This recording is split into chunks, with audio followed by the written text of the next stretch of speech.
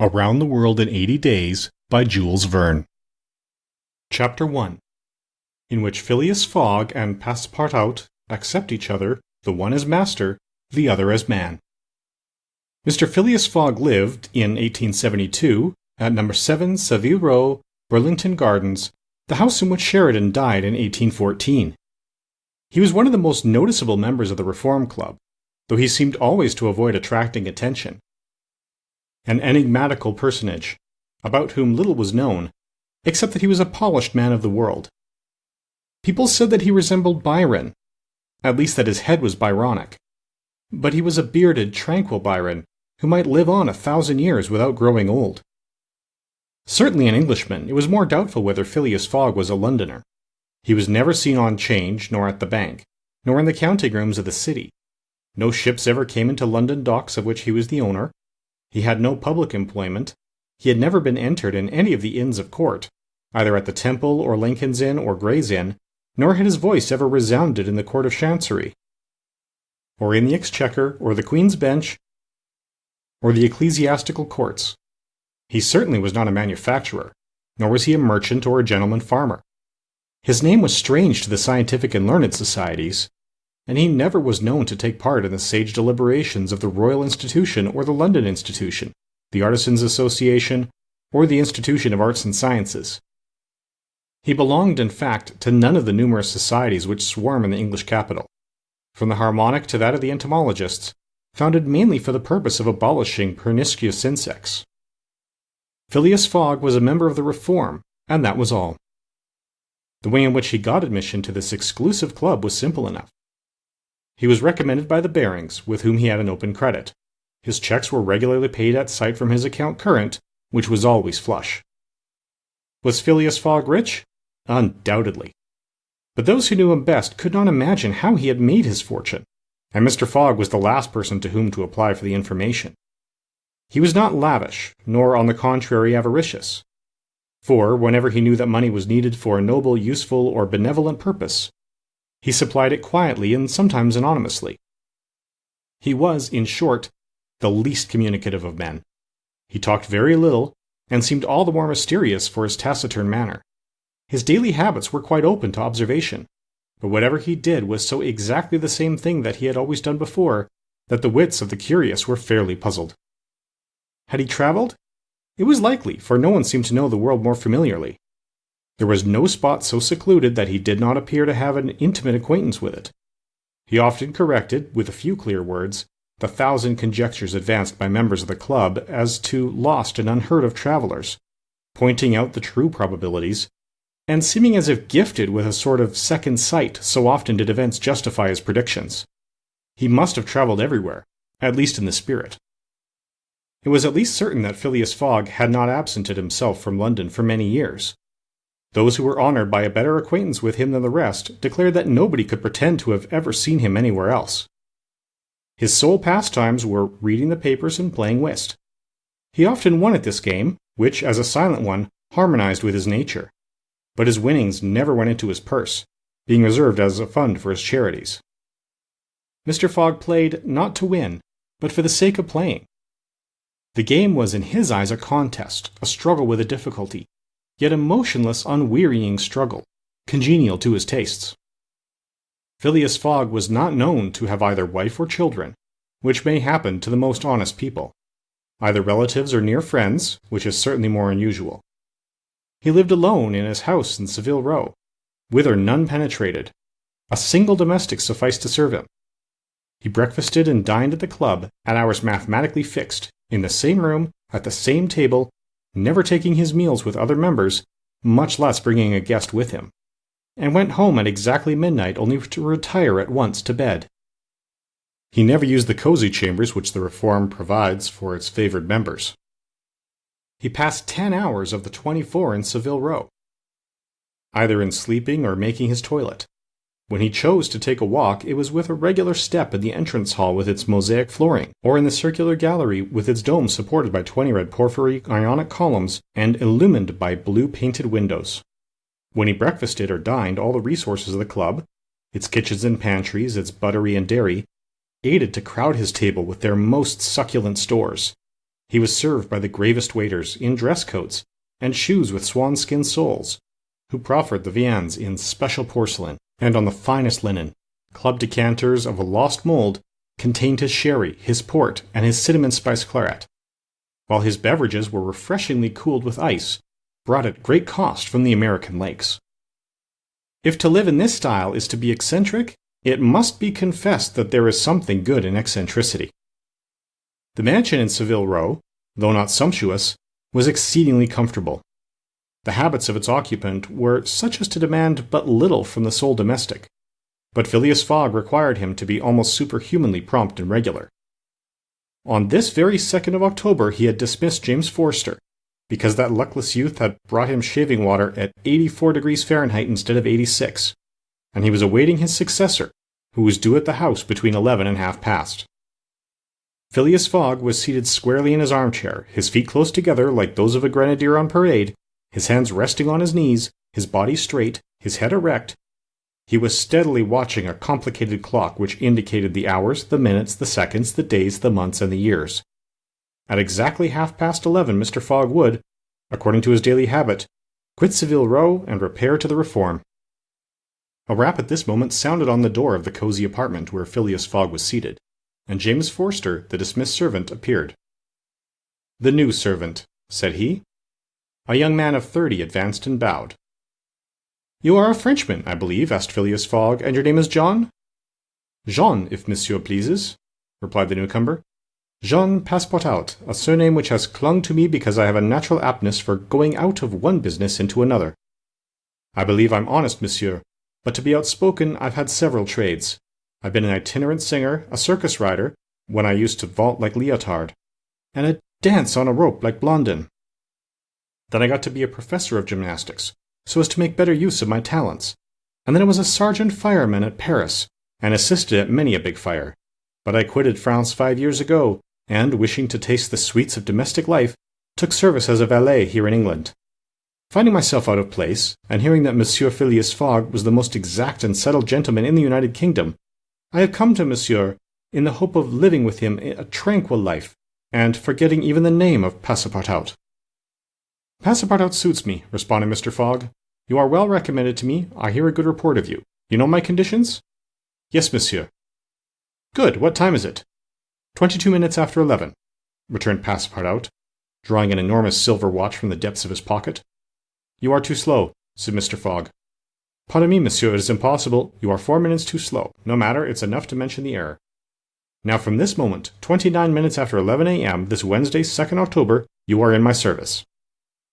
Phileas Fogg got up, took his hat in his left hand, put it on his head with an automatic motion, and went off without a word.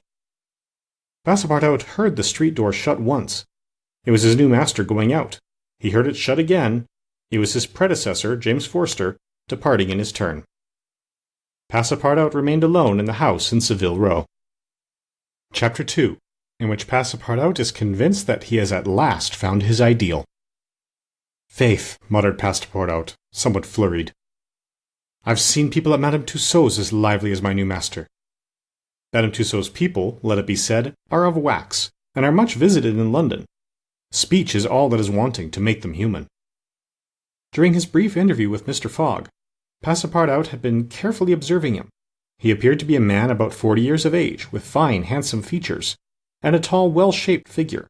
His hair and whiskers were light, his forehead compact and unwrinkled, his face rather pale, his teeth magnificent. His countenance possessed in the highest degree what physiognomists call repose in action, a quality of those who act rather than talk. Calm and phlegmatic, with a clear eye, Mr. Fogg seemed a perfect type of that English composure which Angelica Kauffmann had so skilfully represented on canvas. Seen in the various phases of his daily life, he gave the idea of being perfectly well balanced, as exactly regulated as a Leroy chronometer. Phileas Fogg was indeed exactitude personified, and this was betrayed even the expression of his very hands and feet. For in men, as well as in animals, the limbs themselves are expressive of the passions. He was so exact that he was never in a hurry, was always ready, and was economical alike of his steps and his motions. He never took one step too many, and always went to his destination by the shortest cut. He made no superfluous gestures, and was never seen to be moved or agitated. He was the most deliberate person in the world, yet always reached his destination at the exact moment. He lived alone and, so to speak, outside of every social relation, and as he knew that in this world account must be taken of friction, and that friction retards, he never rubbed against anybody. As for Passepartout, he was a true Parisian of Paris. Since he had abandoned his own country for England, taking service as a valet, he had in vain searched for a master after his own heart. Passepartout was by no means one of those pert dunces depicted by Molière with a bold gaze and a nose held high in the air. He was an honest fellow, with a pleasant face, lips a trifle protruding, soft-mannered and serviceable, with a good round head, such as one likes to see on the shoulders of a friend. His eyes were blue, his complexion rubicund, his figure almost portly and well-built, his body muscular, and his physical powers fully developed by the exercises of his younger days. His brown hair was somewhat tumbled, for while the ancient sculptors are said to have known 18 methods of arranging Minerva's tresses, Passepartout was familiar with but one of dressing his own. 3 strokes of a large-toothed comb completed his toilet. It would be rash to predict how Passepartout's lively nature would agree with Mr. Fogg. It was impossible to tell whether the new servant would turn out as absolutely methodical as his master required. Experience alone could solve the question. Passepartout had been a sort of vagrant in his early years, and now yearned for repose, but so far he had failed to find it, though he had already served in 10 English houses. But he could not take root in any of these. With chagrin, he found his masters invariably whimsical and irregular, constantly running about the country, or on the lookout for adventure. His last master, young Lord Longferry, Member of Parliament after passing his nights in the Haymarket taverns, was too often brought home in the morning on policemen's shoulders. Passepartout, desirous of respecting the gentleman whom he served, ventured a mild remonstrance on such conduct, which, being ill received, he took his leave. Hearing that Mr. Phileas Fogg was looking for a servant, and that his life was one of unbroken regularity, that he neither travelled nor stayed from home overnight, he felt sure that this would be the place he was after. He presented himself and was accepted, as has been seen. At 11:30 then, Passepartout found himself alone in the house in Savile Row. He began its inspection without delay, scouring it from cellar to garret. So clean, well-arranged, solemn a mansion pleased him. It seemed to him like a snail's shell, lighted and warmed by gas, which sufficed for both these purposes. When Passepartout reached the 2nd story, he recognized at once the room which he was to inhabit, and he was well satisfied with it. Electric bells and speaking tubes afforded communication with the lower stories, while on the mantel stood an electric clock, precisely like that in Mr. Fogg's bedchamber, both beating the same second at the same instant. "That's good, that'll do," said Passepartout to himself. He suddenly observed, hung over the clock, a card which, upon inspection, proved to be a program of the daily routine of the house. It comprised all that was required of the servant, from 8 in the morning, exactly at which hour Phileas Fogg rose, till 11:30, when he left the house for the Reform Club. All the details of service, the tea and toast at 23 minutes past 8, the shaving water at 37 minutes past 9, and the toilet at 20 minutes before 10. Everything was regulated and foreseen that was to be done from 11:30 a.m. till midnight, the hour at which the methodical gentleman retired. Mr. Fogg's wardrobe was amply supplied and in the best taste. Each pair of trousers, coat, and vest bore a number, indicating the time of year and season at which they were in turn to be laid out for wearing. And the same system was applied to the master's shoes. In short, the house in Savile Row, which must have been a very temple of disorder and unrest under the illustrious but dissipated Sheridan, was coziness, comfort, and method idealized. There was no study, nor were there books, which would have been quite useless to Mr. Fogg, for at the Reform 2 libraries, one of general literature and the other of law and politics, were at his service. A moderate-sized safe stood in his bedroom, constructed so as to defy fire as well as burglars. But Passepartout found neither arms nor hunting weapons anywhere. Everything betrayed the most tranquil and peaceable habits. Having scrutinized the house from top to bottom, he rubbed his hands, a broad smile overspread his features, and he said joyfully, "This is just what I wanted. Ah, we shall get on together, Mr. Fogg and I. What a domestic and regular gentleman. A real machine. Well, I don't mind serving a machine." Chapter 3, in which a conversation takes place which seems likely to cost Phileas Fogg dear. Phileas Fogg, having shut the door of his house at 11:30, and having put his right foot before his left 575 times, and his left foot before his right 575 times, reached the Reform Club, an imposing edifice in Pall Mall, which could not have cost less than 3 millions. He repaired at once to the dining room, the 9 windows of which opened upon a tasteful garden, where the trees were already gilded with an autumn coloring, and took his place at the habitual table, the cover of which had already been laid for him. His breakfast consisted of a side dish, a broiled fish with reading sauce, a scarlet slice of roast beef garnished with mushrooms, a rhubarb and gooseberry tart, and a morsel of Cheshire cheese, the whole being washed down with several cups of tea, for which the Reform is famous. He rose at 1:13 and directed his steps toward the large hall, a sumptuous apartment adorned with lavishly framed paintings. A flunkey handed him an uncut Times, which he proceeded to cut with a skill which betrayed familiarity with this delicate operation. The perusal of this paper absorbed Phileas Fogg until 4:15, whilst the Standard, his next task, occupied him until the dinner hour. Dinner passed as breakfast had done, and Mr. Fogg reappeared in the dining room and sat down to the Pall Mall at 6:20. Half an hour later, several members of the Reform came in and drew up to the fireplace, where a coal fire was steadily burning. They were Mr. Fogg's usual partners at whist: Andrew Stewart, an engineer; John Sullivan and Samuel Fallentin, bankers; Thomas Flanagan, a brewer; and Gautier Ralph, one of the directors of the Bank of England. All rich and highly respectable personages, even in the club which comprises the princes of English trade and finance. "Well, Ralph," said Thomas Flanagan, "what about that robbery?" "Oh," replied Stewart, "the bank will lose the money." "On the contrary," broke in Ralph, "I hope we may put our hands on the robber. Skillful detectives have been sent to all the principal ports of America and the continent, and he'll be a clever fellow if he slips through their fingers." "But have you got the robber's description?" asked Stewart. "In the first place, he is no robber at all," returned Ralph positively. "What? A fellow who makes off with £55,000 no robber?" "No." "Perhaps he's a manufacturer, then." "The Daily Telegraph says that he is a gentleman." It was Phileas Fogg, whose head now emerged from behind his newspapers, who made this remark. He bowed to his friends and entered into the conversation.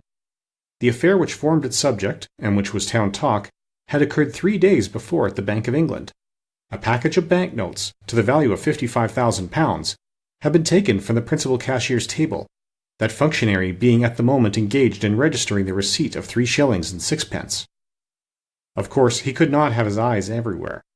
Let it be observed that the Bank of England reposes a touching confidence in the honesty of the public. There are neither guards nor gratings to protect its treasures. Gold, silver, banknotes are freely exposed at the mercy of the first comer. A keen observer of English customs relates that, being in one of the rooms of the bank one day, he had the curiosity to examine a gold ingot weighing some 7 or 8 pounds.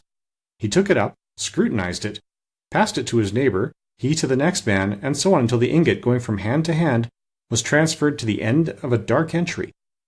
Nor did it return to its place for half an hour. Meanwhile, the cashier had not so much as raised his head. But in the present instance, things had not gone so smoothly. The package of notes not being found when 5 o'clock sounded from the ponderous clock in the drawing office, the amount was passed to the account of profit and loss. As soon as the robbery was discovered, picked detectives hastened off to Liverpool, Glasgow, Havre, Suez, Brindisi, New York, and other ports, inspired by the proffered reward of £2,000 and 5% on the sum that might be recovered. Detectives were also charged with narrowly watching those who arrived at or left London by rail, and a judicial examination was at once entered upon. There were real grounds for supposing, as the Daily Telegraph said, that the thief did not belong to a professional band. On the day of the robbery, a well-dressed gentleman of polished manners, and with a well-to-do air, had been observed going to and fro in the paying room where the crime was committed. A description of him was easily procured and sent to the detectives, and some hopeful spirits, of whom Ralph was one, did not despair of his apprehension. The papers and clubs were full of the affair, and everywhere people were discussing the probabilities of a successful pursuit, and the Reform Club was especially agitated, several of its members being bank officials. Ralph would not concede that the work of the detectives was likely to be in vain, for he thought that the prize offered would greatly stimulate their zeal and activity. But Stewart was far from sharing this confidence. and as they placed themselves at the whist table, they continued to argue the matter.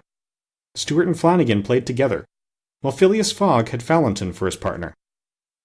As the game proceeded, the conversation ceased, excepting between the rubbers, when it revived again.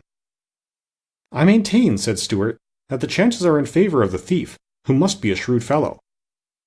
"Well, but where can he fly to?" asked Ralph. "No country is safe for him." "Pshaw!" "Where could he go, then?"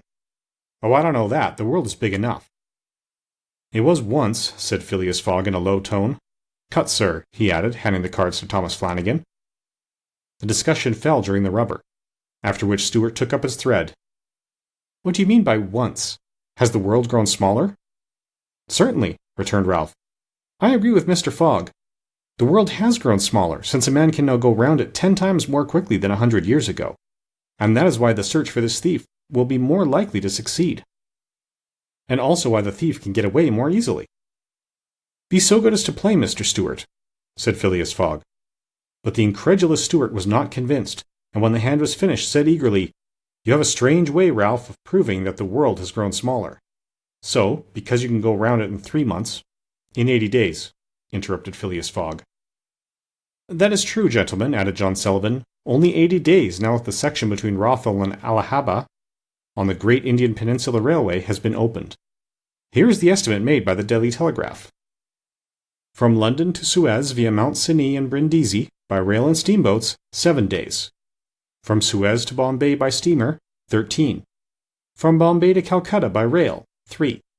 From Calcutta to Hong Kong by steamer, 13. From Hong Kong to Yokohama, Japan, by steamer, 6. From Yokohama to San Francisco by steamer, 22. From San Francisco to New York by rail, 7. From New York to London by steamer and rail, 9. Total, 80 days. "Yes, in 80 days, exclaimed Stewart, who in his excitement made a false deal. "But that doesn't take into account bad weather, contrary winds, shipwrecks, railway accidents, and so on." "All included," returned Phileas Fogg, continuing to play despite the discussion. "But suppose the Hindus or Indians pull up the rails," replied Stewart. "Suppose they stop the trains, pillage the luggage vans, and scalp the passengers." "All included," calmly retorted Fogg, adding, as he threw down the cards, "2 trumps." Stewart, whose turn it was to deal, gathered them up and went on. "You are right theoretically, Mr. Fogg, but practically also, Mr. Stewart. I'd like to see you do it in 80 days. It depends on you. Shall we go?" "Heaven preserve me! But I would wager £4,000 that such a journey made under these conditions is impossible."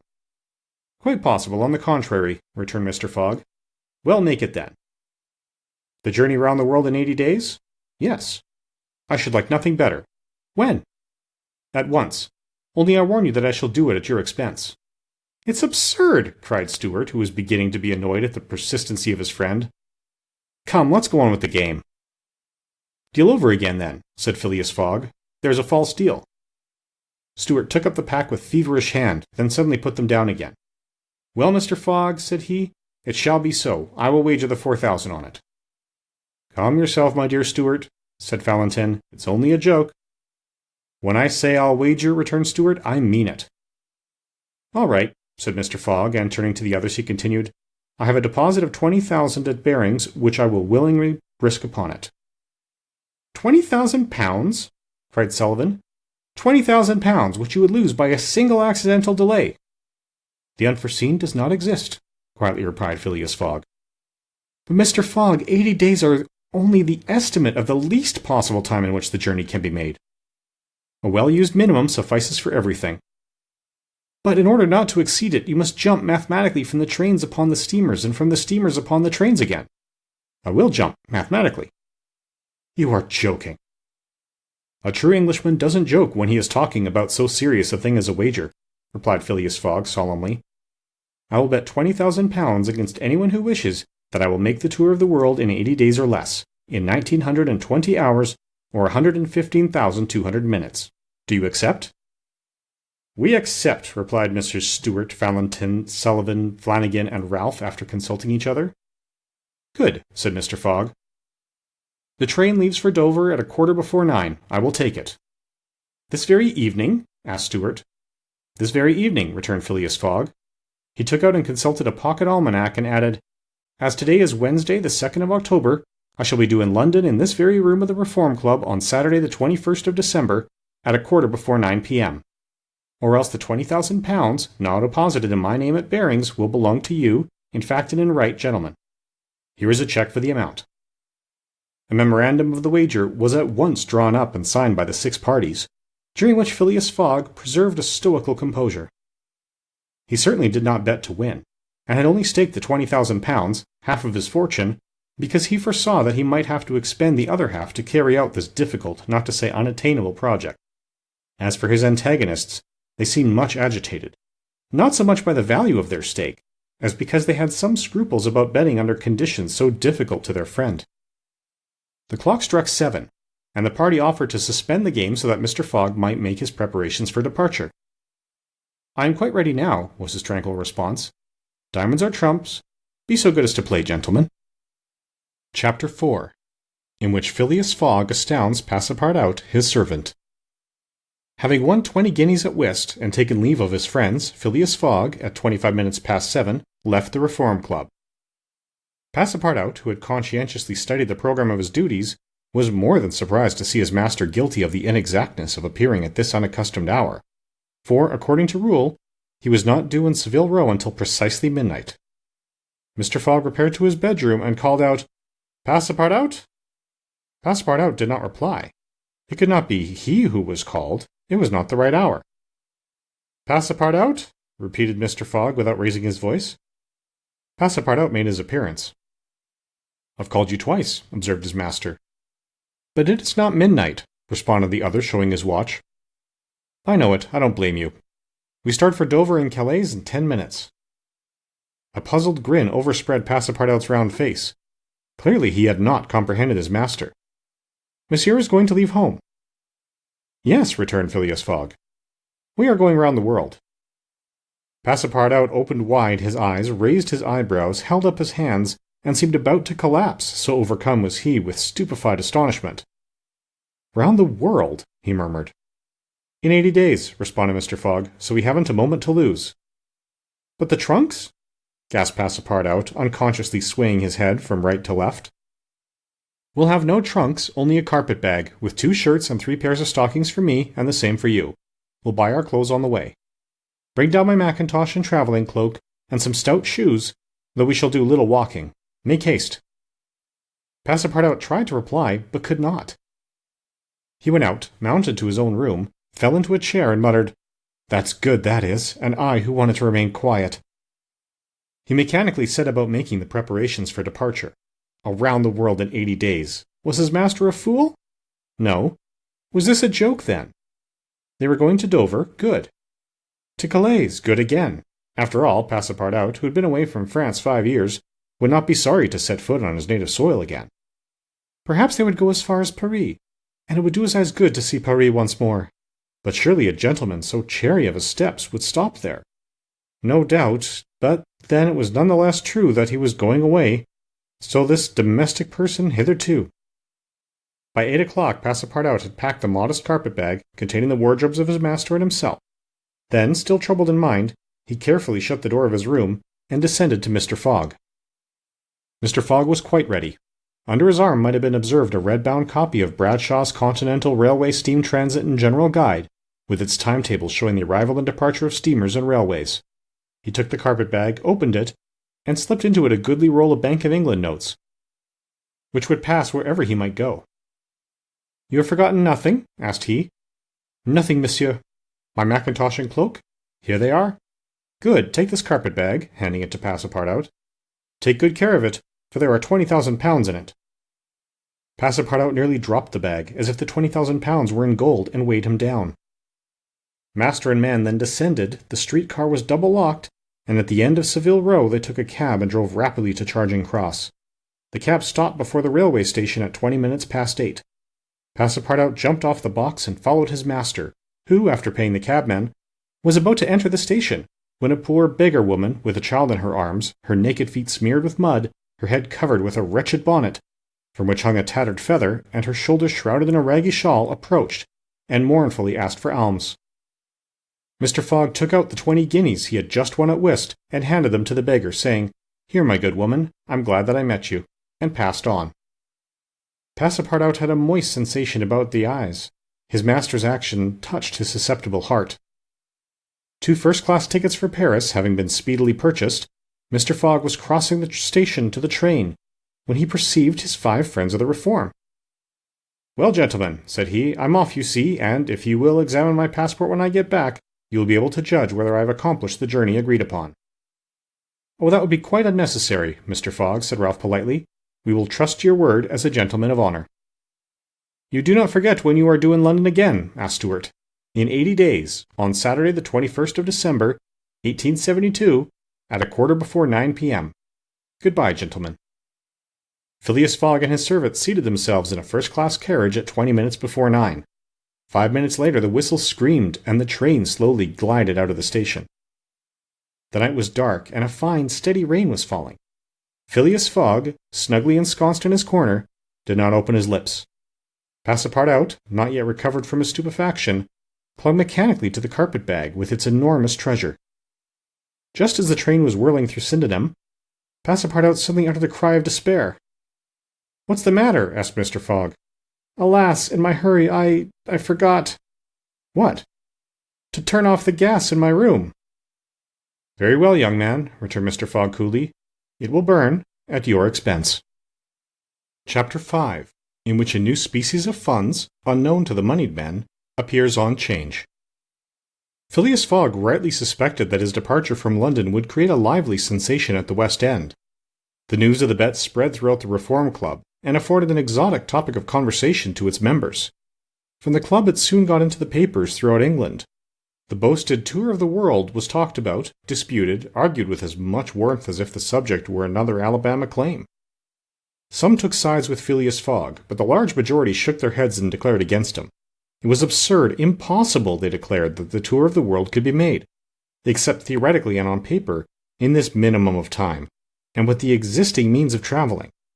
The Times, Standard, Morning Post, and Daily News, and 20 other highly respectable newspapers scouted Mr. Fogg's project as madness. The Daily Telegraph alone hesitatingly supported him.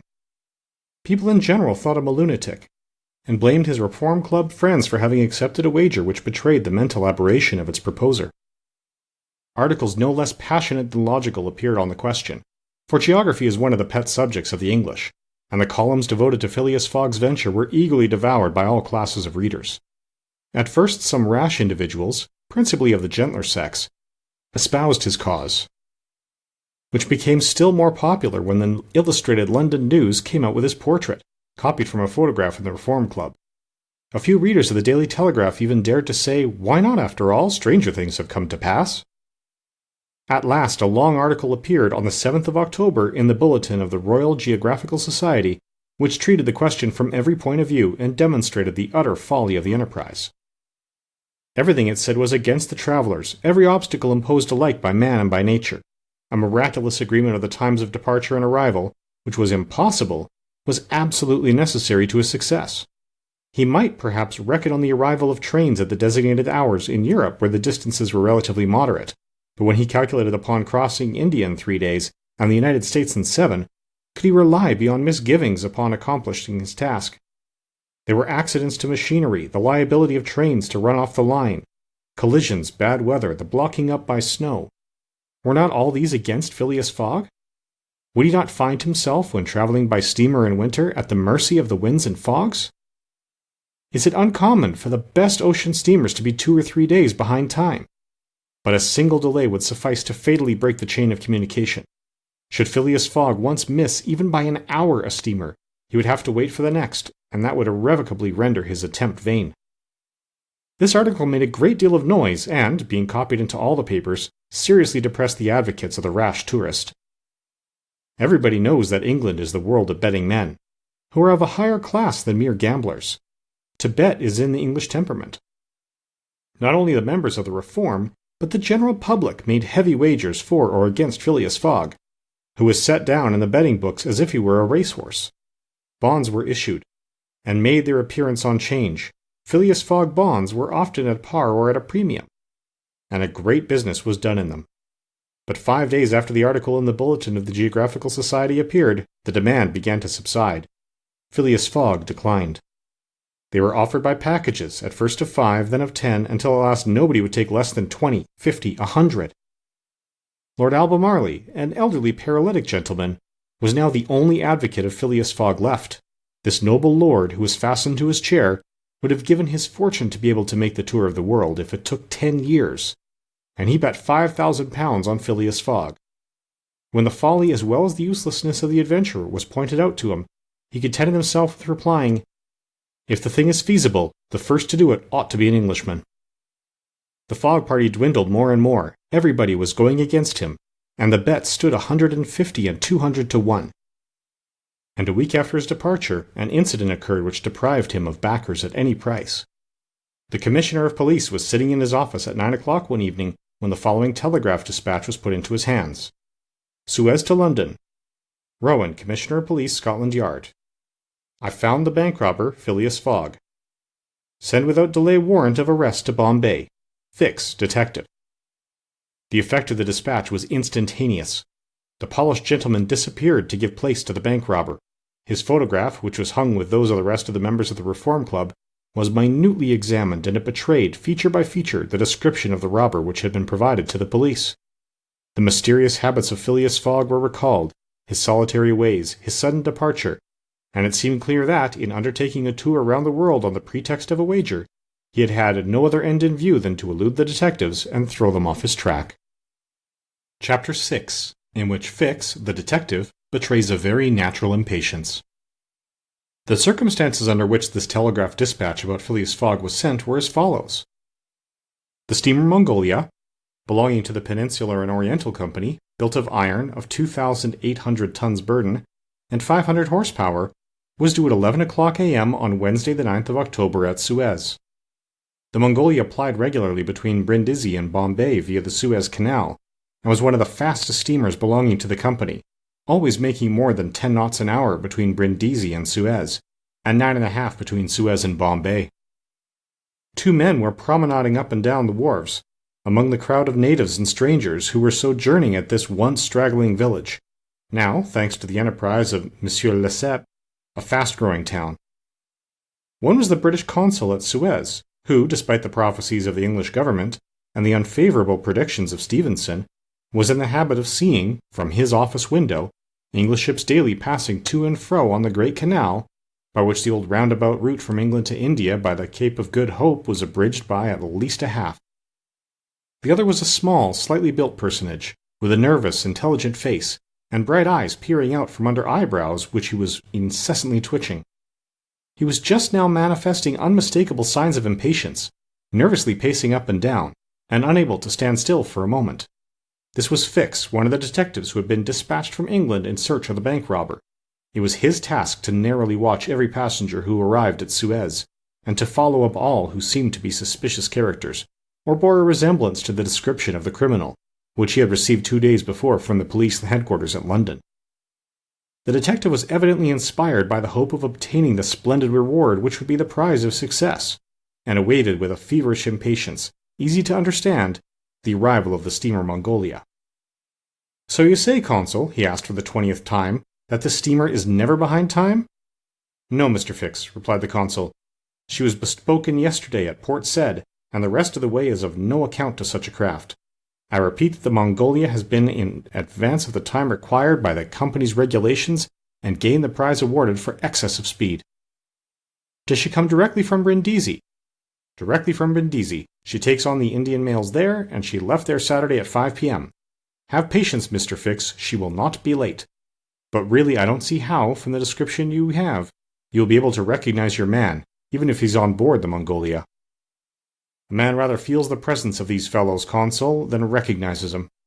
You must have a scent for them, and a scent is like a sixth sense which combines hearing, seeing, and smelling. I've arrested more than one of these gentlemen in my time, and, if my thief is on board, I'll answer for it. He'll not slip through my fingers." "I hope so, Mr. Fix, for it was a heavy robbery." "A magnificent robbery, Consul.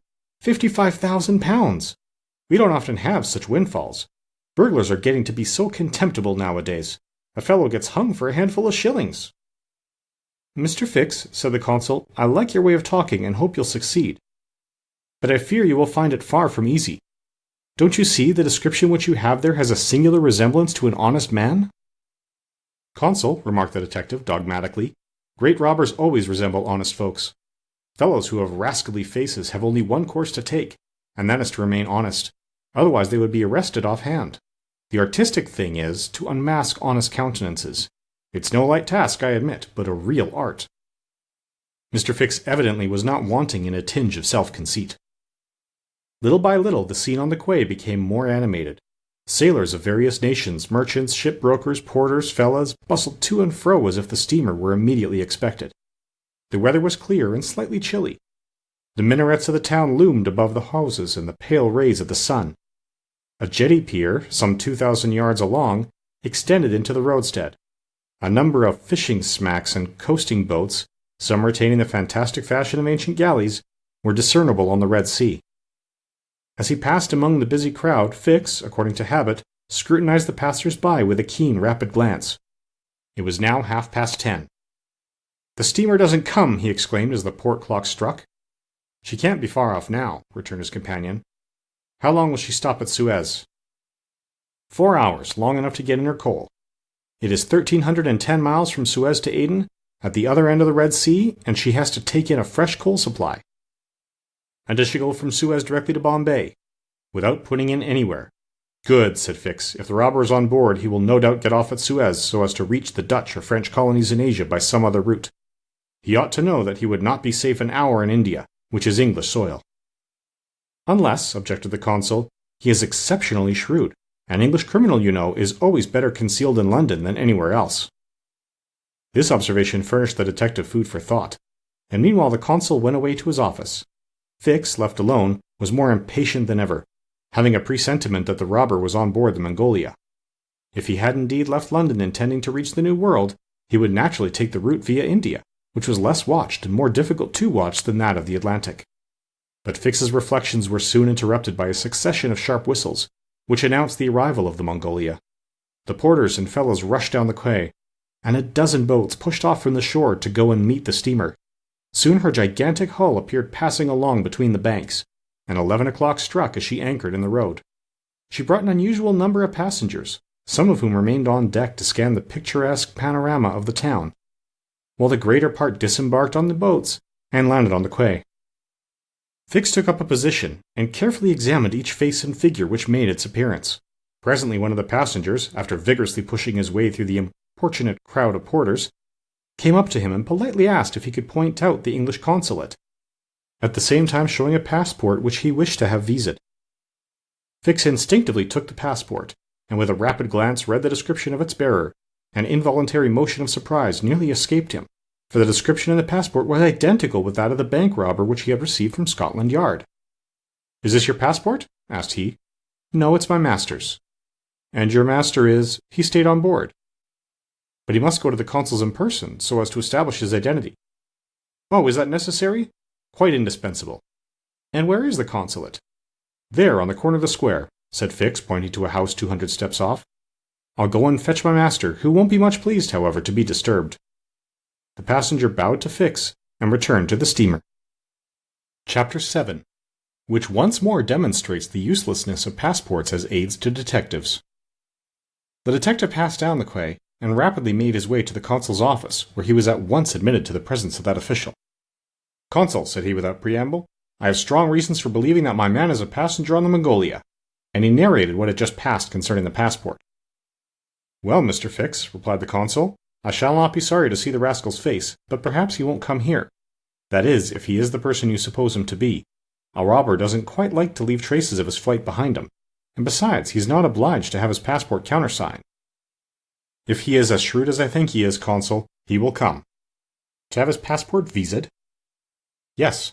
Passports are only good for annoying honest folks, and aiding in the flight of rogues. I assure you it will be quite the thing for him to do, but I hope you will not visa the passport." "Why not? If the passport is genuine, I have no right to refuse." "Still, I must keep this man here until I can get a warrant to arrest him from London." "Ah, that's your lookout, but I cannot—" The consul did not finish his sentence, for as he spoke a knock was heard at the door, and two strangers entered, one of whom was the servant whom Fix had met on the quay. The other, who was his master, held out his passport with the request that the consul would do him the favor to visa it. The consul took the document and carefully read it, whilst Fix observed, or rather devoured, the stranger with his eyes from a corner of the room. "Are you Mr. Phileas Fogg?" said the consul after reading the passport. "I am." "And this man is your servant?" "He is, a Frenchman, named Passepartout." "You are from London?" "Yes, and you are going to Bombay." "Very good, sir. You know that a visa is useless, and that no passport is required?" "I know it, sir," replied Phileas Fogg, "but I wish to prove by your visa that I came by Suez." "Very well, sir." The consul proceeded to sign and date the passport, after which he added his official seal. Mr. Fogg paid the customary fee, coldly bowed, and went out, followed by his servant. "Well?" queried the detective. "Well, he looks and acts like a perfectly honest man," replied the consul. "Possibly, but that is not the question. Do you think, consul, that this phlegmatic gentleman resembles, feature by feature, the robber whose description I have received?" "I concede that, but then you know all descriptions—" "I'll make certain of it," interrupted Fix. "The servant seems to me less mysterious than the master. Besides, he's a Frenchman and can't help talking. Excuse me for a little while, consul." Fix started off in search of Passepartout. Meanwhile, Mr. Fogg, after leaving the consulate, repaired to the quay, gave some orders to Passepartout, and went off to the Mongolia in a boat and descended to his cabin. He took up his notebook, which contained the following memoranda. Left London, Wednesday, October 2nd at 8:45 p.m. Reached Paris, Thursday, October 3rd at 7:20 a.m. Left Paris, Thursday at 8:40 a.m. Reached Turin by Mont-Cenis, Friday, October 4th at 6:35 a.m. Left Turin, Friday at 7:20 a.m. Arrived at Brindisi, Saturday, October 5th at 4 p.m. Sailed on the Mongolia, Saturday at 5 p.m. Reached Suez, Wednesday, October 9th at 11 a.m. Total hours spent, 158 plus. Or in days, 6 days and a half.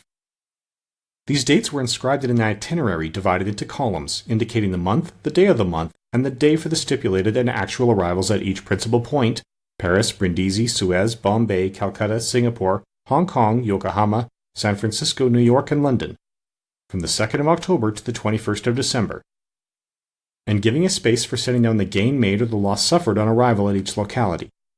This methodical record thus contained an account of everything needed, and Mr. Fogg always knew whether he was behindhand or in advance of his time. On this Friday, October 9th, he noted his arrival at Suez, and observed that he has as yet neither gained nor lost. He sat down quietly to breakfast in his cabin, never once thinking of inspecting the town, being one of those Englishmen who are wont to see foreign countries through the eyes of their domestics. Chapter 8, in which Passepartout talks rather more, perhaps, than is prudent.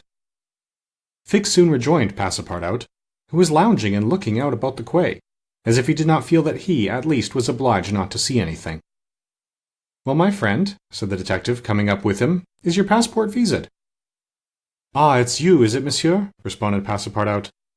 "Thank you, yes, the passport is all right." "And you are looking about you?" "Yes, but we travel so fast that I seem to be journeying in a dream." "So this is Suez?" "Yes." "In Egypt?" "Certainly in Egypt." "And in Africa?" "In Africa." "In Africa," repeated Passepartout. "Just think, monsieur, I had no idea that we should go farther than Paris, and all that I saw of Paris was between 20 minutes past 7 and 20 minutes before 9 in the morning, between the Northern and the Lion stations, through the windows of a car and in a driving rain. How I regret not having seen once more Père Lachaise and the circus in the Champs-Élysées." "You are in a great hurry, then?" "I am not, but my master is. By the way, I must buy some shoes and shirts. We came away without trunks, only with a carpet-bag." "I will show you an excellent shop for getting what you want." "Really, monsieur, you are very kind." And they walked off together, Passepartout chatting volubly as they went along. "Above all," said he, "don't let me lose the steamer." "You have plenty of time, it's only 12 o'clock." Passepartout pulled out his big watch. 12, he exclaimed. "Why, it's only 8 minutes before 10. Your watch is slow." "My watch? A family watch, monsieur, which has come down from my great-grandfather. It doesn't vary 5 minutes in the year. It's a perfect chronometer, look you." "I see how it is," said Fix. "You have kept London time, which is 2 hours behind that of Suez. You ought to regulate your watch at noon in each country. I regulate my watch? Never. Well, then, it will not agree with the sun. So much the worse for the sun, monsieur. The sun will be wrong, then. And the worthy fellow returned the watch to its fob with a defiant gesture. After a few minutes' silence, Fix resumed. You left London hastily, then? I rather think so. Last Friday, 8 o'clock in the evening, Monsieur Fogg came home from his club, and 3/4 of an hour afterwards we were off. But where is your master going? Always straight ahead. He is going round the world. Round the world? Cried Fix. Yes, and in 80 days. He says it is on a wager, but between us I don't believe a word of it. That wouldn't be common sense. There's something else in the wind. Ah, Mr. Fogg is a character, is he? I should say he was. Is he rich? No doubt, for he is carrying an enormous sum in brand-new banknotes with him, and he doesn't spare the money on the way, either. He has offered a large reward to the engineer of the Mongolia if he gets us to Bombay well in advance of time. And you have known your master a long time? Why, no, I entered his service the very day we left London. The effect of those replies upon the already suspicious and excited detective may be imagined. The hasty departure from London soon after the robbery, the large sum carried by Mr. Fogg, his eagerness to reach distant countries, the pretext of an eccentric and foolhardy bet, all confirmed Fix in his theory. He continued to pump poor Passepartout, and learned that he really knew little or nothing of his master, who lived a solitary existence in London, was said to be rich, though no one knew whence came his riches, and was mysterious and impenetrable in his affairs and habits. Fix felt sure that Phileas Fogg would not land at Suez, but was really going on to Bombay. Is Bombay far from here? Asked Passepartout. Pretty far. It is a 10 days' voyage by sea. And in what country is Bombay? India. In Asia? Certainly. The deuce! I was going to tell you there's one thing that worries me. My burner. What burner? My gas burner, which I forgot to turn off, and which is at this moment burning at my expense. I have calculated, monsieur, that I lose 2 shillings every 24 hours, exactly 6 pence more than I earn, and you will understand that the longer our journey... Did Fix pay any attention to Passepartout's trouble about the gas? It is not probable. He was not listening, but was cogitating a project. Passepartout and he had now reached the shop, where Fix left his companion to make his purchases, after recommending him not to miss the steamer, and hurried back to the consulate. Now that he was fully convinced, Fix had quite recovered his equanimity. Consul, said he, I have no longer any doubt. I have spotted my man. He passes himself off as an oddstick who is going round the world in 80 days. Then he's a sharp fellow, returned the consul, and counts on returning to London after putting the police of the 2 countries off his track. We'll see about that, replied Fix. But are you not mistaken? I am not mistaken. Why was this robber so anxious to prove by the visa that he had passed through Suez? Why? I have no idea, but listen to me. He reported in a few words the most important parts of his conversation with Passepartout. In short, said the consul, appearances are wholly against this man. And what are you going to do? Send a dispatch to London for a warrant of arrest to be dispatched instantly to Bombay, take passage on board the Mongolia, follow my rogue to India, and there, on English ground, arrest him politely, with my warrant in my hand, and my hand on his shoulder. Having uttered these words with a cool, careless air, the detective took leave of the consul, and repaired to the telegraph office, whence he sent the dispatch which we have seen to the London police office. A 1/4 of an hour later found Fix, with a small bag in his hand, proceeding on board the Mongolia, and, ere many moments longer, the noble steamer rode out at full steam upon the waters of the Red Sea. Chapter 9, in which the Red Sea and the Indian Ocean prove propitious to the designs of Phileas Fogg. The distance between Suez and Aden is precisely 1,310 miles, and the regulations of the company allow the steamers 138 hours in which to traverse it. The Mongolia, thanks to the vigorous exertions of the engineer, seemed likely, so rapid was her speed, to reach her destination considerably within that time. The greater part of the passengers from Brindisi were bound for India, some for Bombay, others for Calcutta by way of Bombay, the nearest route thither, now that a railway crosses the Indian peninsula. Among the passengers was a number of officials and military officers of various grades, the latter being either attached to the regular British forces or commanding the sepoy troops, and receiving high salaries ever since the central government has assumed the powers of the East India Company. For the sub-lieutenants get £280, brigadiers £2,400, and generals of divisions £4,000. but with the military men, a number of rich young Englishmen on their travels, and the hospitable efforts of the purser, the time passed quickly on the Mongolia. The best of fare was spread upon the cabin tables at breakfast, lunch, dinner, and the 8 o'clock supper, and the ladies scrupulously changed their toilets twice a day, and the hours were whirled away when the sea was tranquil with music, dancing, and games. But the Red Sea was full of caprice, and often boisterous, like most long and narrow gulfs. When the wind came from the African or Asian coast, the Mongolia, with her long hull, rolled fearfully. Then the ladies speedily disappeared below. The pianos were silent, singing and dancing suddenly ceased. Yet the good ship ploughed straight on, unretarded by wind or wave, towards the straits of Bab el Mandeb. What was Phileas Fogg doing all this time? It might be thought that, in his anxiety, he would be constantly watching the changes of the wind, the disorderly raging of the billows, every chance, in short, which might force the Mongolia to slacken her speed, and thus interrupt his journey. But, if he thought these possibilities, he did not betray the fact by any outward sign. Always the same impassible member of the Reform Club, whom no incident could surprise, as unvarying as the ship's chronometers, and seldom having the curiosity even to go upon the deck, he passed through the memorable scenes of the Red Sea with cold indifference, did not care to recognize the historic towns and villages which, along its borders, raised their picturesque outlines against the sky, and betrayed no fear of the dangers of the Arabic Gulf, which the old historians always spoke of with horror, and upon which the ancient navigators never ventured without propitiating the gods by ample sacrifices. How did this eccentric personage pass his time on the Mongolia? He made his 4 hearty meals every day, regardless of the most persistent rolling and pitching on the part of the steamer. He played whist indefatigably, for he had found partners as enthusiastic in the game as himself. A tax collector, on the way to his post at Goa, the Reverend Decimus Smith, returning to his parish at Bombay, and a brigadier general of the English army, who was about to rejoin his brigade at Benares, made up the party and, with Mr. Fogg, played whist by the hour together in absorbing silence. As for Passepartout, he too had escaped seasickness, and took his meals conscientiously in the forward cabin. He rather enjoyed the voyage, for he was well fed and well lodged, took a great interest in the scenes through which they were passing, and consoled himself with the delusion that his master's whim would end at Bombay. He was pleased, on the day after leaving Suez, to find on deck the obliging person with whom he had walked and chatted on the quays. "If I am not mistaken," said he, approaching this person with his most amiable smile, "you are the gentleman who so kindly volunteered to guide me at Suez?" "Ah, I quite recognize you. You are the servant of the strange Englishman." "Just so, monsieur.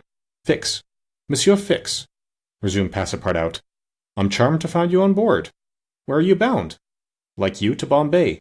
"That's capital. Have you made this trip before?" "Several times. I am one of the agents of the Peninsular Company." "Then you know India?" "Why, yes," replied Fix, who spoke cautiously. "A curious place, this India?" "Oh, very curious. Mosques, minarets, temples, fakirs, pagodas, tigers, snakes, elephants. I hope you will have ample time to see the sights." "I hope so, Monsieur Fix. You see, a man of sound sense ought not to spend his life jumping from a steamer upon a railway train, and from a railway train upon a steamer again, pretending to make the tour of the world in 80 days. No, all these gymnastics you may be sure will cease at Bombay." "And Mr. Fogg is getting on well?" asked Fix in the most natural tone in the world. "Quite well, and I too. I eat like a famished ogre. It's the sea air." "But I never see your master on deck." "Never. He hasn't the least curiosity." "Do you know, Mr. Passepartout, that this pretended tour in 80 days may conceal some secret errand, perhaps a diplomatic mission?" "Faith, Monsieur Fix, I assure you I know nothing about it, nor would I give half a crown to find out." After this meeting, Passepartout and Fix got into the habit of chatting together, the latter making it a point to gain the worthy man's confidence. He frequently offered him a glass of whiskey or pale ale in the steamer bar-room, which Passepartout never failed to accept with graceful alacrity, mentally pronouncing Fix the best of good fellows. Meanwhile, the Mongolia was pushing forward rapidly. On the 13th, Mocha, surrounded by its ruined walls whereon date trees were growing, was sighted, and on the mountains beyond were espied vast coffee fields. Passepartout was ravished to behold this celebrated place, and thought that, with its circular walls and dismantled fort, it looked like an immense coffee cup and saucer. The following night they passed through the strait of Bab el Mandeb, which means in Arabic the Bridge of Tears, and the next day they put in at Steamer Point, northwest of Aden Harbor, to take in coal. This matter of fueling steamers is a serious one at such distances from the coal mines. It cost the Peninsular Company some £800,000 a year. In these distant seas, coals were £3 or £4 sterling a ton. The Mongolia had still 1,650 miles to traverse before reaching Bombay, and was obliged to remain 4 hours at Steamer Point to coal up. But this delay, as it was foreseen, did not affect Phileas Fogg's program. Besides, the Mongolia, instead of reaching Aden on the morning of the 15th, when she was due, arrived there on the evening of the 14th, a gain of 15 hours. Mr. Fogg and his servant went ashore at Aden to have the passport again visaed. Fix, unobserved, followed them. The visa procured, Mr. Fogg returned on board to resume his former habits, while Passepartout, according to custom, sauntered about among the mixed population of Somalis, Banyans, Parsis, Jews, Arabs, and Europeans who comprised the 25,000 inhabitants of Aden. He gazed with wonder upon the fortifications which make this place the Gibraltar of the Indian Ocean, and the vast cisterns where the English engineers were still at work 2,000 years after the engineers of Solomon. Very curious, said Passepartout to himself on returning to the steamer. I see that it is by no means useless to travel, if a man wants to see something new. At 6 p.m. the Mongolia slowly moved out of the roadstead, and was soon once more on the Indian Ocean. She had 168 hours in which to reach Bombay, and the sea was favorable, the wind being in the northwest and all sails aiding the engine. The steamer rolled but little, the ladies in fresh toilets reappeared on deck, and the singing and dancing were resumed. The trip was being accomplished most successfully, and Passepartout was enchanted with the congenial companion which chance had secured him in the person of the delightful Fix. On Sunday, October 20th, towards noon, they came in sight of the Indian coast. 2 hours later the pilot came on board. A range of hills lay against the sky in the horizon, and soon the rows of palms which adorned Bombay came distinctly into view. The steamer entered the road formed by the islands and the bay, and at 4:30 she hauled up at the quays of Bombay. Phileas Fogg was in the act of finishing the 33rd rubber of the voyage, and his partner and himself having, by a bold stroke, captured all 13 of the tricks, concluded this fine campaign with a brilliant victory. The Mongolia was due at Bombay on the 22nd. She arrived on the 20th. This was a gain to Phileas Fogg of 2 days since his departure from London, and he calmly entered the fact in the itinerary in the column of gains. Chapter 10, in which Passepartout is only too glad to get off with the loss of his shoes. Everybody knows that the great reverse triangle of land, with its base in the north and its apex in the south, which is called India, embraces 1,400,000 square miles, upon which is spread unequally a population of 180 millions of souls. The British Crown exercises a real and despotic dominion over the larger portion of this vast country, and has a Governor-General stationed at Calcutta, governors at Madras, Bombay, and in Bengal, and a lieutenant governor at Agra. But British India, properly so called, only embraces 700,000 square miles, and a population of from 100 to 110 millions of inhabitants. A considerable portion of India is still free from British authority, and there are certain ferocious Rajas in the interior who are absolutely independent. The celebrated East India Company was all-powerful from 1756, when the English first gained a foothold on the spot where now stands the great city of Madras, down to the time of the great Sepoy insurrection. It gradually annexed province after province, purchasing them of the native chiefs, whom it seldom paid, and appointed the Governor-General and his subordinates, civil and military. But the East India Company has now passed away, leaving the British possessions in India directly under the control of the Crown. The aspect of the country, as well as the manners and distinctions of race, is daily changing. Formerly, one was obliged to travel in India by the old cumbrous methods of going on foot or on horseback, in palanquins or unwieldy coaches. Now fast steamboats ply on the Indus and the Ganges, and a great railway with branch lines joining the main line at many points on its route traverses the peninsula from Bombay to Calcutta in 3 days. This railway does not run in a direct line across India. The distance between Bombay and Calcutta as the bird flies is only from 1,000 to 1,100 miles, but the deflections of the road increase this distance by more than a third. The general route of the Great Indian Peninsula Railway is as follows. Leaving Bombay, it passes through Salsette, crossing to the continent opposite Tanna, goes over the chain of the Western Ghauts, runs thence northeast as far as Berhampur, skirts the nearly independent territory of Bundelkhand, ascends to Allahabad, turns thence eastwardly, meeting the Ganges at Benares, then departs from the river a little, and, descending southeastward by Bridivan and the French town of Chandernagore, has its terminus at Calcutta. The passengers of the Mongolia went ashore at 4:30 p.m. At exactly 8 the train would start for Calcutta. Mr. Fogg, after bidding goodbye to his whist partners, left the steamer, gave his servants several errands to do, urged it upon him to be at the station promptly at 8, and, with his regular step, which beat to the second, like an astronomical clock, directed his steps to the passport office. As for the wonders of Bombay, its famous city hall, its splendid library, its forts and docks, its bazaars, mosques, synagogues, its Armenian churches, and the noble pagoda on Malabar Hill, with its 2 polygonal towers, he cared not a straw to see them.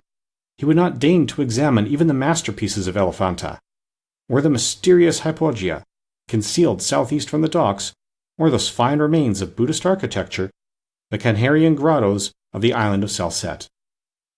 Having transacted his business at the passport office, Phileas Fogg repaired quietly to the railway station, where he ordered dinner.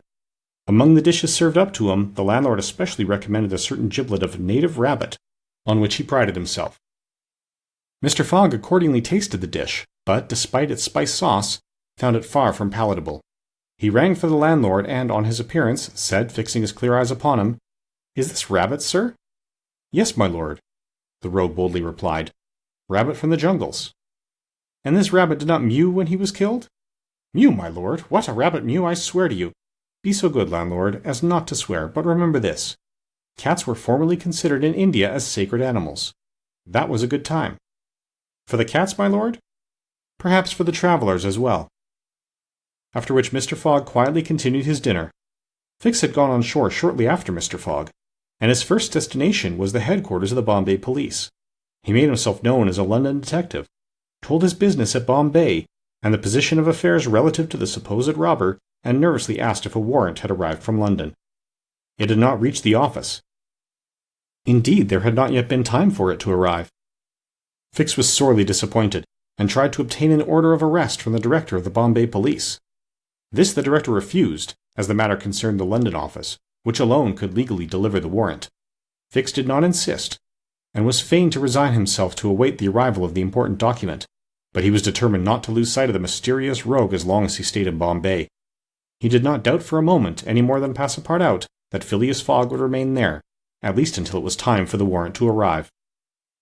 Passepartout, however, had no sooner heard his master's orders on leaving the Mongolia than he saw at once that they were to leave Bombay as they had done Suez and Paris, and that the journey would be extended at least as far as Calcutta, and perhaps beyond that place.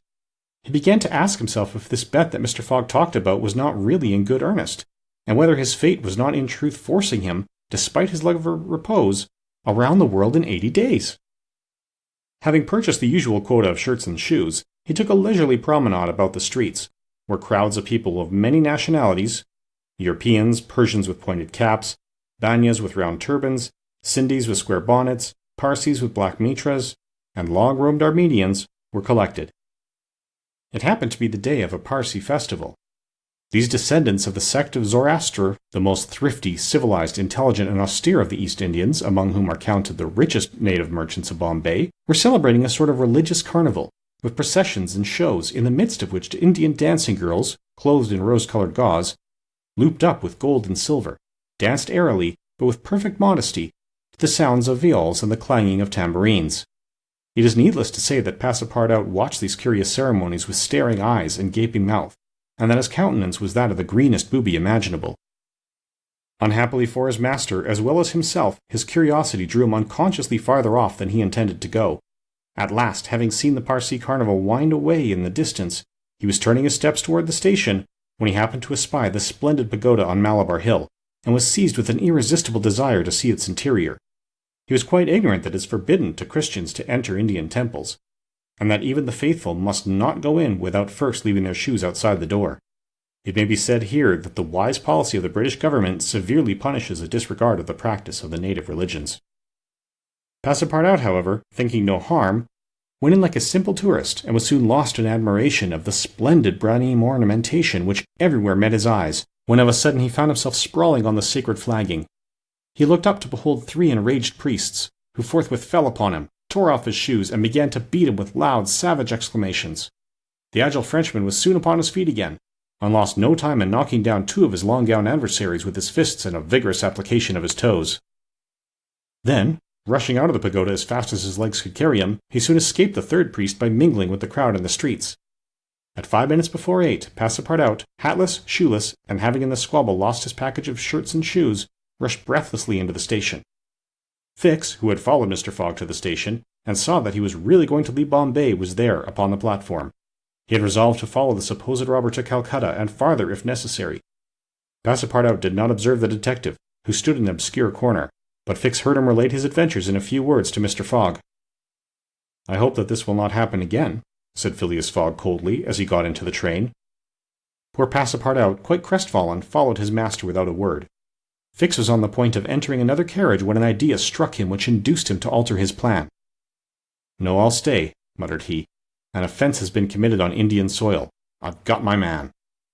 Just then the locomotive gave a sharp screech, and the train passed out into the darkness of the night. Chapter 11, in which Phileas Fogg secures a curious means of conveyance at a fabulous price.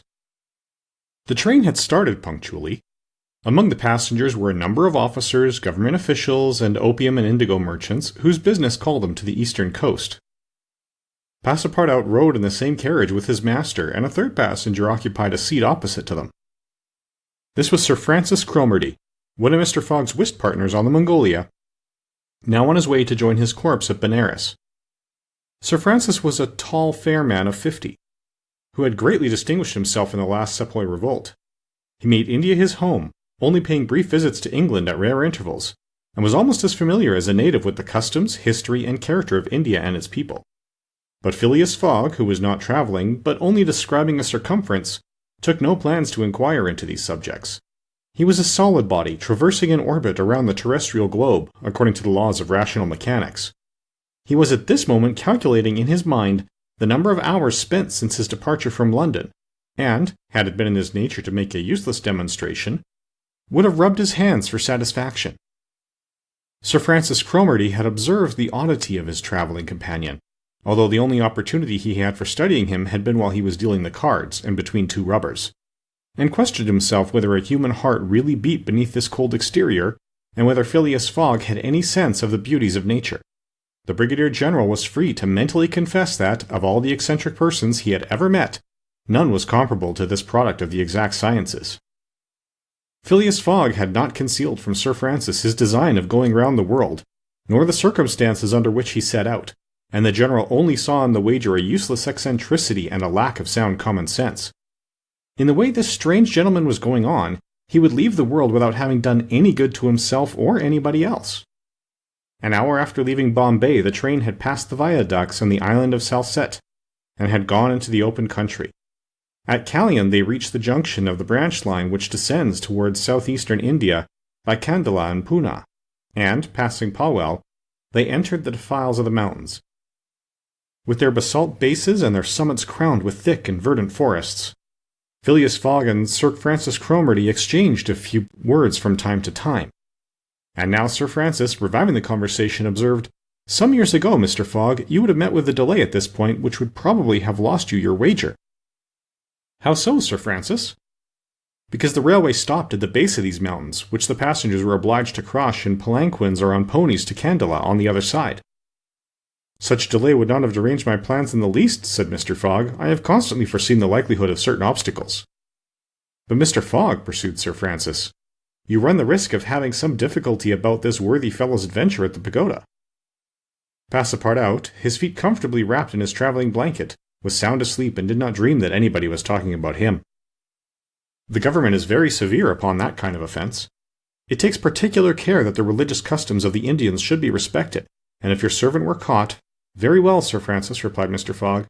"If he had been caught, he would have been condemned and punished, and then would have quietly returned to Europe. I don't see how this affair could have delayed his master." The conversation fell again. During the night the train left the mountains behind, and passed Nasik, and the next day proceeded over the flat, well-cultivated country of the Clandish, with its straggling villages, above which rose the minarets of the pagodas. This fertile territory is watered by numerous small rivers and limpid streams, mostly tributaries of the Godavery. Passepartout, on waking and looking out, could not realize that he was actually crossing India in a railway train. The locomotive, guided by an English engineer and fed with English coal, threw out its smoke upon cotton, coffee, nutmeg, clove, and pepper plantations, while the steam curled in spirals around groups of palm trees, in the midst of which were seen picturesque bungalows, viharis, sort of abandoned monasteries, and marvelous temples enriched by the exhaustless ornamentation of Indian architecture. Then they came upon vast tracts extending to the horizon, with jungles inhabited by snakes and tigers, which fled at the noise of the train, succeeded by forests penetrated by the railway, and still haunted by elephants which, with pensive eyes, gazed at the train as it passed. The travellers crossed, beyond Milligam, the fatal country so often stained with blood by the secretaries of the goddess Kali. Not far off rose Ellora with its graceful pagodas, and the famous Aurangabad, capital of the ferocious Aurangzeb, now the chief town of one of the detached provinces of the kingdom of Nizam. It was thereabouts that Ferenghi, the Thuggee chief, king of the Stranglers, held his sway.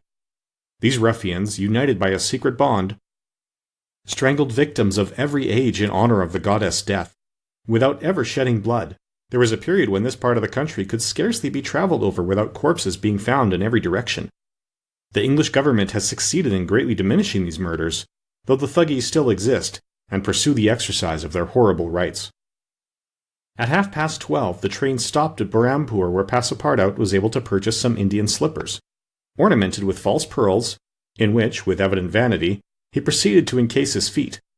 The travellers made a hasty breakfast and started off for Asirgarh, after skirting for a little the banks of the small river Tapti, which empties into the Gulf of Cambrai near Surat. Passepartout was now plunged into absorbing reverie. Up to his arrival at Bombay, he had entertained hopes that their journey would end there. But now that they were plainly whirling across India at full speed, a sudden change had come over the spirit of his dreams. His old vagabond nature returned to him. The fantastic ideas of his youth once more took possession of him. He came to regard his master's project as intended in good earnest, believed in the reality of the bet, and therefore in the tour of the world and the necessity of making it without fail within the designated period. Already he began to worry about possible delays and accidents which might happen on the way. He recognized himself as being personally interested in the wager, and trembled at the thought that he might have been the means of losing it by his unpardonable folly of the night before. Being much less cool-headed than Mr. Fogg, he was much more restless, counting and recounting the days passed over, uttering maledictions when the train stopped and accusing it of sluggishness, and mentally blaming Mr. Fogg for not having bribed the engineer. The worthy fellow was ignorant that, while it was possible by such means to hasten the rate of a steamer, it could not be done on the railway. The train entered the defiles of the Sutpur Mountains, which separate the Clandish from the Bundelkund, towards evening. The next day Sir Francis Cromarty asked Passepartout what time it was, to which, on consulting his watch, he replied that it was 3 a.m. This famous timepiece, always regulated on the Greenwich meridian, which was now some 77 degrees westward, was at least 4 hours slow. Sir Francis corrected Passepartout's time, whereupon the latter made the same remark that he had done to Fix, and upon the general insisting that the watch should be regulated in each new meridian, since he was constantly going eastward, that is, in the face of the sun, and therefore the days were shorter by 4 minutes for each degree gone over, Passepartout obstinately refused to alter his watch, which he kept at London time. It was an innocent delusion which could harm no one. The train stopped at 8 o'clock in the midst of a glade some 15 miles beyond Rothal, where there were several bungalows and workmen's cabins. The conductor, passing along the carriages, shouted, "Passengers, well, get out here!" Phileas Fogg looked at Sir Francis Cromarty for an explanation, but the general could not tell what meant a halt in the midst of this forest of dates and acacias. Passepartout, not less surprised, rushed out and speedily returned, crying, "Monsieur, no more railway!" "What do you mean?" asked Sir Francis. "I mean to say that the train isn't going on." The general at once stepped out, while Phileas Fogg calmly conducted him, and they proceeded together to the conductor. "Where are we?" asked Sir Francis. "At the hamlet of Colby. Do we stop here?" "Certainly, the railway isn't finished." "What? Not finished?" "No, there's still a matter of 50 miles to be laid from here to Allahabad, where the line begins again." "But the papers announced the opening of the railway throughout." "What would you have, officer? The papers were mistaken." Yet you sell tickets from Bombay to Calcutta, retorted Sir Francis, who was growing warm. No doubt, replied the conductor, but the passengers know that they must provide means of transportation for themselves from Colby to Allahabad. Sir Francis was furious. Passepartout would willingly have knocked the conductor down, and did not dare to look at his master. Sir Francis, said Mr. Fogg quietly, we will, if you please, look about for some means of conveyance to Allahabad. Mr. Fogg, this is a delay greatly to your disadvantage. No, Sir Francis, it was foreseen. What, you knew that the way— Not at all, but I knew that some obstacle or other would sooner or later arise in my route. Nothing, therefore, is lost. I have 2 days which I have already gained to sacrifice. A steamer leaves Calcutta for Hong Kong at noon on the 25th. This is the 22nd, and we shall reach Calcutta in time. There was nothing to say to so confident a response. It was but too true that the railway came to a termination at this point. The papers were like some watches, which have a way of getting too fast, and had been premature in their announcement of the completion of the line. The greater part of the travellers were aware of this interruption, and, leaving the train, they began to engage such vehicles as the village could provide: four-wheel halgakaris, wagons drawn by zebus, carriages that looked like perambulating pagodas, palanquins, ponies, and what-not. Mr. Fogg and Sir Francis Cromarty, after searching the village from end to end, came back without having found anything. I shall go afoot, said Phileas Fogg. Passepartout, who had now rejoined his master, made a wry grimace as he thought of his magnificent but too frail Indian shoes. Happily he too had been looking about him, and after a moment's hesitation said, Monsieur, I think I have found a means of conveyance. What? An elephant. An elephant that belongs to an Indian who lives but 100 steps from here. Let's go and see the elephant, replied Mr. Fogg. They soon reached a small hut, near which, enclosed within some high palings, was the animal in question. An Indian came out of the hut, and, at their request, conducted them within the enclosure. The elephant, which his owner had reared, not for a beast of burden, but for warlike purposes, was half domesticated. The Indian had already begun, by often irritating him and feeding him every 3 months on sugar and butter, to impart to him a ferocity not in his nature, this method being often employed by those who train the Indian elephants for battle. Happily, however, for Mr. Fogg, the animal's instruction in this direction had not gone far, and the elephant still preserved his natural gentleness. Kiuni, this was the name of the beast, could doubtless travel rapidly for a long time, and, in default of any other means of conveyance, Mr. Fogg resolved to hire him. But elephants are far from cheap in India, where they are becoming scarce. The males, which alone are suitable for circus shows, are much sought, especially as but few of them are domesticated. When therefore Mr. Fogg proposed to the Indian to hire Kiuni, he refused point blank. Mr. Fogg persisted, offering the excessive sum of £10 an hour for the loan of the beast to Allahabad. Refused. £20? Refused also. £40? Still refused. Passepartout jumped at each advance, but the Indian declined to be tempted. Yet the offer was an alluring one, for, supposing it took the elephant 15 hours to reach Allahabad, his owner would receive no less than £600 sterling. Phileas Fogg, without getting in the least flurried, then proposed to purchase the animal outright, and at first offered £1,000 for him.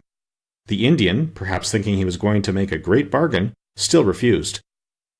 Sir Francis Cromarty took Mr. Fogg aside, and begged him to reflect before he went any further, to which that gentleman replied that he was not in the habit of acting rashly, and that a bet of £20,000 was at stake, and that the elephant was absolutely necessary to him, and that he would secure him if he had to pay 20 times his value. Returning to the Indian, whose small, sharp eyes, glistening with avarice, betrayed that with him it was only a question of how great a price he could obtain, Mr. Fogg offered first £1,200, then £1,500, £1,800, £2,000. Passepartout, usually so rubicund, was fairly white with surprise. At £2,000 the Indian yielded. "What a price! Good heavens!" cried Passepartout, "for an elephant!" It only remained now to find a guide, which was comparatively easy. A young Parsee, with an intelligent face, offered his services, which Mr. Fogg accepted, promising so generous a reward as to materially stimulate his zeal. The elephant was led out and equipped. The Parsee, who was an accomplished elephant driver, covered his back with a sort of saddle-cloth, and attached to each of his flanks some curiously uncomfortable howdahs. Phileas Fogg paid the Indian with some banknotes which he extracted from the famous carpet-bag, a proceeding that seemed to deprive poor Passepartout of his vitals. Then he offered to carry Sir Francis to Allahabad, which the brigadier gratefully accepted, as one traveller the more would not be likely to fatigue the giant beast. Provisions were purchased at Colby, and while Sir Francis and Mr. Fogg took the howdahs on either side, Passepartout got astride the saddlecloth in between them. The Parsee perched himself on the elephant's neck, and at 9 o'clock they set out from the village, an animal marching off through the dense forest of palms by the shortest cut. Chapter 12, in which Phileas Fogg and his companions venture across the Indian forests, and what ensued. In order to shorten the journey, the guide passed to the left of the line where the railway was still in process of being built. This line, owing to the capricious turnings of the Vindhya Mountains, did not pursue a straight course. The Parsee, who was quite familiar with the roads and paths in the district, declared that they would gain 20 miles by striking directly through the forest. Phileas Fogg and Sir Francis Cromarty, plunged to the neck in the peculiar howdahs provided for them, were horribly jostled by the swift trotting of the elephant, spurred on as he was by the skilful Parsee, but they endured the discomfort with true British phlegm, talking little, and scarcely able to catch a glimpse of each other. As for Passepartout, who was mounted on the beast's back, and received the direct force of each concussion as he trod along, he was very careful, in accordance with his master's advice, to keep his tongue from between his teeth, as it would otherwise have been bitten off short. The worthy fellow bounced from the elephant's neck to his rump, and vaulted like a clown on a springboard, yet he laughed in the midst of his bouncing, and from time to time took a piece of sugar out of his pocket, and inserted it in Keone's trunk, who received it without in the least slackening his regular trot. After 2 hours the guide stopped the elephant, and gave him an hour for rest, during which Keone, after quenching his thirst at a neighbouring spring, set to devouring the branches and shrubs round about him. Neither Sir Francis nor Mr. Fogg regretted the delay, and both descended with a feeling of relief. "Why, he's made of iron!" exclaimed the general, gazing admiringly on Keone. "Of forged iron," replied Passepartout, as he set about preparing a hasty breakfast. At noon the Parsee gave the signal of departure. The country soon presented a very savage aspect. Copses of dates and dwarf palms succeeded the dense forest. Then vast, dry plains dotted with scanty shrubs and sown with great blocks of syenite. All this portion of Bundleclund, which is little frequented by travellers, is inhabited by a fanatical population, hardened in the most horrible practices of the Hindu faith. The English have not been able to secure complete dominion over this territory, which is subjected to the influence of Rajas, whom it is almost impossible to reach in their inaccessible mountain fastnesses. The travellers several times saw bands of ferocious Indians, who, when they perceived the elephants striding across country, made angry and threatening motions. The Parsee avoided them as much as possible. Few animals were observed on the route. Even the monkeys hurried from their path with contortions and grimaces which convulsed Passepartout with laughter. In the midst of his gaiety, however, one thought troubled the worthy servant. What would Mr. Fogg do with the elephant when he got to Allahabad? Would he carry him on with him? Impossible. The cost of transporting him would make him ruinously expensive. Would he sell him or set him free? The estimable beast certainly deserves some consideration. Should Mr. Fogg choose to make him, Passepartout, a present of Keone, he would be very much embarrassed, and these thoughts did not cease worrying him for a long time. The principal chain of the Vindhyas was crossed by 8 in the evening, and another halt was made on the northern slope, in a ruined bungalow. They had gone nearly 25 miles that day, and an equal distance still separated them from the station of Allahabad. The night was cold. The Parsee lit a fire in the bungalow with a few dry branches, and the warmth was very grateful. Provisions purchased at Colby's sufficed for supper, and the travellers ate ravenously. The conversation, beginning with a few disconnected phrases, soon gave place to loud and steady snores. The guide watched Keone, who slept standing, bolstering himself against the trunk of a large tree. Nothing occurred during the night to disturb the slumberers, although occasional growls from panthers and chatterings of monkeys broke the silence. The more formidable beasts made no cries or hostile demonstration against the occupants of the bungalow. Sir Francis slept heavily, like an honest soldier overcome with fatigue. Passepartout was wrapped in uneasy dreams of the bouncing of the day before. As for Mr. Fogg, he slumbered as peacefully as if he had been in his serene mansion in Savile Row. The journey was resumed at 6 in the morning. The guide hoped to reach Allahabad by evening. In that case, Mr. Fogg would only lose part of the 48 hours saved since the beginning of the tour. Keone, resuming his rapid gait, soon descended the lower spurs of the Vindhyas, and towards noon they passed by the village of Callinger, on the Cani, one of the branches of the Ganges. The guide avoided inhabited places, thinking it safer to keep the open country, which lies along the first depressions of the basin of the great river. Allahabad was now only 12 miles to the northeast. They stopped under a clump of bananas, the fruit of which, as healthy as bread and as succulent as cream, was amply partaken of and appreciated. At 2 o'clock the guide entered a thick forest which extended several miles. He preferred to travel under cover of the woods. They had not as yet had any unpleasant encounters, and the journey seemed on the point of being successfully accomplished, when the elephant, becoming restless, suddenly stopped. It was then 4 o'clock. "What's the matter?" asked Sir Francis, putting out his head. "I don't know, officer," replied the Parsee, listening attentively to a confused murmur which came through the thick branches. The murmur soon became more distinct. It now seemed like a distant concert of human voices accompanied by brass instruments. Passepartout was all eyes and ears. Mr. Fogg patiently waited without a word. The Parsee jumped to the ground, fastened the elephant to a tree, and plunged into the thicket. He soon returned, saying, "A procession of Brahmins is coming this way. We must prevent their seeing us if possible." The guide unloosed the elephant and led him into a thicket, at the same time asking the travelers not to stir. He held himself ready to bestride the animal at a moment's notice, should flight become necessary, but he evidently thought that the procession of the faithful would pass without perceiving them amid the thick foliage, in which they were wholly concealed. The discordant tones of the voices and instruments drew nearer, and now droning songs mingled with the sound of the tambourines and cymbals. The head of the procession soon appeared beneath the trees 100 paces away, and the strange figures who performed the religious ceremony were easily distinguished through the branches. First came the priests, with mitres on their heads, and clothed in long lace robes. They were surrounded by men, women, and children, who sang a kind of lugubrious psalm, interrupted at regular intervals by the tambourines and cymbals, while behind them was drawn a car with large wheels, the spokes of which represented serpents entwined with each other. Upon the car, which was drawn by 4 richly caparisoned zebus, stood a hideous statue with 4 arms, the body colored a dull red, with haggard eyes, disheveled hair, protruding tongue, and lips tinted with betel. It stood upright upon the figure of a prostrate and headless giant. Sir Francis, recognizing the statue, whispered, "The goddess Kali, the goddess of love and death." "Of death, perhaps," muttered back Passepartout. "But of love, that ugly old hag? Never." The Parsee made a motion to keep silence. A group of old fakirs were capering and making a wild ado round the statue.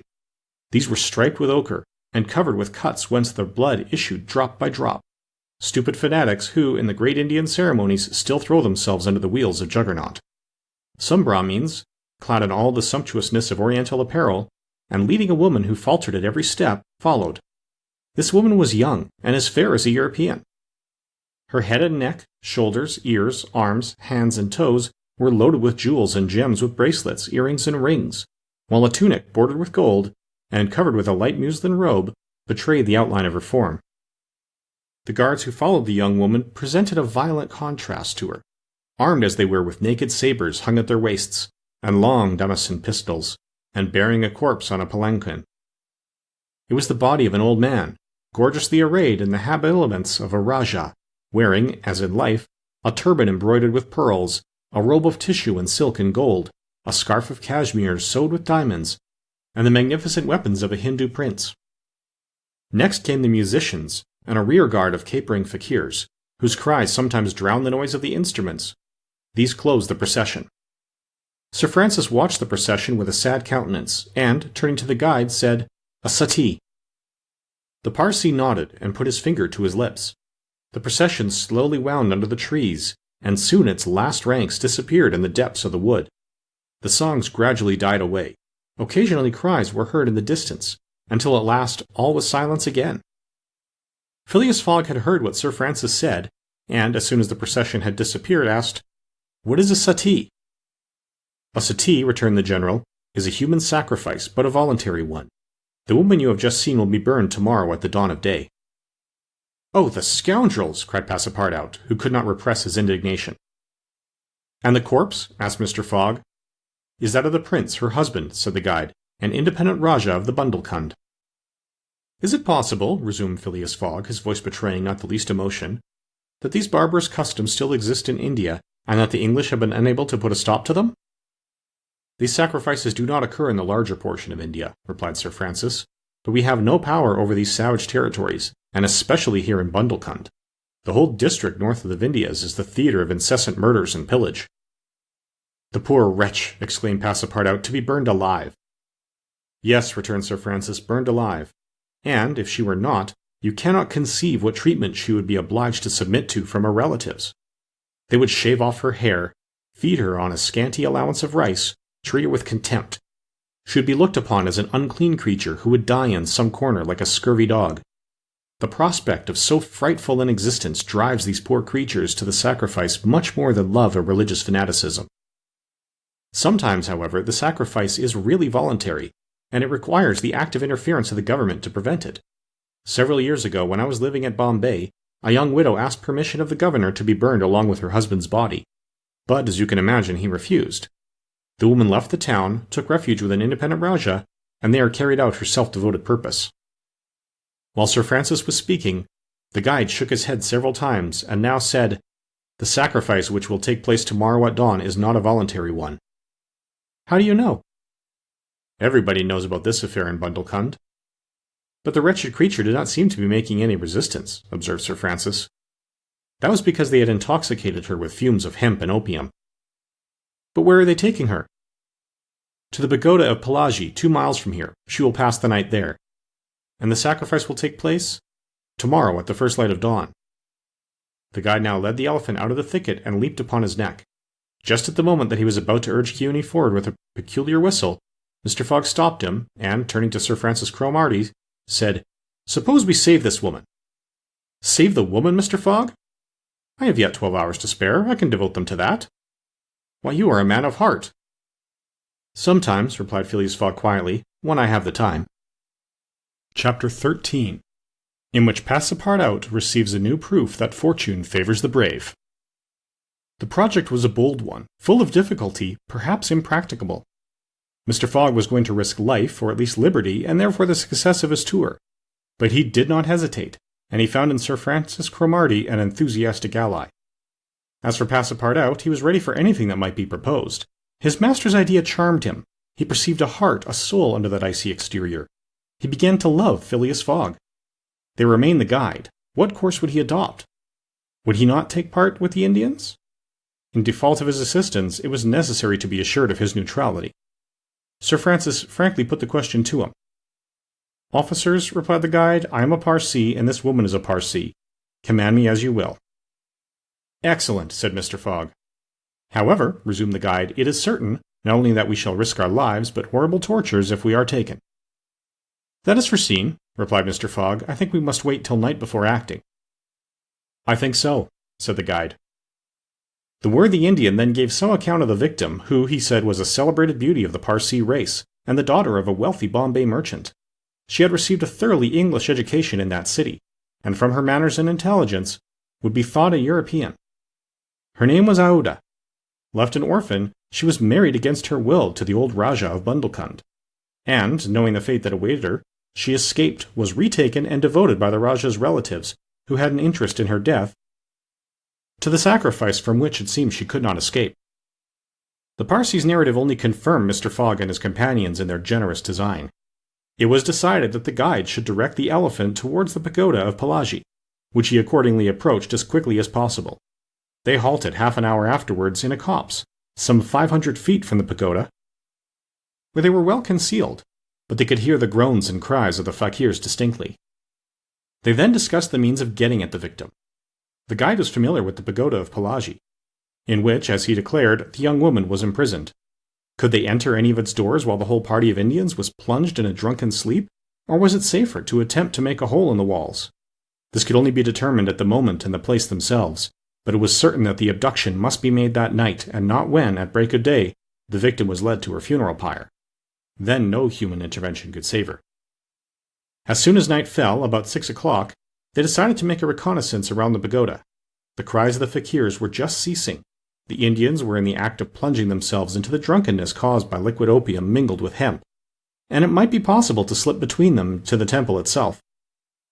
The Parsee, leading the others, noiselessly crept through the wood, and in 10 minutes they found themselves on the banks of a small stream, whence, by the light of the rosin torches, they perceived a pyre of wood, on the top of which lay the embalmed body of the Rajah, which was to be burned with his wife. The pagoda, whose minarets loomed above the trees in the deepening dusk, stood 100 steps away. "Come," whispered the guide. He slipped more cautiously than ever through the brush, followed by his companions. The silence around was only broken by the low murmuring of the wind among the branches. Soon the Parsee stopped on the borders of the glade, which was lit up by the torches. The ground was covered by groups of the Indians, motionless in their drunken sleep. It seemed a battlefield strewn with the dead. Men, women, and children lay together. In the background, among the trees, the pagoda of the Pelagi loomed distinctly. Much to the guide's disappointment, the guards of the Rajah, lighted by torches, were watching at the doors and marching to and fro with naked sabers. Probably the priests, too, were watching within. The Parsee, now convinced that it was impossible to force an entrance to the temple, advanced no farther, but led his companions back again. Phileas Fogg and Sir Francis Cromarty also saw that nothing could be attempted in that direction. They stopped, and engaged in a whispered colloquy. "It is only 8 now," said the brigadier, "and these guards may also go to sleep." "It is not impossible," returned the Parsee. They lay down at the foot of a tree and waited. The time seemed long. The guide ever and anon left them to take an observation on the edge of the wood, but the guards watched steadily by the glare of the torches, and a dim light crept through the windows of the pagoda. They waited till midnight, but no change took place among the guards, and it became apparent that their yielding to sleep could not be counted on. The other plan must be carried out. An opening in the walls of the pagoda must be made. It remained to ascertain whether the priests were watching by the side of their victim as assiduously as were the soldiers at the door. After a last consultation, the guide announced that he was ready for the attempt and advanced, followed by the others. They took a roundabout way, so as to get at the pagoda on the rear. They reached the walls about 12:30, without having met anyone. Here there was no guard, nor were there either windows or doors. The night was dark.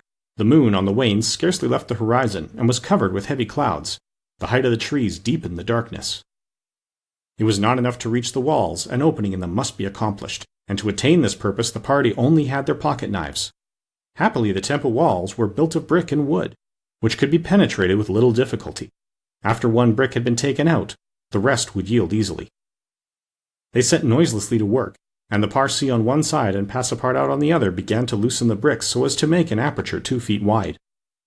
They were getting on rapidly, when suddenly a cry was heard in the interior of the temple, followed almost instantly by other cries replying from the outside. Passepartout and the guide stopped. Had they been heard? Was the alarm being given? Common prudence urged them to retire, and they did so, followed by Phileas Fogg and Sir Francis. They again hid themselves in the wood, and waited till the disturbance, whatever it might be, ceased, holding themselves ready to resume their attempt without delay. But, awkwardly enough, the guards now appeared at the rear of the temple, and there installed themselves, in readiness to prevent a surprise. It would be difficult to describe the disappointment of the party, thus interrupted in their work. They could not now reach the victim. How then could they save her?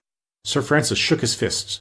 Passepartout was beside himself, and the guide gnashed his teeth with rage. The tranquil Fogg waited, without betraying any emotion. "We have nothing to do but go away," whispered Sir Francis. "Nothing but to go away," echoed the guide. "Stop," said Fogg. "I am only due at Allahabad tomorrow before noon." "But what can you hope to do?" asked Sir Francis. "In a few hours it will be daylight, and the chance which now seems lost may present itself at the last moment." Sir Francis would have liked to read Phileas Fogg's eyes. What was this cool Englishman thinking of? Was he planning to make a rush for the young woman at the merry moment of her sacrifice, and boldly snatch her from her executioners? This would be utter folly, and it was hard to admit that Fogg was such a fool.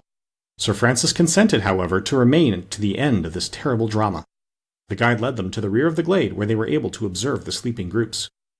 Meanwhile, Passepartout, who had perched himself on the lower branches of a tree, was resolving an idea which had at first struck him like a flash, and which was now firmly lodged in his brain. He had commenced by saying to himself, "What folly!" and then he repeated, "Why not, after all? It's a chance, perhaps the only one, and with such sots." Thinking thus, he slipped, with the suppleness of a serpent, to the lowest branches, the ends of which bent almost to the ground. The hours passed, and the lighter shades now announced the approach of day, though it was not yet light. This was the moment. The slumbering multitude became animated, the tambourines sounded, songs and cries arose. The hour of the sacrifice had come. The doors of the pagoda swung open, and a bright light escaped from its interior, in the midst of which Mr. Fogg and Sir Francis espied the victim. She seemed, having shaken off the stupor of intoxication, to be striving to escape from her executioner. Sir Francis's heart throbbed, and, convulsively seizing Mr. Fogg's hand, found in it an open knife. Just at this moment the crowd began to move. The young woman had again fallen into a stupor caused by the fumes of hemp, and passed among the fakirs, who escorted her with their wild religious cries.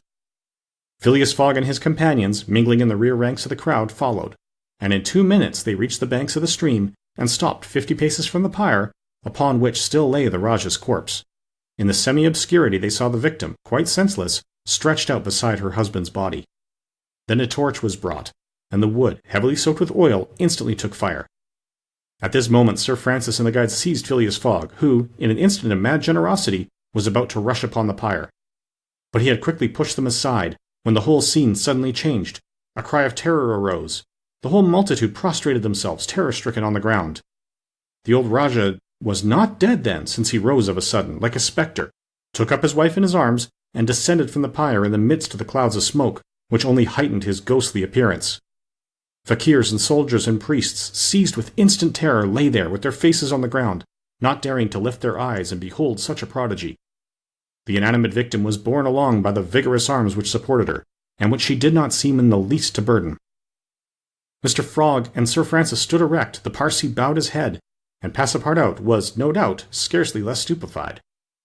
The resuscitated Rajah approached Sir Francis and Mr. Fogg, and, in an abrupt tone, said, "Let us be off." It was Passepartout himself who had slipped upon the pyre in the midst of the smoke, and, profiting by the still overhanging darkness, had delivered the young woman from death.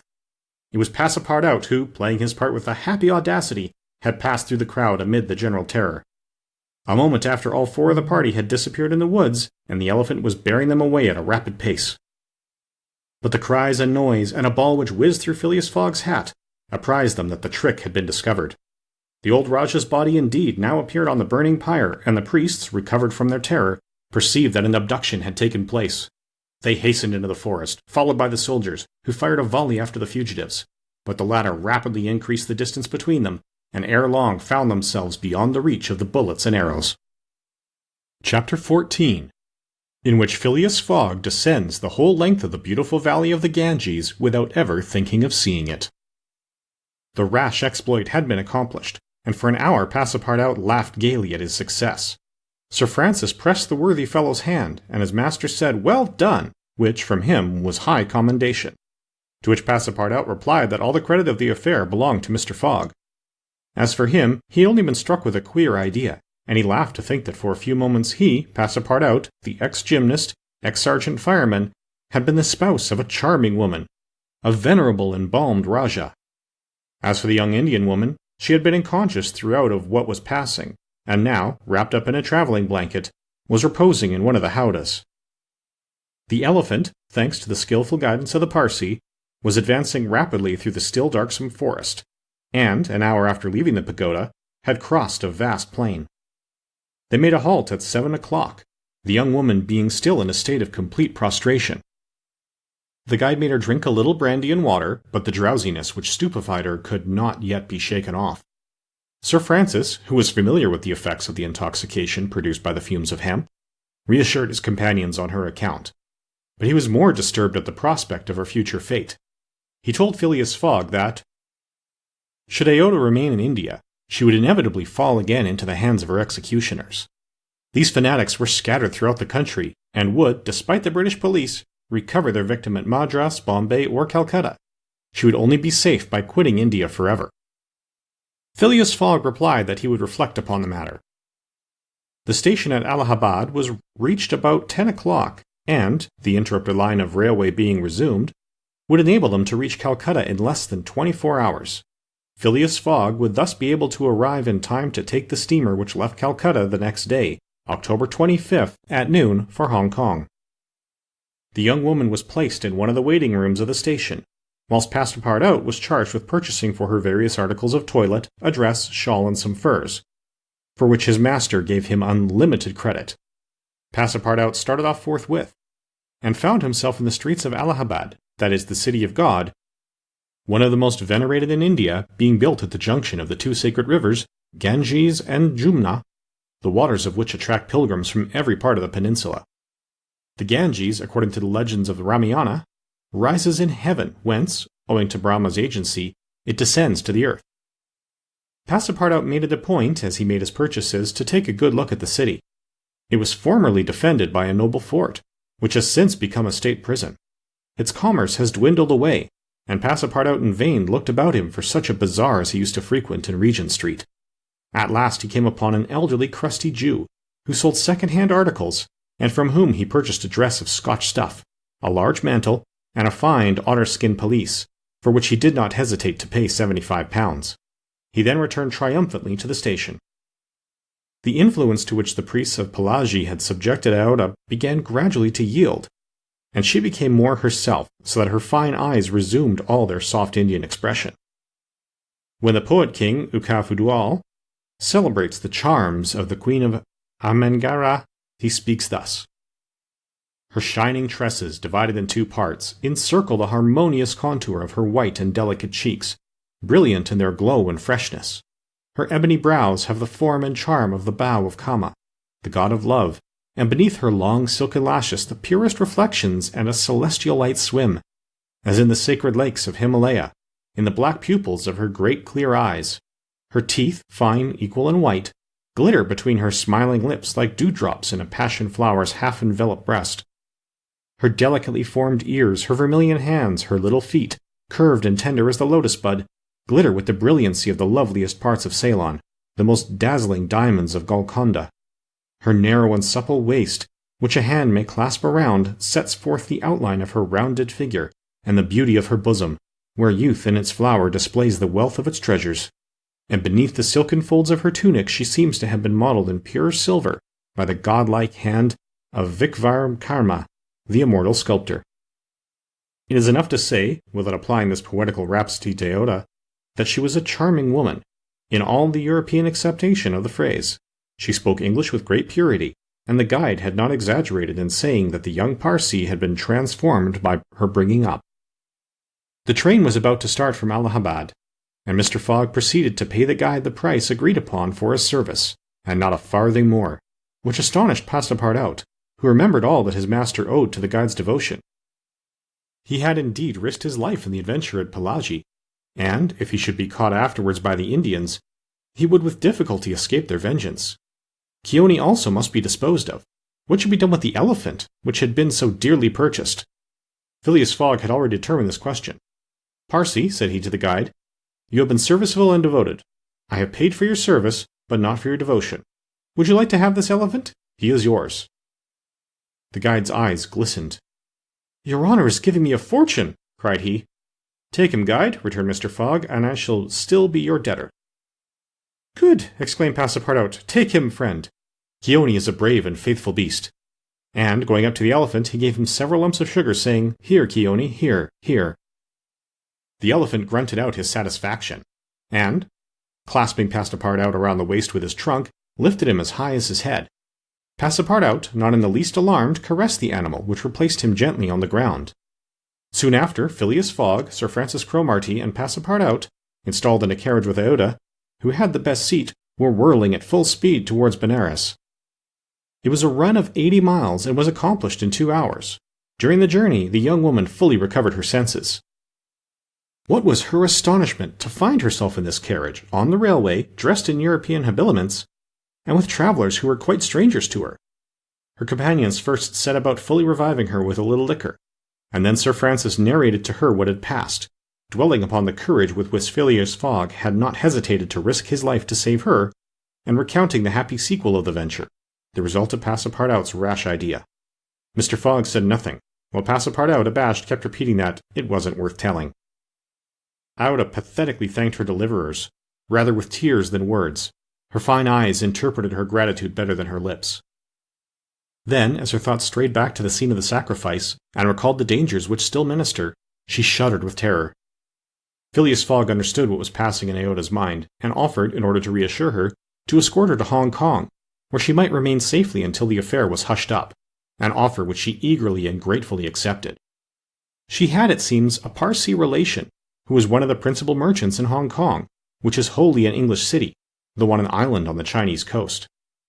At 12:30 the train stopped at Benares. The Brahmin legends assert that this city is built on the site of the ancient Kasi, which, like Mahomet's tomb, was once suspended between heaven and earth, though the Benares of today, which the Orientalists call the Athens of India, stands quite unpoetically on the solid earth. Passepartout caught glimpses of its brick houses and clay huts, giving an aspect of desolation to the place as the train entered it. Benares was Sir Francis Cromarty's destination, the troops he was rejoining being encamped some miles northward of the city. He bade adieu to Phileas Fogg, wishing him all success, and expressing the hope that he would come that way again in a less original but more profitable fashion. Mr. Fogg lightly pressed him by the hand. The parting of Aouda, who did not forget what she owed to Sir Francis, betrayed more warmth, and as for Passepartout, he received a hearty shake of the hand from the gallant general. The railway, on leaving Benares, passed for a while along the valley of the Ganges. Through the windows of their carriage the travellers had glimpsed of the diversified landscape of Bihar, with its mountains closed in verdure, its fields of barley, wheat, and corn, its jungles peopled with green alligators, its neat villages, and its still thickly leaved forests.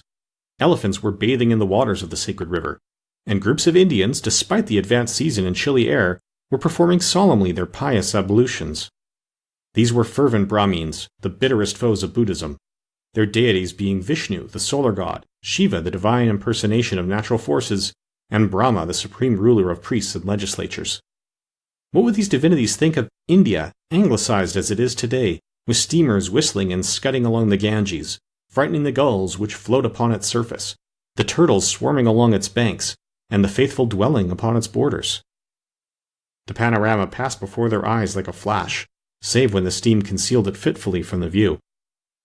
The travellers could scarcely discern the fort of Tripeni, 20 miles southwestward from Benares, the ancient stronghold of the Rajas of Bihar, or Ghazipur and its famous rose-water factories, or the tomb of Lord Cornwallis, rising on the left bank of the Ganges, the fortified town of Buxar, or Patna, a large manufacturing and trading place, where is held the principal opium market of India, or Moncure, a more than European town, for it is as English as Manchester or Birmingham, with its iron foundries, edge-tool factories, and high chimneys puffing clouds of black smoke heavenward.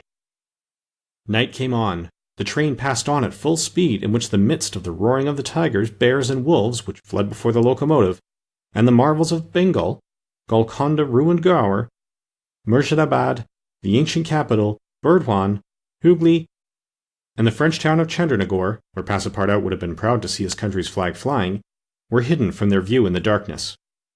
Calcutta was reached at 7 in the morning, and the packet left for Hong Kong at noon, so that Phileas Fogg had 5 hours before him. According to his journal, he was due at Calcutta on the 25th of October, and that was the exact date of his actual arrival. He was therefore neither behindhand nor ahead of time. The 2 days' gain between London and Bombay had been lost, as has been seen, in the journey across India.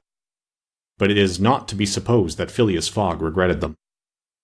Chapter 15, in which the bag of banknotes disgorges some thousands of pounds more. The train entered the station, and Passepartout, jumping out first, was followed by Mr. Fogg, who assisted his fair companion to descend. Phileas Fogg intended to proceed at once to the Hong Kong steamer, in order to get Aouda comfortably settled for the voyage. He was unwilling to leave her while they were still on dangerous ground. Just as he was leaving the station, a policeman came up to him and said, "Mr. Phileas Fogg?" "I am he." "Is this man your servant?" added the policeman, pointing to Passepartout. "Yes." "Be so good, both of you, as to follow me." Mr. Fogg betrayed no surprise whatever. The policeman was a representative of the law, and law is sacred to an Englishman. Passepartout tried to reason about the matter, but the policeman tapped him with a stick, and Mr. Fogg made him a signal to obey. "May this young lady go with us?" he asked. "She may," replied the policeman. Mr. Fogg, Aouda, and Passepartout were conducted to a palkigari, a sort of four-wheeled carriage, drawn by 2 horses, in which they took their places and were driven away.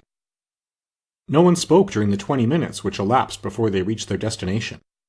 They first passed through the Black Town, with its narrow streets, its miserable dirty huts, and squalid population. Then through the European town, which presented a relief in its bright brick mansions, shaded by coconut trees and bristling with masts, where, although it was early morning, elegantly dressed horsemen and handsome equipages were passing back and forth. The carriage stopped before a modest-looking house which, however, did not have the appearance of a private mansion. The policeman, having requested his prisoners, for so truly they might be called, to descend, conducted them into a room with barred windows, and said, "You will appear before Judge Obadiah at 8:30. He then retired and closed the door. "Why, we are prisoners!" exclaimed Passepartout, falling into a chair. Aouda, with an emotion she tried to conceal, said to Mr. Fogg, "Sir, you must leave me to my fate. It is on my account that you receive this treatment. It is for having saved me." Phileas Fogg contented himself with saying that it was impossible. It was quite unlikely that he should be arrested for preventing a suttee. The complainants would not dare present themselves with such a charge. There was some mistake. Moreover, he would not in any event abandon Aouda, but would escort her to Hong Kong. "But the steamer leaves at noon," observed Passepartout nervously. "We shall be on board by noon," replied his master placidly. It was said so positively that Passepartout could not help muttering to himself, "Parbleu, that's certain. Before noon we shall be on board." But he was by no means reassured. At 8:30 the door opened, the policeman appeared, and, requesting them to follow him, led the way to an adjoining hall. It was evidently a courtroom, and a crowd of Europeans and natives already occupied the rear of the apartment. Mr. Fogg and his two companions took their places on a bench opposite the desks of the magistrate and his clerk. Immediately after, Judge Obadiah, a fat, round man, followed by the clerk, entered. He proceeded to take down a wig which was hanging on a nail, and put it hurriedly on his head. "The first case," said he. Then, putting his hand to his head, he exclaimed, "Heh, this is not my wig." "No, your worship," returned the clerk, "it is mine." "My dear Mr. Oysterpuff, how can a judge give a wise sentence in a clerk's wig?" The wigs were exchanged. Passepartout was getting nervous, for the hands on the face of the big clock over the judge seemed to go around with terrible rapidity. "The first case," repeated Judge Obadiah. "Phileas Fogg?" demanded Oysterpuff. "I am here," replied Mr. Fogg. "Passepartout?" "Present," responded Passepartout. "Good," said the judge. "You have been looked for, prisoners, for 2 days on the trains from Bombay." "But of what are we accused?" asked Passepartout impatiently. "You are about to be informed." "I am an English subject, sir," said Mr. Fogg, "and I have the right—" "Have you been ill-treated?" "Not at all." "Very well. Let the complainants come in." A door was swung open by order of the judge, and 3 Indian priests entered. "That's it," muttered Passepartout. "These are the rogues who are going to burn our young lady."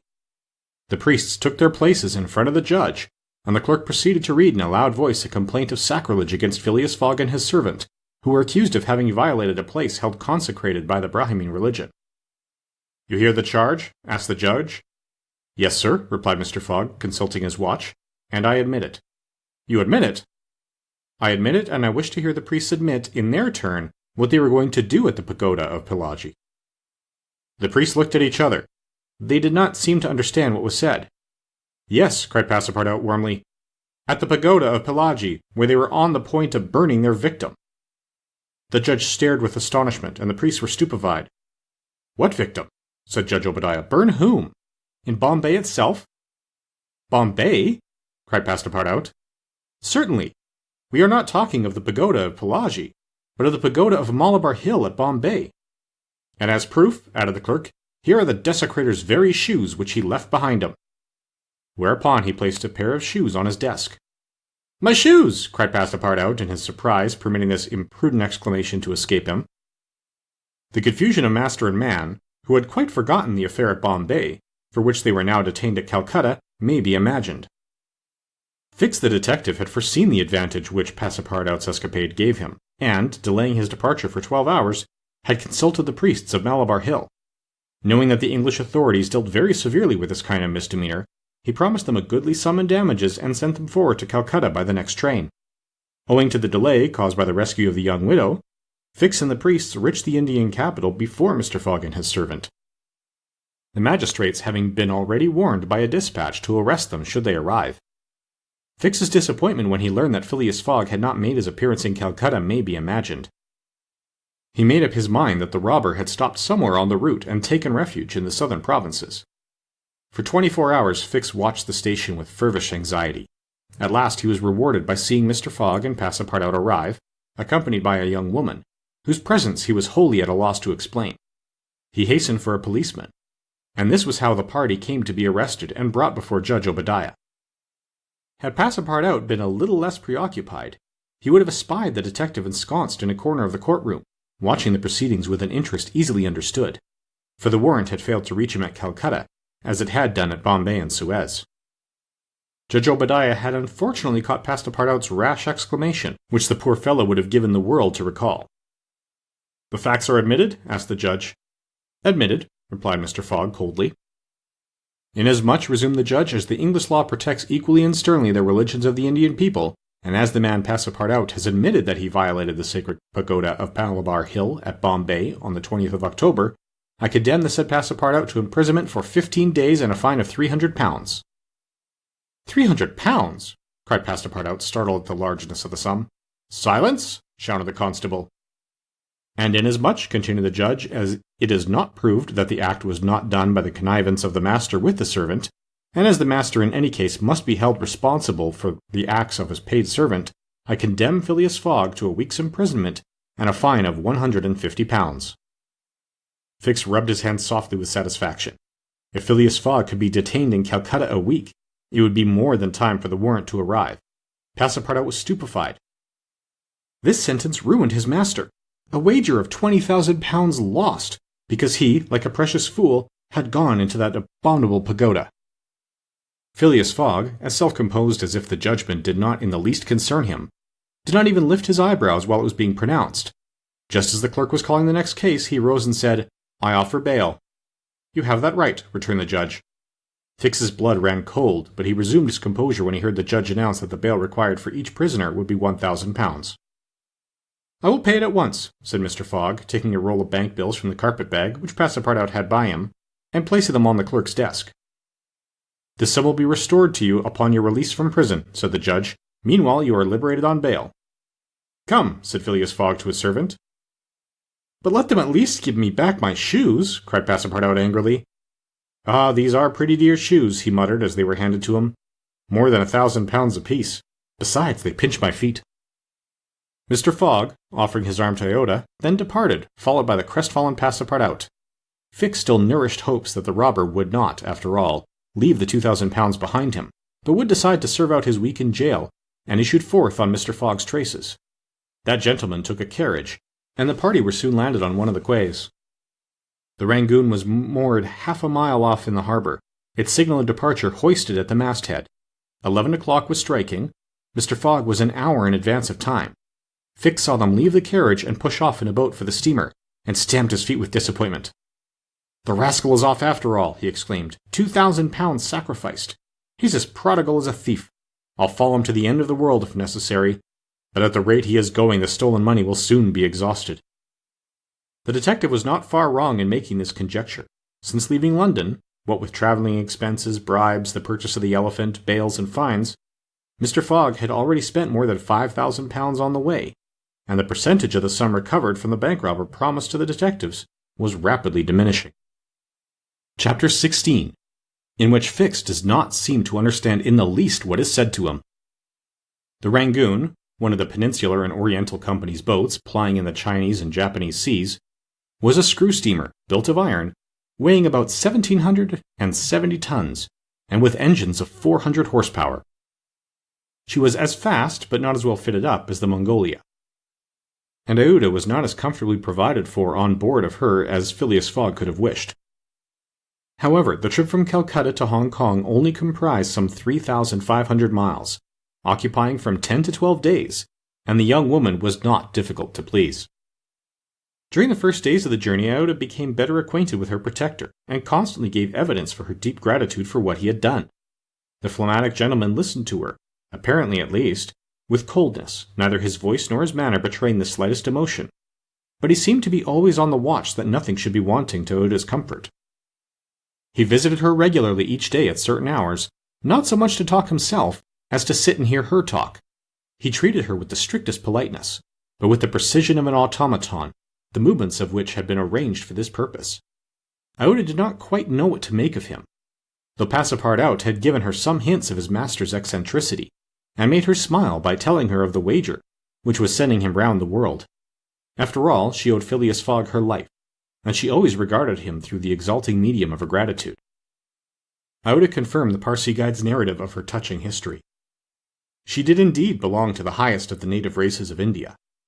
Many of the Parsi merchants had made great fortunes there by dealing in cotton, and one of them, Sojamat Si Jijibhoi, was made a baronet by the English government. Aouda was a relative of this great man, and it was his cousin, Jija, whom she hoped to join at Hong Kong. Whether she would find a protector in him she could not tell, but Mr. Fogg essayed to calm her anxieties, and to assure her that everything would be mathematically, he used the very word, arranged. Aouda fastened her great eyes, clear as the sacred lakes of the Himalaya, upon him. But the intractable Fogg, as reserved as ever, did not seem at all inclined to throw himself into this lake. The first few days of the voyage passed prosperously, amid favorable weather and propitious winds, and they soon came in sight of the great Andaman, the principal of the islands in the Bay of Bengal, with its picturesque saddle peak, 2,400 feet high, looming above the waters. The steamer passed along near the shores, but the savage Papuans, who are in the lowest scale of humanity but are not, as has been asserted, cannibals, did not make their appearance. The panorama of the islands as they steamed by them was superb. Vast forests of palms, arex, bamboo, teakwood, of the giant mimosa, and tree-like ferns covered the foreground, while behind, the graceful outlines of the mountains were traced against the sky. And along the coast swarmed by thousands the precious swallows whose nests furnish a luxurious dish to the tables of the celestial empire. The varied landscape afforded by the Andaman Islands was soon passed, however, and the Rangoon rapidly approached the Straits of Malacca, which gave access to the China Seas.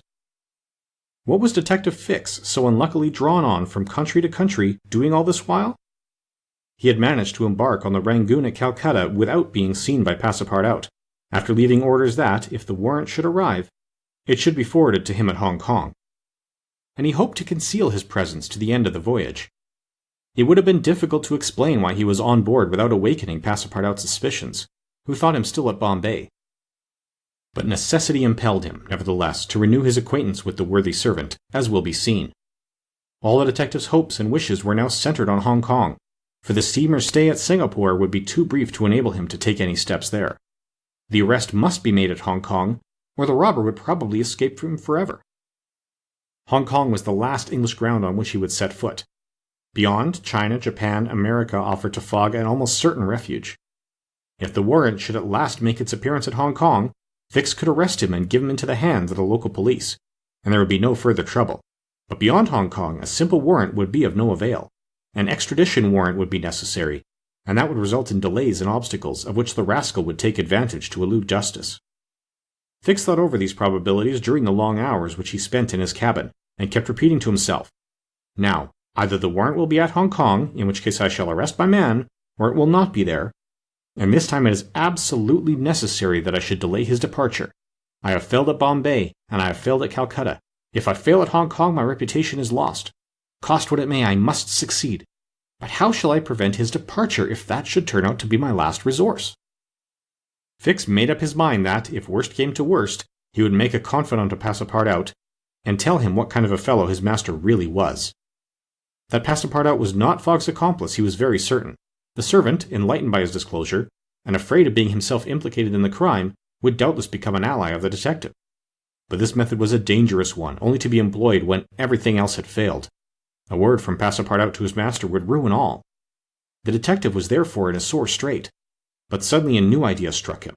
The presence of Aouda on the Rangoon, in company with Phileas Fogg, gave him new material for reflection. Who was this woman?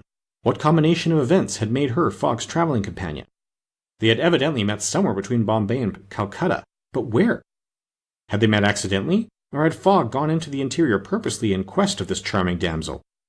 Fix was fairly puzzled. He asked himself whether there had not been a wicked elopement, and this idea so impressed itself upon his mind that he determined to make use of the supposed intrigue. Whether the young woman were married or not, he would be able to create such difficulties for Mr. Fogg at Hong Kong that he could not escape by paying any amount of money. But could he even wait till they reached Hong Kong? Fogg had an abominable way of jumping from one boat to another, and before anything could be effected, might get full under way again for Yokohama. Fix decided that he must warn the English authorities, and signal the Rangoon before her arrival. This was easy to do, since the steamer stopped at Singapore, whence there was a telegraphic wire to Hong Kong. He finally resolved, moreover, before acting more positively, to question Passepartout. It would not be difficult to make him talk, and, as there was no time to lose, Fix prepared to make himself known. It was now the 30th of October, and on the following day the Rangoon was due at Singapore. Fix emerged from his cabin and went on deck. Passepartout was promenading up and down in the forward part of the steamer. The detective rushed forward with every appearance of extreme surprise and exclaimed, "You here? On the Rangoon?" "What, Monsieur Fix, are you on board?" returned the really astonished Passepartout, recognizing his crony of the Mongolia. "Why, I left you at Bombay, and here you are on the way to Hong Kong. Are you going around the world too?" No, replied Fix. "I shall stop at Hong Kong, at least for some days." Said Passepartout, who seemed for an instant perplexed. "But how is it I have not seen you on board since we left Calcutta?" "Oh, a trifle of seasickness. I've been staying in my berth. The Gulf of Bengal does not agree with me as well as the Indian Ocean." "And how is Mr. Fogg?" "As well and as punctual as ever, not a day behind time. But, Monsieur Fix, you don't know that we have a young lady with us." "A young lady?" replied the detective, not seeming to comprehend what was said. Passepartout thereupon recounted Aouda's history, the affair at the Bombay Pagoda, the purchase of the elephant for £2,000, the rescue, the arrest, and sentence of the Calcutta court, and the restoration of Mr. Fogg and himself to liberty on bail. Fix, who was familiar with the last events, seemed to be equally ignorant of all that Passepartout related, and the latter was charmed to find so interested a listener. "But does your master propose to carry this young woman to Europe?" "Not at all. We are simply going to place her under the protection of one of her relatives, a rich merchant at Hong Kong." "Nothing to be done there," said Fix to himself, concealing his disappointment. "A glass of gin, Mr. Passepartout?" "Willingly, Monsieur Fix. We must at least have a friendly glass on board the Rangoon." Chapter 17. Showing what happened on the voyage from Singapore to Hong Kong. The detective and Passepartout met often on deck after this interview, though Fix was reserved and did not attempt to induce his companion to divulge any more facts concerning Mr. Fogg. He caught a glimpse of that mysterious gentleman once or twice, but Mr. Fogg usually confined himself to the cabin, where he kept Aouda company, or, according to his inveterable habit, took a hand at whist. Passepartout began very seriously to conjecture what strange chance kept Fix still on the route that his master was pursuing. It was really worth considering why this certainly very amiable and complacent person, whom he had first met at Suez, had then encountered on board the Mongolia, who disembarked at Bombay, which he announced as his destination, and now turned up so unexpectedly on the Rangoon, was following Mr. Fogg's tracks step by step. What was Fix's object? Passepartout was ready to wager his Indian shoes, which he religiously preserved, that Fix would also leave Hong Kong at the same time with them, and probably on the same steamer. Passepartout might have cuddled his brain for a century without hitting upon the real object which the detective had in view. He never could have imagined that Phileas Fogg was being tracked as a robber around the globe. But, as it is in human nature to attempt the solution of every mystery, Passepartout suddenly discovered an explanation of Fix's movements, which was in truth far from unreasonable. Fix, he thought, could only be an agent of Mr. Fogg's friends at the Reform Club, sent to follow him up, and to ascertain that he really went round the world as had been agreed upon. "It's clear," repeated the worthy servant to himself, proud of his shrewdness. "He's a spy sent to keep us in view. That isn't quite the thing either to be spying Mr. Fogg, who is so honourable a man. Ah, gentlemen of the Reform, this shall cost you dear." Passepartout, enchanted with his discovery, resolved to say nothing to his master, lest he should be justly offended at this mistrust on the part of his adversaries. But he determined to chaff Fix, when he had the chance, with mysterious allusions, which, however, need not betray his real suspicions. During the afternoon of Wednesday, 30th October, the Rangoon entered the Strait of Malacca, which separates the peninsula of that name from Sumatra. The mountainous and craggy islets intercepted the beauties of this noble island from the view of the travelers. The Rangoon weighed anchor at Singapore the next day at 4 a.m. to receive coal, having gained half a day on the prescribed time of her arrival. Phileas Fogg noted this gain in his journal, and then, accompanied by Aouda, who betrayed a desire for a walk on shore, disembarked. Fix, who suspected Mr. Fogg's every movement, followed them cautiously, without being himself perceived, while Passepartout, laughing in his sleeve at Fix's maneuvers, went about his usual errands. The island of Singapore is not imposing in aspect, for there are no mountains, yet its appearance is not without attractions. It is a park checkered by pleasant highways and avenues, A handsome carriage, drawn by a sleek pair of New Holland horses, carried Phileas Fogg and Aouda into the midst of rows of palms with brilliant foliage, and of clove trees, whereof the cloves form the heart of a half-open flower. Pepper plants replaced the prickly hedges of European fields. Sago bushes, large ferns with gorgeous branches, varied the aspect of this tropical clime, while nutmeg trees in full foliage filled the air with a penetrating perfume. Agile and grinning bands of monkeys skipped about in the trees, nor were tigers wanting in the jungles. After a drive of 2 hours through the country, Aouda and Mr. Fogg returned to the town, which is a vast collection of heavy-looking irregular houses, surrounded by charming gardens rich in tropical fruits and plants. And at 10 o'clock they re-embarked, closely followed by the detective, who had kept them constantly in sight. Passepartout, who had been purchasing several dozen mangoes, a fruit as large as good-sized apples, of a dark brown color outside and a bright red within, and whose white pulp, melting in the mouth, affords gourmands a delicious sensation, was waiting for them on deck. He was only too glad to offer some mangoes to Aouda, who thanked him very gracefully for them. At 11 o'clock the Rangoon rode out of Singapore harbour, and in a few hours the high mountains of Malacca, with their forests, inhabited by the most beautifully furred tigers in the world, were lost to view. Singapore is distant some 1,300 miles from the island of Hong Kong, which is a little English colony near the Chinese coast.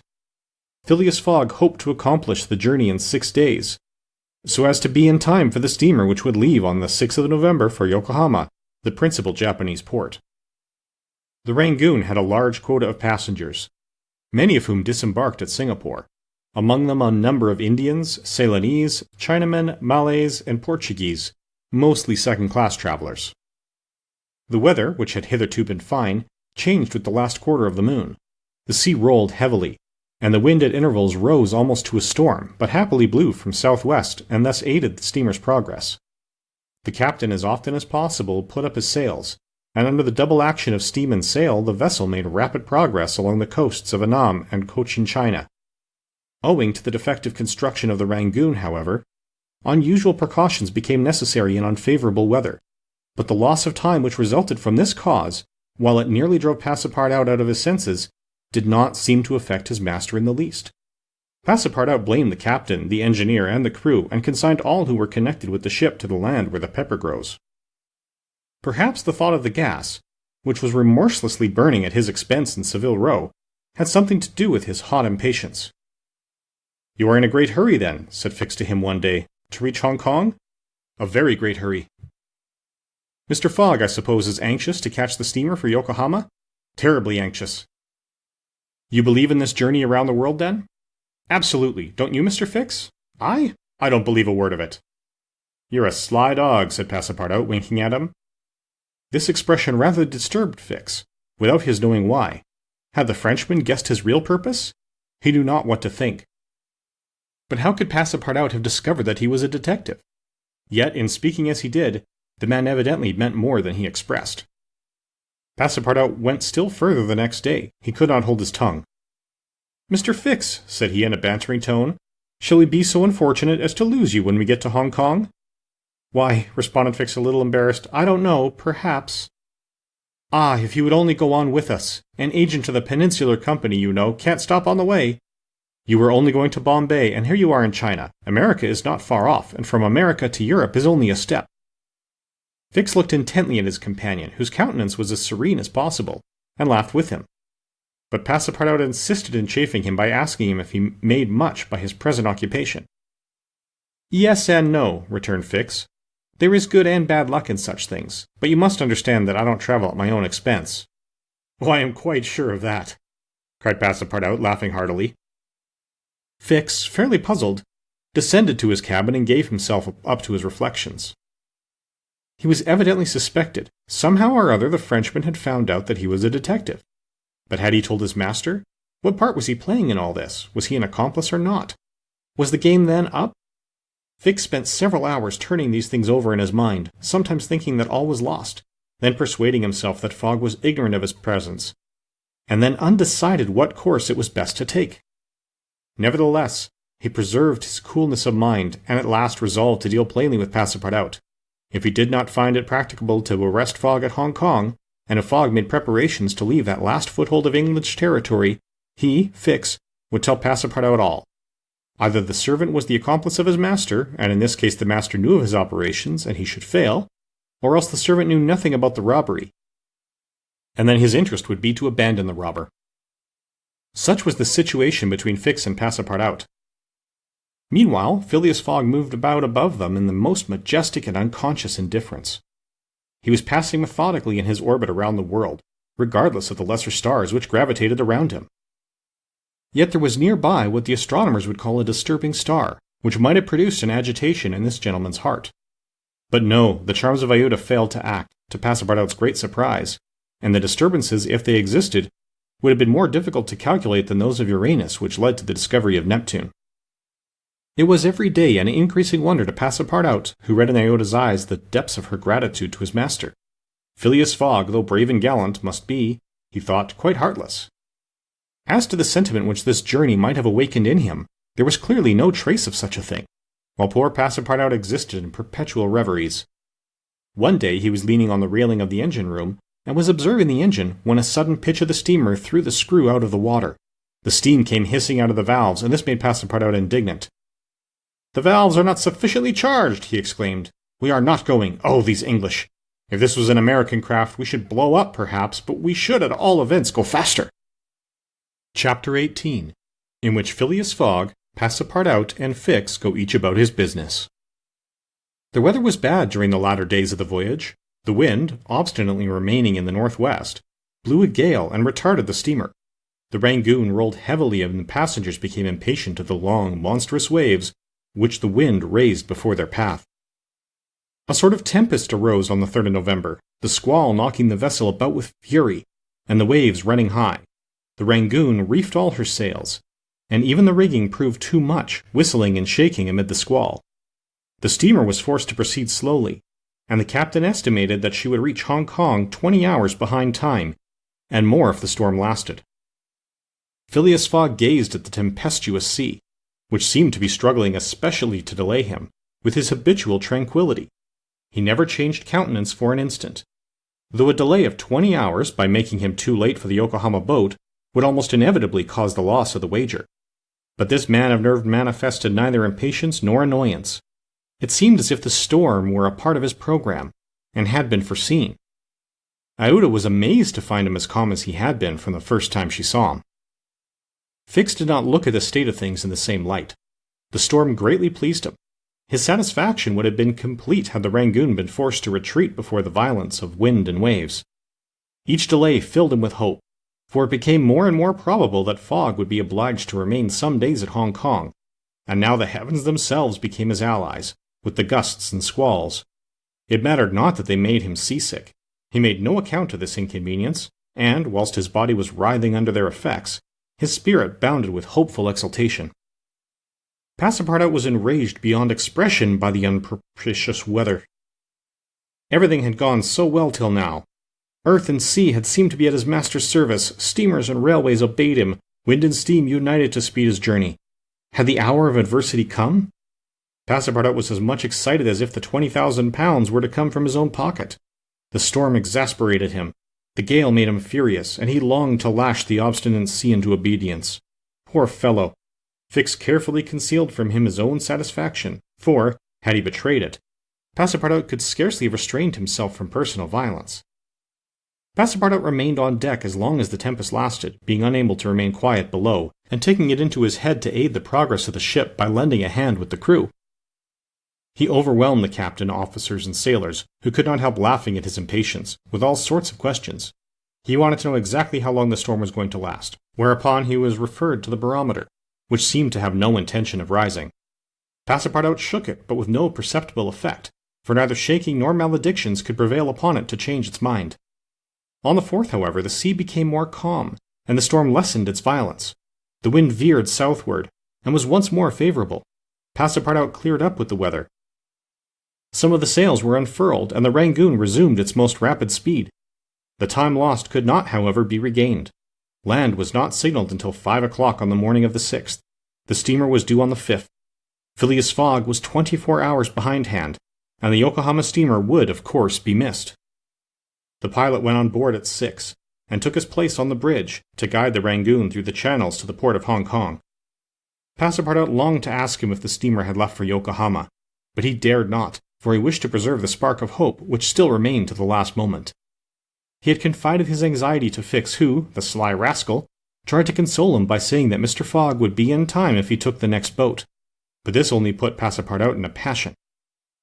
Mr. Fogg, bolder than his servant, did not hesitate to approach the pilot and tranquilly ask him if he knew when a steamer would leave Hong Kong for Yokohama. "At high tide tomorrow morning," answered the pilot. "Ah," said Mr. Fogg, without betraying any astonishment. Passepartout, who heard what passed, would willingly have embraced the pilot, while Fix would have been glad to twist his neck. "What is the steamer's name?" asked Mr. Fogg. "The Carnatic." "Ought she not to have gone yesterday?" "Yes, sir, but they had to repair one of her boilers, and so her departure was postponed till tomorrow." "Thank you," returned Mr. Fogg, descending mathematically to the saloon. Passepartout clasped the pilot's hand and shook it heartily in his delight, exclaiming, "Pilot, you are the best of good fellows!" The pilot probably does not know to this day why his response is won in this enthusiastic greeting.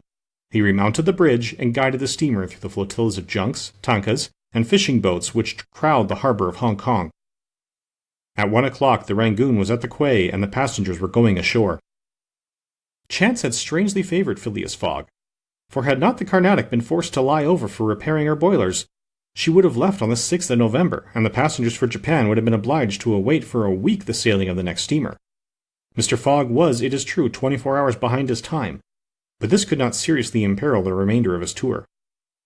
The steamer which crossed the Pacific from Yokohama to San Francisco made a direct connection with that from Hong Kong, and it could not sail until the latter reached Yokohama.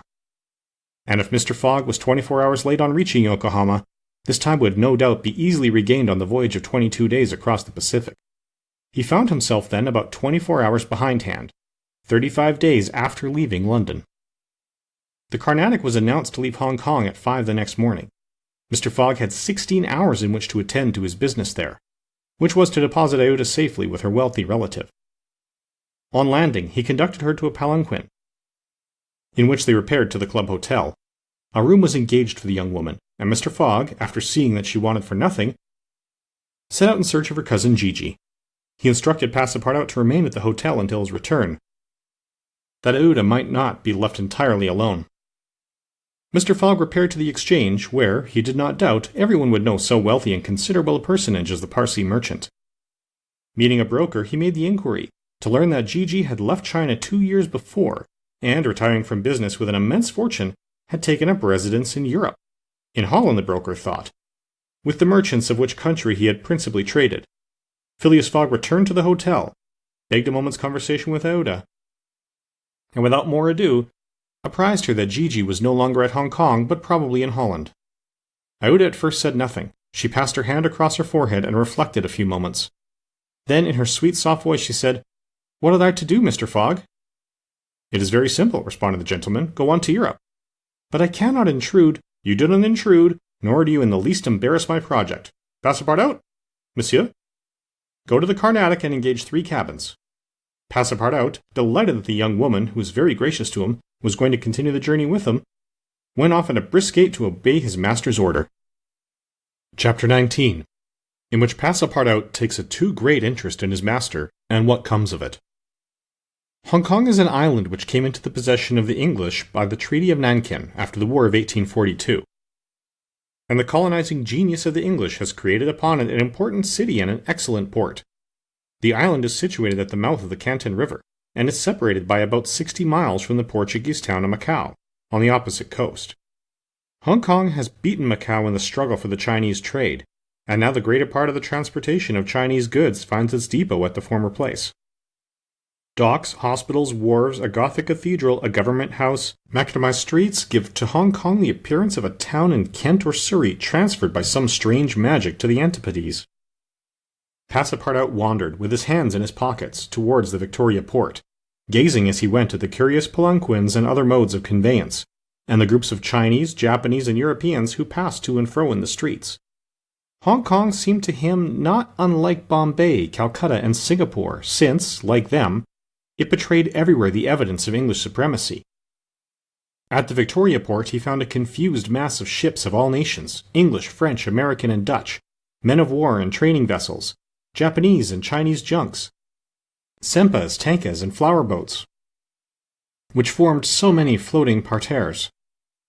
Passepartout noticed in the crowd a number of the natives who seemed very old and were dressed in yellow.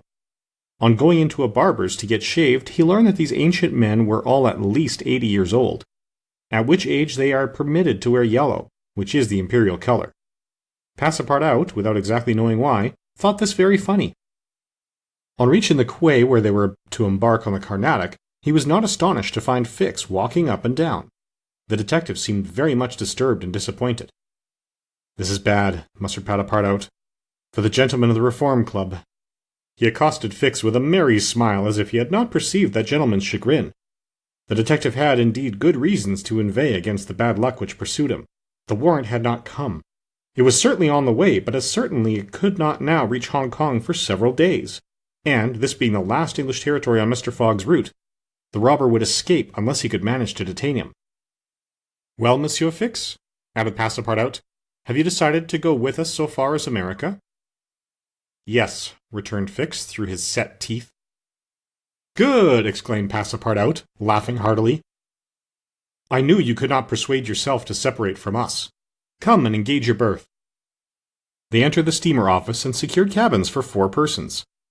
The clerk, as he gave them the tickets, informed them that, the repairs on the Carnatic having been completed, the steamer would leave that very evening and not next morning as had been announced.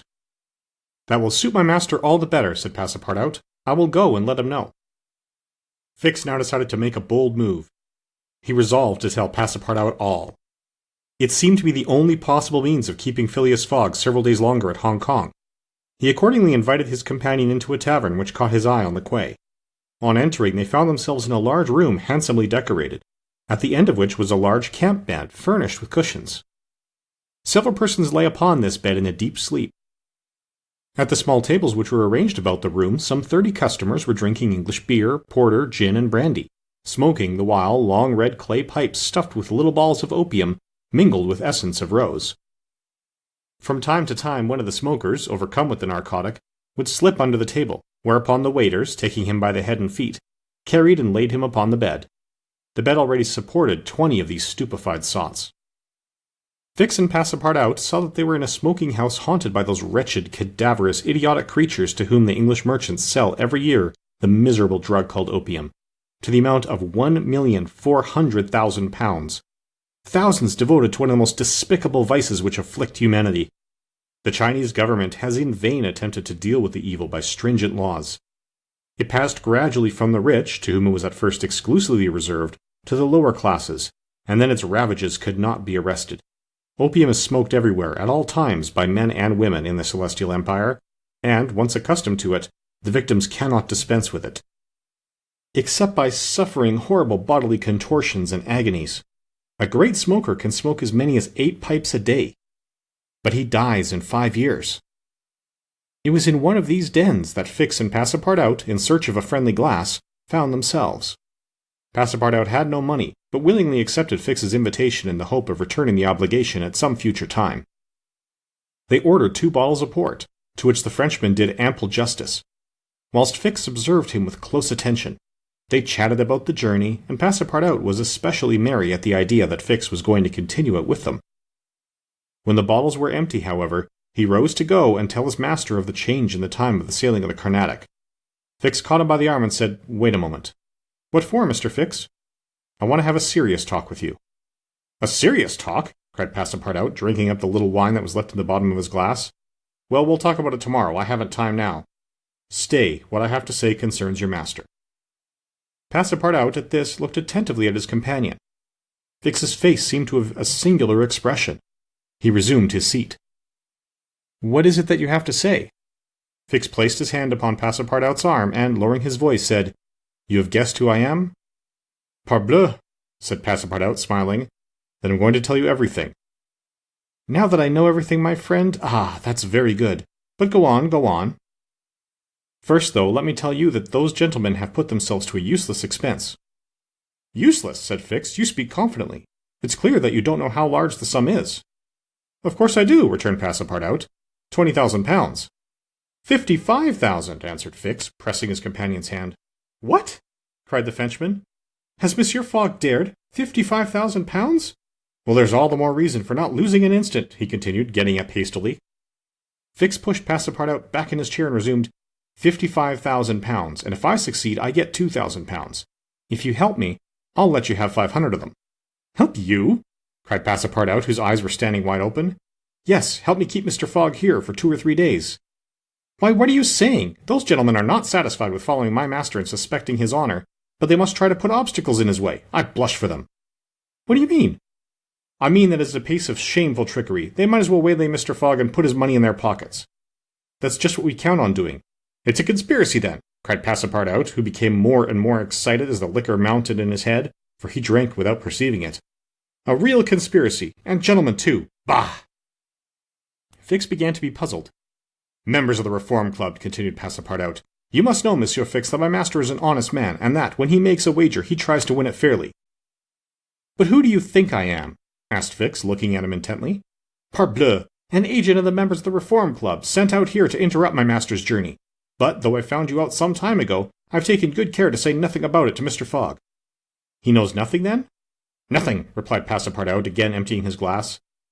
The detective passed his hand across his forehead, hesitating before he spoke again. What should he do? Passepartout's mistake seemed sincere, but it made his design more difficult. It was evident that the servant was not the master's accomplice, as Fix had been inclined to suspect. Well, said the detective to himself, as he is not an accomplice, he will help me. He had no time to lose. Fogg must be detained at Hong Kong, so he resolved to make a clean breast of it. Listen to me, said Fix abruptly. I am not, as you think, an agent of the members of the Reform Club. Bah! Retorted Passepartout, with an air of raillery. I am a police detective sent out here by the London office. You, a detective? I will prove it. Here is my commission. Passepartout was speechless with astonishment when Fix displayed this document, the genuineness of which could not be doubted. Mr. Fogg's wager, resumed Fix, is only a pretext, of which you and the gentlemen of the Reform Club are dupes. He had a motive for securing your innocent complicity.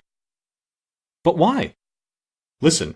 On the 28th of last September, a robbery of £55,000 was committed at the Bank of England by a person whose description was fortunately secured. Here is his description. It answers exactly to that of Mr. Phileas Fogg. What nonsense, cried Passepartout, striking the table with his fist. My master is the most honourable of men. How can you tell? You know scarcely anything about him. You went into his service the day he came away, and he came away on a foolish pretext, without trunks and carrying a large amount of banknotes. And yet you are bold enough to assert that he is an honest man.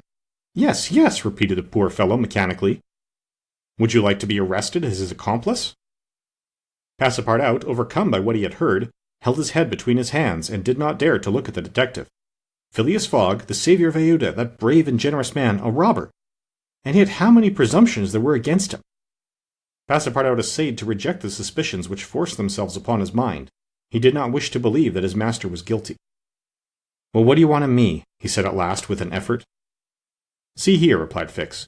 I have tracked Mr. Fogg to this place, but as yet I have failed to receive the warrant of arrest for which I sent him to London. You must help me to keep him here in Hong Kong. I will share with you the £2,000 reward offered by the Bank of England. Never, replied Passepartout, who tried to rise but fell back, exhausted in mind and body.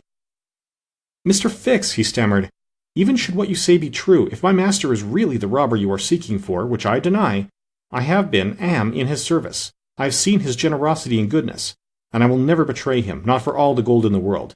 I come from a village where they don't eat that kind of bread. You refuse? I refuse. Consider that I have said nothing, said Fix, and let us drink. Yes, let us drink. Passepartout felt himself yielding more and more to the effects of the liquor. Fix, seeing that he must at all hazards be separated from his master, wished to entirely overcome him. Some pipes full of opium lay upon the table. Fix slipped one into Passepartout's hand. He took it, put it between his lips, lit it, drew several puffs, and his head, becoming heavy under the influence of the narcotic, fell upon the table. At last, said Fix, seeing Passepartout unconscious, Mr. Fogg will not be informed of the Carnatic's departure, and if he is, he will have to go without this cursed Frenchman. And, after paying his bill, Fix left the tavern. Chapter 20, in which Fix comes face to face with Phileas Fogg. While these events were passing at the opium house, Mr. Fogg, unconscious of the danger he was in of losing the steamer, was quietly escorting Aouda about the streets of the English quarter, making the necessary purchases for the long voyage before them. It was all very well for an Englishman like Mr. Fogg to make the tour of the world with a carpet-bag. A lady could not be expected to travel comfortably under such conditions. He acquitted his task with characteristic serenity, and invariably replied to the remonstrances of his fair companion, who was confused by his patience and generosity. "It is in the interest of my journey, a part of my program." The purchases made, they returned to the hotel, where they dined at sumptuously served table d'hôte. After which Aouda, shaking hands with her protector after the English fashion, retired to her room for a rest. Mr. Fogg absorbed himself throughout the evening of the perusal of the Times and Illustrated London News. Had he been capable of being astonished at anything, it would have been not to see his servant return at bedtime. But, knowing that the steamer was not to leave for Yokohama until the next morning, he did not disturb himself about the matter. When Passepartout did not appear the next morning to answer his master's bell, Mr. Fogg, not betraying the least vexation, contented himself with taking his carpet-bag, calling Aouda, and sending for a palanquin. It was then 8 o'clock, and 9:30, it being then high tide, the Carnatic would leave the harbour. Mr. Fogg and Aouda got to the palanquin, their luggage being brought after on a wheelbarrow, and half an hour later stepped upon the quay whence they were to embark. Mr. Fogg then learned that the Carnatic had sailed the evening before. He had expected to find not only the steamer, but his domestic, and was forced to give up both. But no sign of disappointment appeared on his face, and he merely remarked to Aouda, "It is an accident, madam, nothing more." At this moment, a man who had been observing him attentively approached. It was Fix, who, bowing, addressed Mr. Fogg. "Were you not, like me, sir, a passenger by the Rangoon, which arrived yesterday?" "I was, sir," replied Mr. Fogg coldly. "But I have not the honour—" "Pardon me, I thought I should find your servant here." "Do you know where he is, sir?" asked Aouda anxiously. "What?" responded Fix, feigning surprise. "Is he not with you?" "No," said Aouda. "He has not made his appearance since yesterday. Could he have gone on board the Carnatic without us?" "Without you, madame?" answered the detective. "Excuse me, did you intend to sail on the Carnatic?" "Yes, sir." "So did I, madame, and I am excessively disappointed. The Carnatic, its repairs being completed, left Hong Kong 12 hours before the stated time without any notice being given, and we must now wait a week for another steamer." As he said a week, Fix felt his heart leap for joy. Fogg detained at Hong Kong for a week. There would be time for the warrant to arrive, and fortune at last favored the representative of the law. His horror may be imagined when he heard Mr. Fogg say in his placid voice, "But there are other vessels besides the Carnatic, it seems to me, in the harbours of Hong Kong." And, offering his arm to Aouda, he directed his steps toward the docks in search of some craft about to start. Fix, stupefied, followed. It seemed as if he were attached to Mr. Fogg by an invisible thread. Chance, however, appeared really to have abandoned the man it had hitherto served so well. For 3 hours Phileas Fogg wandered about the docks with the determination, if necessary, to charter a vessel to carry him to Yokohama, but he could only find vessels which were loading or unloading, and which could not therefore set sail. Fix began to hope again. But Mr. Fogg, far from being discouraged, was continuing his search, resolved not to stop if he had to resort to Macao, when he was accosted by a sailor on one of the wharves. "Is your Honour looking for a boat?" "Have you a boat ready to sail?" "Yes, your Honour, a pilot boat, number 43, the best in the harbour." "Does she go fast?" "Between 8 and 9 knots the hour. Will you look at her?" "Yes." "Your Honour will be satisfied with her. Is it for a sea excursion?" "No, for a voyage." "A voyage?" "Yes. Will you agree to take me to Yokohama?" The sailor leaned on the railing, opened his eyes wide, and said, "Is your Honour joking?" "No. I have missed the Carnatic, and I must get to Yokohama by the 14th at the latest, to take the boat for San Francisco." "I am sorry," said the sailor, "but it is impossible." "I offer you £100 a day and an additional reward of £200 if I reach Yokohama in time." "Are you in earnest?" "Very much so." The pilot walked away a little distance and gazed out to sea, evidently struggling between the anxiety to gain a large sum and the fear of venturing so far. Fix was in mortal suspense. Mr. Fogg returned to Aouda and asked her, "You would not be afraid, would you, madam?" "Not with you, Mr. Fogg," was her answer. The pilot now returned, shuffling his hat in his hands. "Well, pilot?" asked Mr. Fogg. "Well, your Honour," replied he, "I could not risk myself, my men, or my little boat of scarcely 20 tons on so long a voyage at this time of year. Besides, we could not reach Yokohama in time, for it is 1,660 miles from Hong Kong." "Only 1,600, said Mr. Fogg. "It's the same thing." Fix breathed more freely. "But," added the pilot, "it might be arranged another way." Fix ceased to breathe at all. "How?" asked Mr. Fogg. "By going to Nagasaki at the extreme south of Japan, or even to Shanghai, which is only 800 miles from here. In going to Shanghai, we should not be forced to sail wide of the Chinese coast, which would be a great advantage as the currents run northward and would aid us." "Pilot," said Mr. Fogg, "I must take the American steamer at Yokohama, and not at Shanghai or Nagasaki." "Why not?" returned the pilot. "The San Francisco steamer does not start from Yokohama. It puts in at Yokohama and Nagasaki, but it starts from Shanghai." "You're sure of that?" "Perfectly. And when does the boat leave Shanghai?" "On the 11th at 7 in the evening. We have therefore 4 days before us, that is 96 hours, and in that time, if we had good luck and a southwest wind, and the sea was calm, we could make those 800 miles to Shanghai. And you could go in an hour as soon as provisions could be got aboard and the sails put up. It is a bargain. Are you a master of the boat?" "Yes, John Bunsby, master of the Tankadera." "Would you like some earnest money?" "It would not put your honour out. There are £200 on account, sir," added Phileas Fogg, turning to Fix. "If you would like to take advantage—" "Thanks, sir. I was about to ask the favour." "Very well. In half an hour we shall go on board." "But poor Passepartout?" urged Aouda, who was much disturbed by the servant's disappearance. "I shall do all I can to find him," replied Phileas Fogg. While Fix, in a feverish, nervous state, repaired to the pilot boat, the others directed their course to the police station at Hong Kong. Phileas Fogg gave their Passepartout's description, and left a sum of money to be spent in the search of him.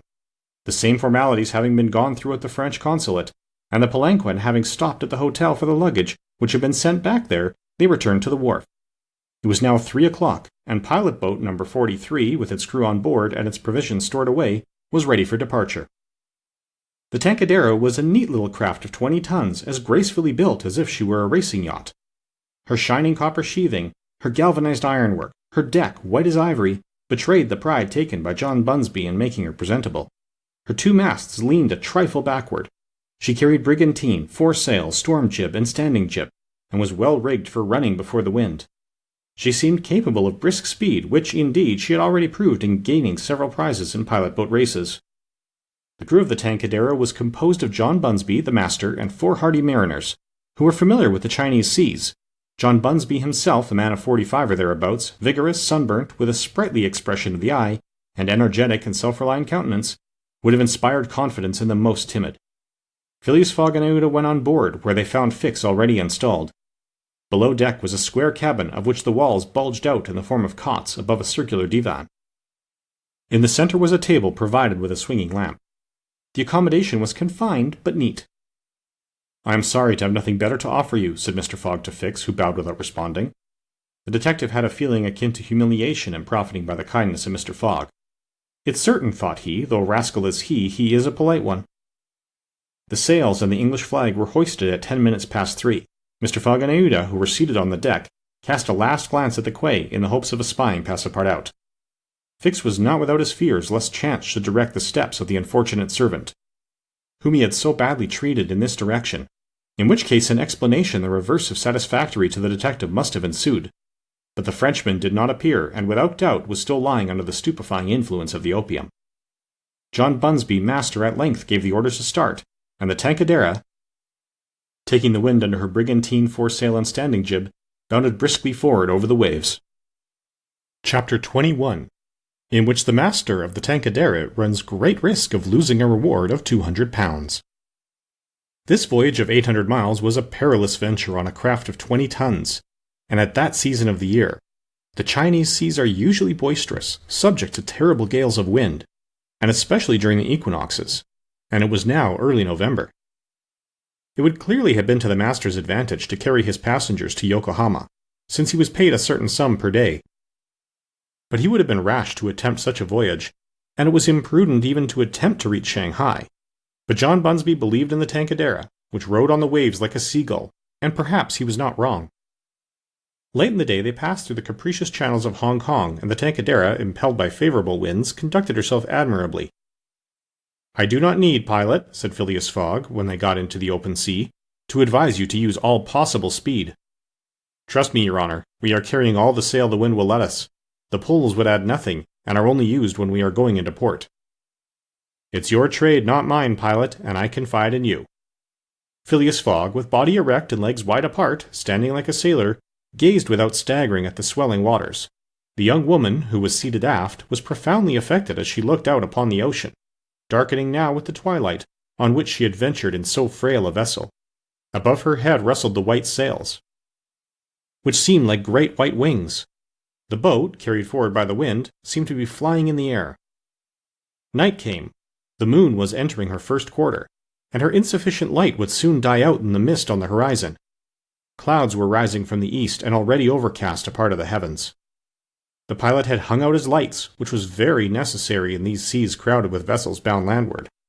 For collisions are not uncommon occurrences, and, at the speed she was going, the least shock would shatter the gallant little craft.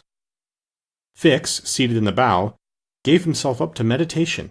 He kept apart from his fellow travelers, knowing Mr. Fogg's taciturn tastes. Besides, he did not quite like to talk to the man whose favors he had accepted. He was thinking, too, of the future. It seemed certain that Fogg would not stop at Yokohama, but would at once take the boat for San Francisco, and the vast extent of America would ensure him impunity and safety. Fogg's plan appeared to him the simplest in the world. Instead of sailing directly from England to the United States, like a common villain, he had traversed 3/4 of the globe so as to gain the American continent more surely, and there, after throwing the police off his track, he would quietly enjoy himself with the fortune stolen from the bank. But once in the United States, what should he, Fix, do? Should he abandon this man? No, 100 times no. Until he had secured his extradition, he would not lose sight of him for an hour. It was his duty, and he would fulfill it to the end. At all events, there was one thing to be thankful for. Passepartout was not with his master, and it was above all important, after the confidences Fix had imparted to him, that the servant should never have speech with his master. Phileas Fogg was also thinking of Passepartout, who had so strangely disappeared. Looking at the matter from every point of view, it did not seem to him impossible that, by some mistake, the man might have embarked on the Carnatic at the last moment. And this was also Aouda's opinion, who regretted very much the loss of the worthy fellow to whom she owed so much. They might then find him at Yokohama, for if the Carnatic was carrying him thither, it would be easy to ascertain if he had been on board. A brisk breeze arose about 10 o'clock, but, though it might have been prudent to take in a reef, the pilot, after carefully examining the heavens, let the craft remain rigged as before. The Tankadere bore sail admirably, as she drew a great deal of water, and everything was prepared for high speed in case of a gale. Mr. Fogg and Aouda descended into the cabin at midnight, having been already preceded by Fix, who had lain down on one of the cots. The pilot and crew remained on deck all night. At sunrise the next day, which was 8th November, the boat had made more than 100 miles. The log indicated a mean speed of between 8 and 9 miles. The Tankadere still carried all sail and was accomplishing her greatest capacity of speed. If the wind held as it was, the chances would be in her favor. During the day she kept along the coast, where the currents were favorable. The coast, irregular in profile and visible sometimes across the clearings, was at most 5 miles distant. The sea was less boisterous since the wind came off land, a fortunate circumstance for the boat, which would suffer, owing to its small tonnage, by a heavy surge on the sea. The breeze subsided a little towards noon, and set in from the southwest. The pilot put up his poles, but took them down again within 2 hours as the wind freshened up anew. Mr. Fogg and Aouda, happily unaffected by the roughness of the sea, ate with a good appetite, Fix being invited to share the repast, which he accepted with secret chagrin. To travel at this man's expense and live upon his provisions was not palatable to him. Still, he was obliged to eat, and so he ate. When the meal was over, he took Mr. Fogg apart and said, "Sir," this sir scorched his lips, and he had to control himself to avoid collaring this gentleman, "Sir, you have been very kind to give me passage on this boat. But though my means will not admit of my expending them as freely as you, I must ask to pay my share." "Let us not speak of that, sir," replied Mr. Fogg. "But if I insist—" "No, sir," repeated Mr. Fogg in a tone which did not admit of a reply. "This enters into my general expenses." Fix, as he bowed, had a stifled feeling, and, going forward, where he ensconced himself, did not open his mouth for the rest of the day. Meanwhile they were progressing famously, and John Bunsby was in high hope. He several times assured Mr. Fogg that they would reach Shanghai in time, to which that gentleman responded that he counted upon it. The crew set to work in good earnest, inspired by the reward to be gained.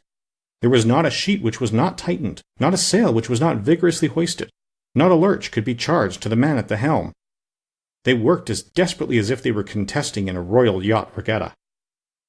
By evening the logs showed that 220 miles had been accomplished from Hong Kong, and Mr. Fogg might hope that he would be able to reach Yokohama without recording any delay in his journal, in which case the many misadventures which had overtaken him since he left London would not seriously affect his journey. The Tankadere entered the Straits of Fokien, which separate the island of Formosa from the Chinese coast, in the small hours of the night, and crossed the Tropic of Cancer. The sea was very rough in the straits, full of eddies formed by the countercurrents, and the chopping waves broke her course, whilst it became very difficult to stand on deck. At daybreak the wind began to blow hard again, and the heavens seemed to predict a gale. The barometer announced a speedy change, the mercury rising and falling capriciously. The sea also in the southeast raised long surges which indicated a tempest. The sun had set the evening before in a red mist, in the midst of the phosphorescent scintillations of the ocean. John Bunsby long examined the threatening aspect of the heavens, muttering indistinctly between his teeth. At last he said in a low voice to Mr. Fogg, "Shall I speak out to your honour?" "Of course." "Well, we are going to have a squall." "Is the wind north or south?" asked Mr. Fogg quietly. "South. Look, a typhoon is coming up." "Glad it's a typhoon from the south, for it will carry us forward." "Oh, if you take it that way," said John Bunsby, "I've nothing more to say." John Bunsby's suspicions were confirmed. At a less advanced season of the year, the typhoon, according to a famous meteorologist, would have passed away like a luminous cascade of electric flame, but in the winter equinox it was to be feared that it would burst upon them with great violence. The pilot took his precautions in advance. He reefed all sail, the pole masts were dispensed with, all hands went forward to the bows. A single triangular sail of strong canvas was hoisted as a storm jib, so as to hold the wind from behind. Then they waited. John Bunsby had requested his passengers to go below, but this imprisonment in so narrow a space, with little air and the boat bouncing in the gale, was far from pleasant. Neither Mr. Fogg, Fix, nor Iuta consented to leave the deck. The storm of rain and wind descended upon them towards 8 o'clock. With but its bittest sail, the Tankadere was lifted like a feather by a wind, an idea of whose violence can scarcely be given. To compare her speed to 4 times that of a locomotive going on full steam would be below the truth. The boat scudded thus northward during the whole day, borne on by monstrous waves, preserving always, fortunately, a speed equal to theirs. 20 times she seemed almost to be submerged by these mountains of water which rose behind her, but the adroit management of the pilot saved her. The passengers were often bathed in spray, but they submitted to it philosophically. Fix cursed it, no doubt, but Iuta, with her eyes fastened upon her protector, whose coolness amazed her, showed herself worthy of him, and bravely weathered the storm. As for Phileas Fogg, it seemed just as if the typhoon were a part of his program. Up to this time, the Tankadere had always held her course to the north, but towards evening the wind, veering 3/4, bore down from the northwest. The boat, now lying in the trough of the waves, shook and rolled terribly. The sea struck her with fearful violence. At night the tempest increased in violence. John Bunsby saw the approach of darkness and the rising of the storm with dark misgivings. He thought a while, and then asked his crew if it was not time to slacken speed.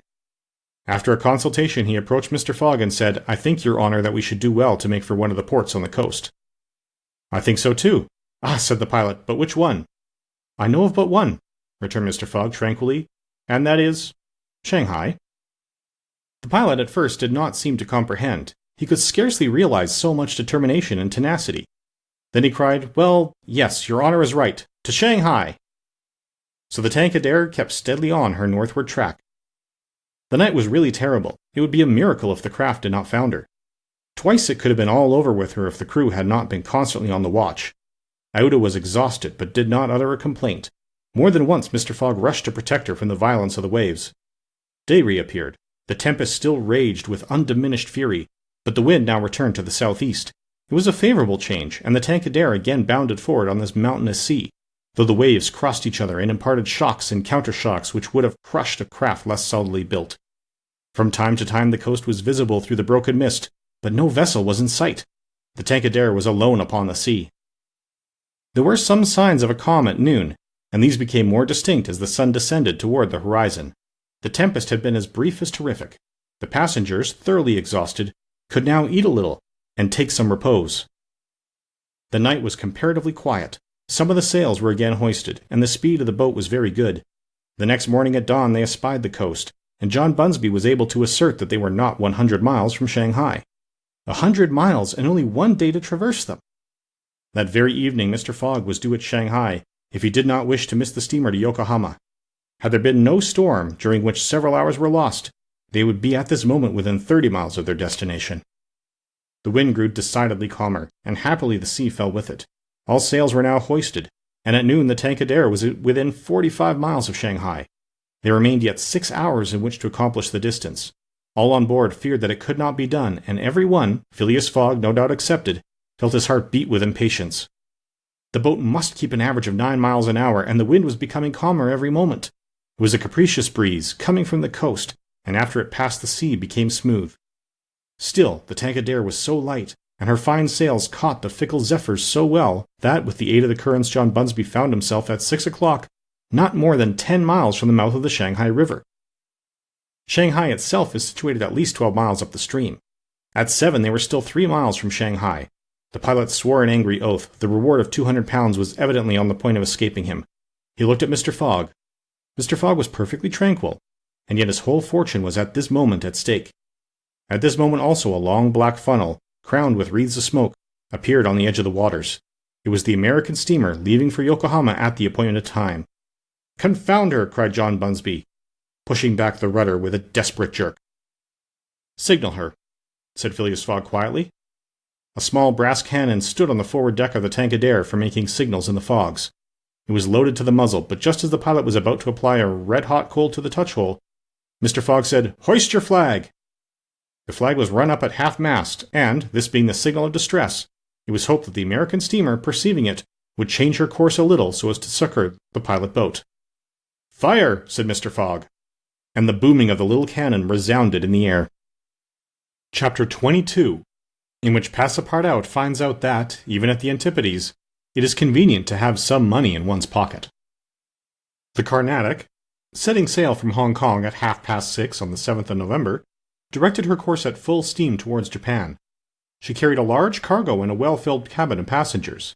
2 staterooms in the rear were, however, unoccupied, those which had been engaged by Phileas Fogg. The next day a passenger with a half-stupefied eye, staggering gait, and disordered hair was seen to emerge from the second cabin and to totter to a seat on deck. It was Passepartout, and what had happened to him was as follows. Shortly after Fix left the opium den, 2 waiters had lifted the unconscious Passepartout and had carried him to the bed reserved for the smokers. 3 hours later, pursued even in his dreams by a fixed idea, the poor fellow awoke and struggled against the stupefying influence of the narcotic. The thought of a duty unfulfilled shook off his torpor, and he hurried from the abode of drunkenness, staggering and holding himself up by keeping against the walls, falling down and creeping up again, and irresistibly impelled by a kind of instinct, he kept crying out, "The Carnatic! The Carnatic!" The steamer lay puffing alongside the quay, on the point of starting.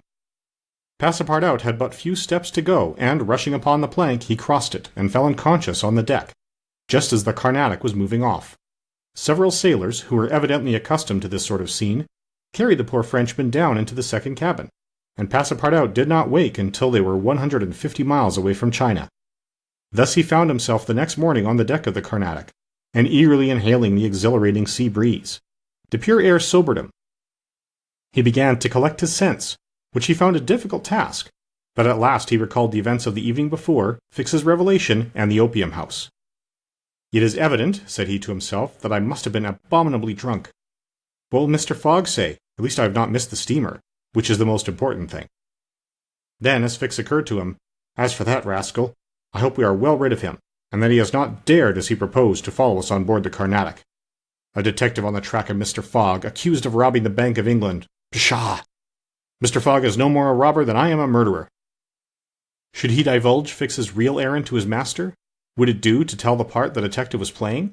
Would it not be better to wait until Mr. Fogg reached London again, and then impart to him that an agent of the Metropolitan Police had been following him round the world, and have a good laugh over it?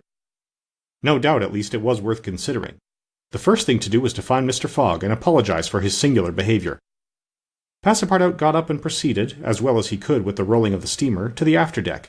He saw no one who resembled either his master or Aouda. "Good," muttered he. "Aouda has not got up yet, and Mr. Fogg has probably found some partners at whist." He descended to the saloon. Mr. Fogg was not there. Passepartout had only, however, to ask the purser the number of his master's stateroom.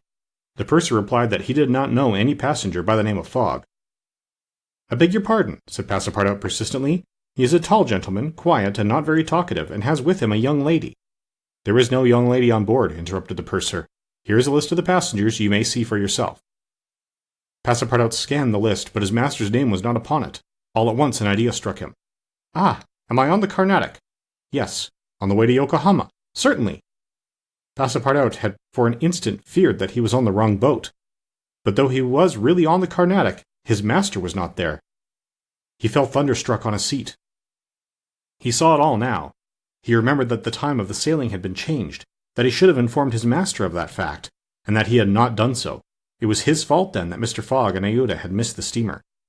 Yes, but it was still more the fault of the traitor who, in order to separate him from his master and detain the latter at Hong Kong, had inveigled him into getting drunk.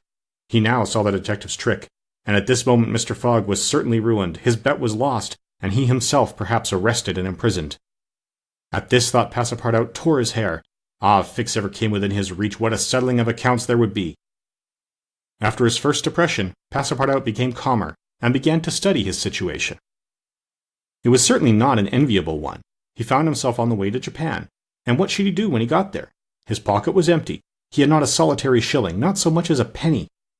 His passage had fortunately been paid for in advance, and he had 5 or 6 days in which to decide upon his future course. He fell to at meals with an appetite, and ate for Mr. Fogg, Ayuda, and himself. He helped himself as generously as if Japan were a desert, where nothing to eat was to be looked for. At dawn on the 13th, the Carnatic entered the port of Yokohama. This is an important port of call in the Pacific, where all the mail steamers and those carrying travelers between North America, China, Japan, and the Oriental Islands put in. It is situated in the Bay of Yedo, and at but a short distance from that second capital of the Japanese Empire and the residence of the Tycoon. The civil emperor, before the Mikado, the spiritual emperor, absorbed his office of its own. The Carnatic anchored at the quay near the custom house, in the midst of a crowd of ships bearing the flags of all nations.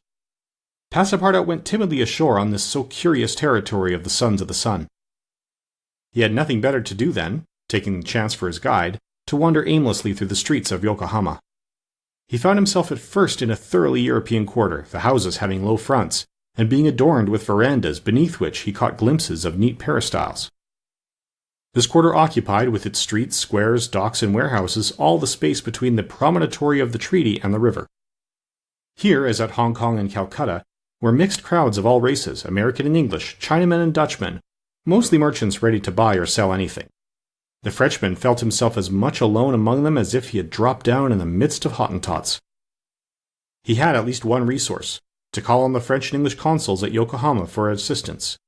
But he shrank from telling the story of his adventures, intimately connected as it was with that of his master, and before doing so he determined to exhaust all other means of aid. As chance did not favor him in the European quarter, he penetrated that inhabited by the native Japanese, determined, if necessary, to push on to Yedo.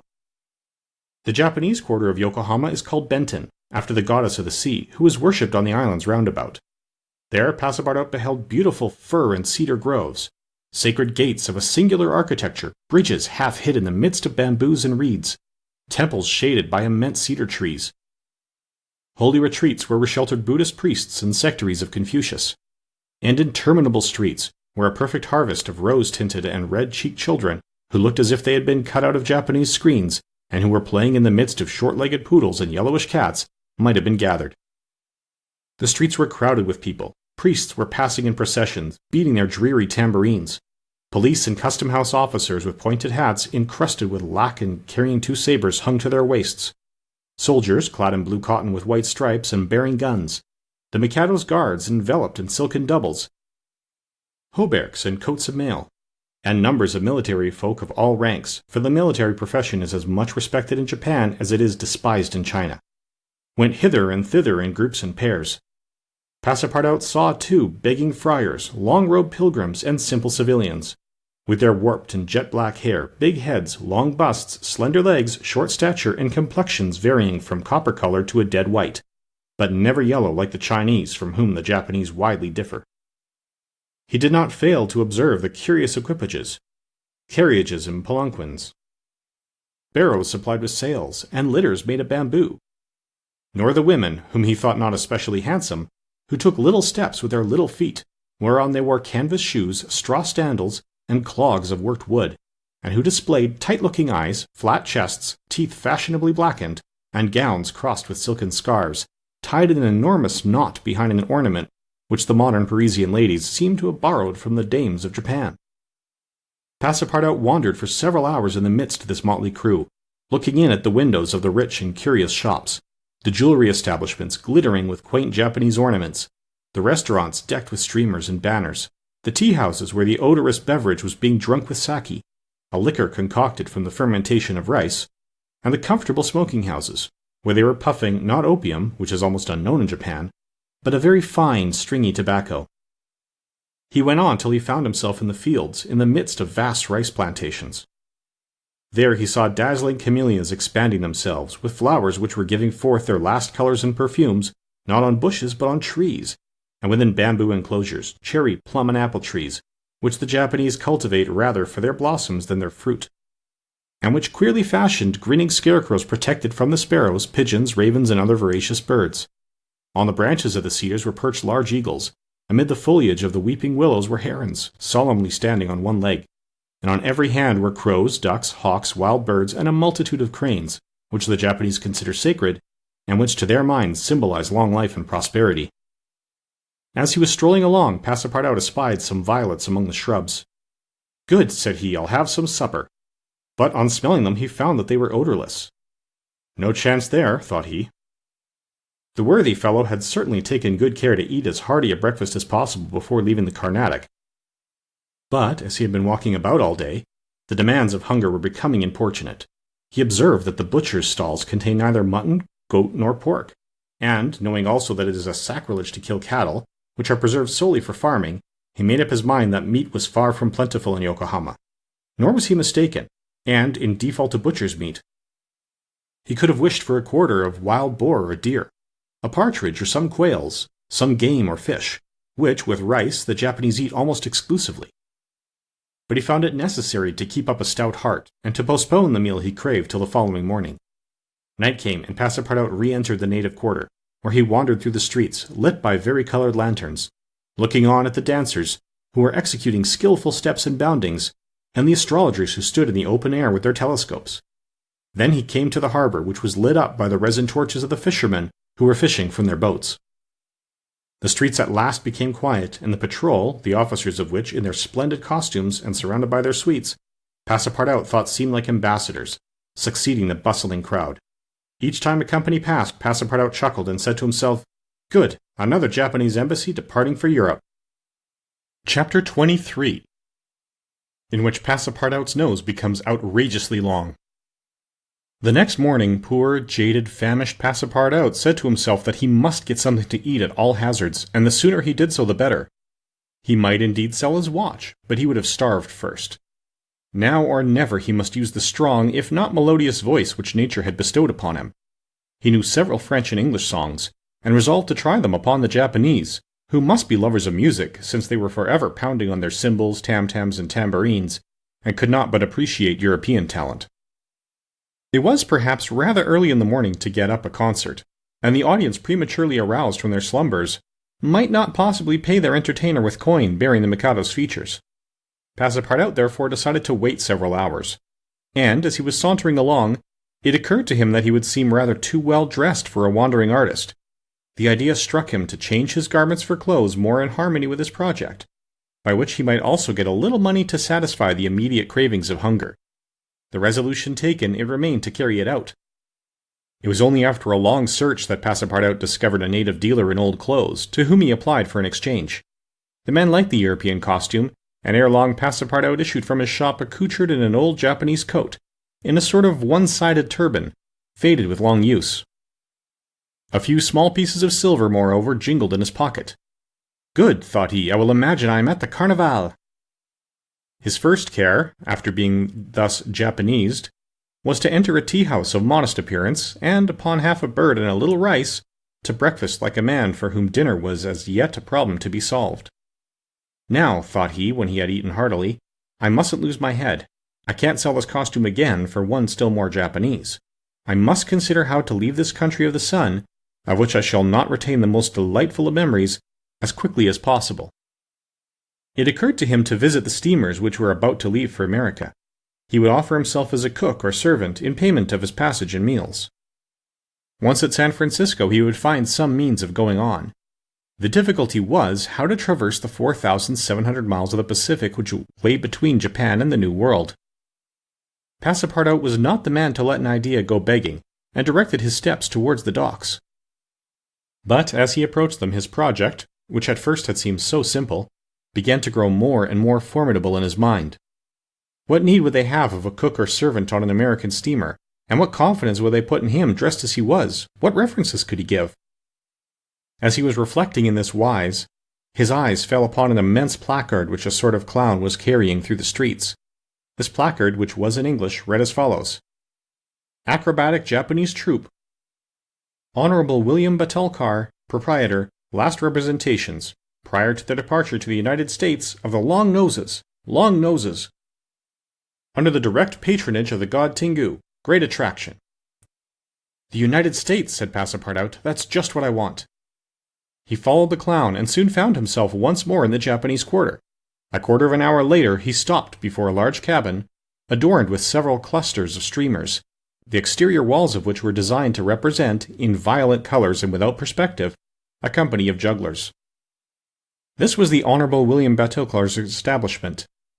That gentleman was a sort of Barnum, the director of a troupe of mountebanks, jugglers, clowns, acrobats, equilibrists, and gymnasts, who, according to the placard, was giving his last performances before leaving the Empire of the Sun for the States of the Union. Passepartout entered and asked for Mr. Batulcar, who straightway appeared in person. "What do you want?" said he to Passepartout, whom he at first took for a native. "Would you like a servant, sir?" asked Passepartout.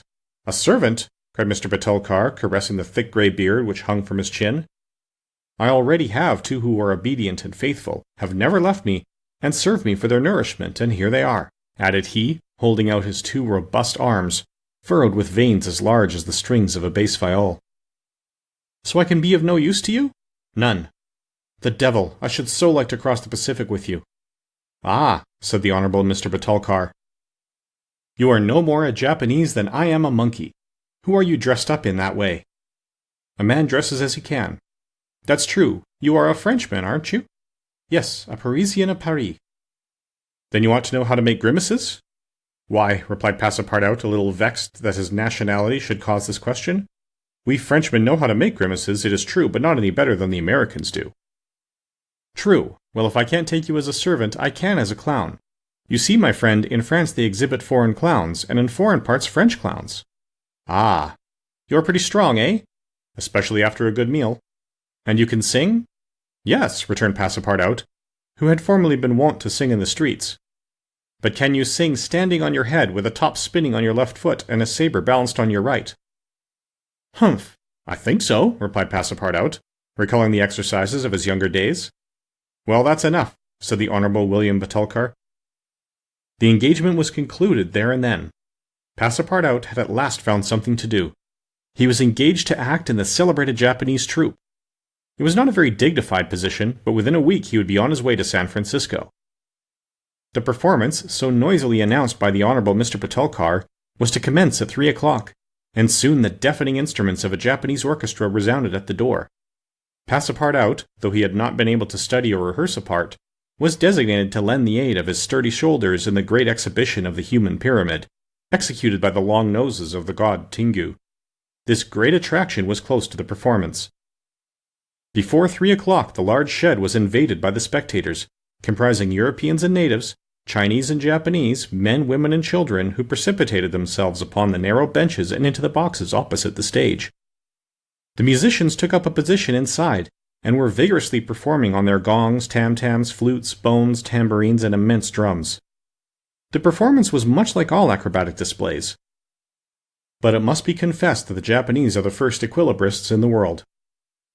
One, with a fan and some bits of paper, performed the graceful trick of the butterflies and the flowers. Another traced in the air, with the odorous smoke of his pipe, a series of blue words which composed a compliment to the audience, while a third juggled with some lighted candles, which he extinguished successively as they passed his lips, and relit again without interrupting for an instant his juggling. Another reproduced the most singular combinations with a spinning top. In his hands the revolving tops seemed to be animated with a life of their own in their interminable whirling. They ran over pipe stems and edges of sabers, wires, and even hairs stretched across the stage. They turned around on the edges of large glasses, crossed bamboo ladders, dispersed into all the corners, and produced strange musical effects by the combination of their various pitches and tone. The jugglers tossed them in the air, threw them like shuttlecocks with wooden battledores, and yet they kept on spinning. They put them into their pockets and took them out still whirling as before. It is useless to describe the astonishing performances of the acrobats and gymnasts. The turning on ladders, poles, balls, barrels, etc. was executed with wonderful precision. But the principal attraction was the exhibition of the Long-Noses, a show to which Europe is as yet a stranger. The Long-Noses form a peculiar company under the direct patronage of the god Tingu. Attired after the fashion of the Middle Ages, they bore upon their shoulders a splendid pair of wings. But what especially distinguished them was the long noses which were fastened to their faces, and the uses which they made of them. These noses were made of bamboo, and were 5, 6, and even 10 feet long, some straight, others curved, some ribboned, and some having imitation warts upon them. It was upon these appendages, fixed tightly on their real noses, that they performed their gymnastic exercises. A dozen of these sectaries of Tingu lay flat upon their backs, while others, dressed to represent lightning rods, came and frolicked on their noses, jumping from one to another and performing the most skillful leapings and somersaults. As a last scene, a human pyramid had been announced, in which 50 long noses were to represent the car of Juggernaut. But instead of forming a pyramid by mounting on each other's shoulders, the artists were to group themselves on top of the noses. It happened that the performer who had hitherto performed the base of the car had quitted the troupe, and as to fill this part only strength and adroitness were necessary, Passepartout had been chosen to take his place. The poor fellow really felt sad when, melancholy reminiscence of his youth, he donned his costume. Adorned with vari-colored wings, and fastened to his natural feature a false nose 6 feet long. But he cheered up when he thought that this nose was winning him something to eat. He went upon the stage, and took his place beside the rest who were to compose the base of the car of Juggernaut. They all stretched themselves on the floor, their noses pointing to the ceiling. A second group of artists disposed themselves on these long appendages, then a third above these, then a fourth, until a human monument reaching to the very cornices of the theatre soon arose on top of the noses.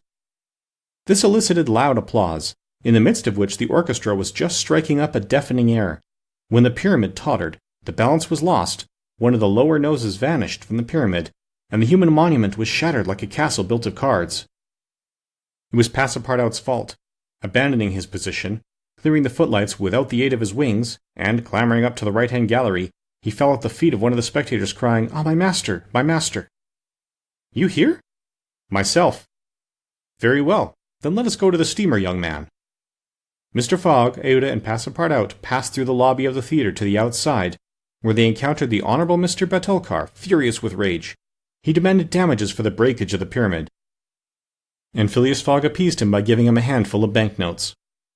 At 6:30, the very hour of departure, Mr. Fogg and Aouda, followed by Passepartout, who in his hurry had retained his wings, and nose 6 feet long, stepped upon the American steamer. Chapter 24, during which Mr. Fogg and party crossed the Pacific Ocean. What happened when the pilot boat came in sight of Shanghai will be easily guessed.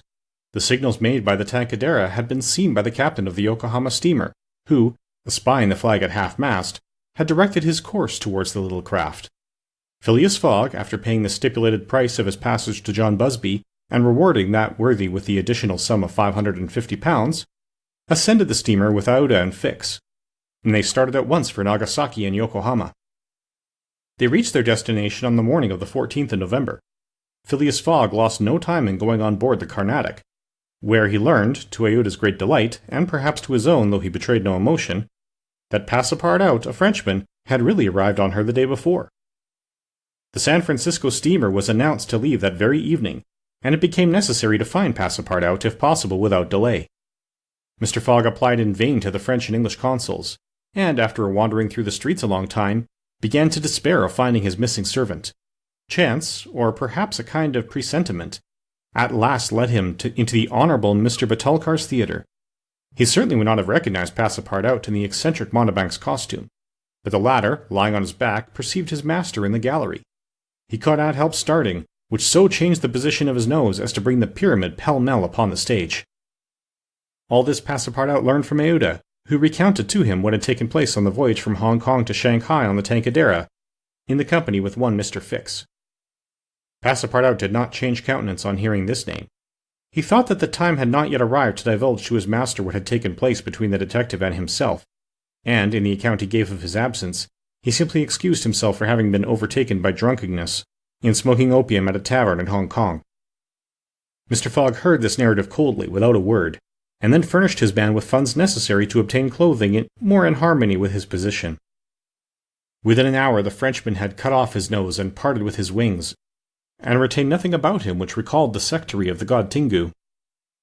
The steamer, which was about to depart from Yokohama to San Francisco, belonged to the Pacific Mail Steamship Company, and was named the General Grant. She was a large paddle-wheel steamer of 2,500 tons, well-equipped and very fast. The massive walking beam rose and fell above the deck. At one end a piston rod worked up and down, and at the other was a connecting rod which, in changing the rectilinear motion to a circular one, was directly connected with the shaft of the paddles. The General Grant was rigged with 3 masts, giving a large capacity for sails, and thus materially aiding the steam power. By making 12 miles an hour she would cross the ocean in 21 days. Phileas Fogg was therefore justified in hoping that he would reach San Francisco by the 2nd of December, New York by the 11th, and London on the 20th, thus gaining several hours on the fatal date, 21st of December. There was a full complement of passengers on board, among them English, many Americans, a large number of coolies on their way to California, and several East Indian officers, who were spending their vacation and making the tour of the world. Nothing a moment happened on the voyage. The steamer, sustained on its large paddles, rolled but little, and the Pacific almost justified its name. Mr. Fogg was as calm and taciturn as ever. His young companion felt herself more and more attached to him by other ties than gratitude. His silent but generous nature impressed her more than she thought, and it was almost unconsciously that she yielded to emotions which did not seem to have the least effect upon her protector. Aouda took the keenest interest in his plans, and became impatient at any incident which seemed likely to retard his journey. She often chatted with Passepartout, who did not fail to perceive the state of the lady's heart, and, being the most faithful of domestics, he never exhausted his eulogies of Phileas Fogg's honesty, generosity, and devotion. He took pains to calm Aouda's doubts of a successful termination of the journey, telling her that the most difficult part of it had passed, and now they were beyond the fantastic countries of Japan and China, and were fairly on their way to civilized places again. A railway train from San Francisco to New York, and a transatlantic steamer from New York to Liverpool, would doubtless bring them to the end of this impossible journey round the world within the period agreed upon.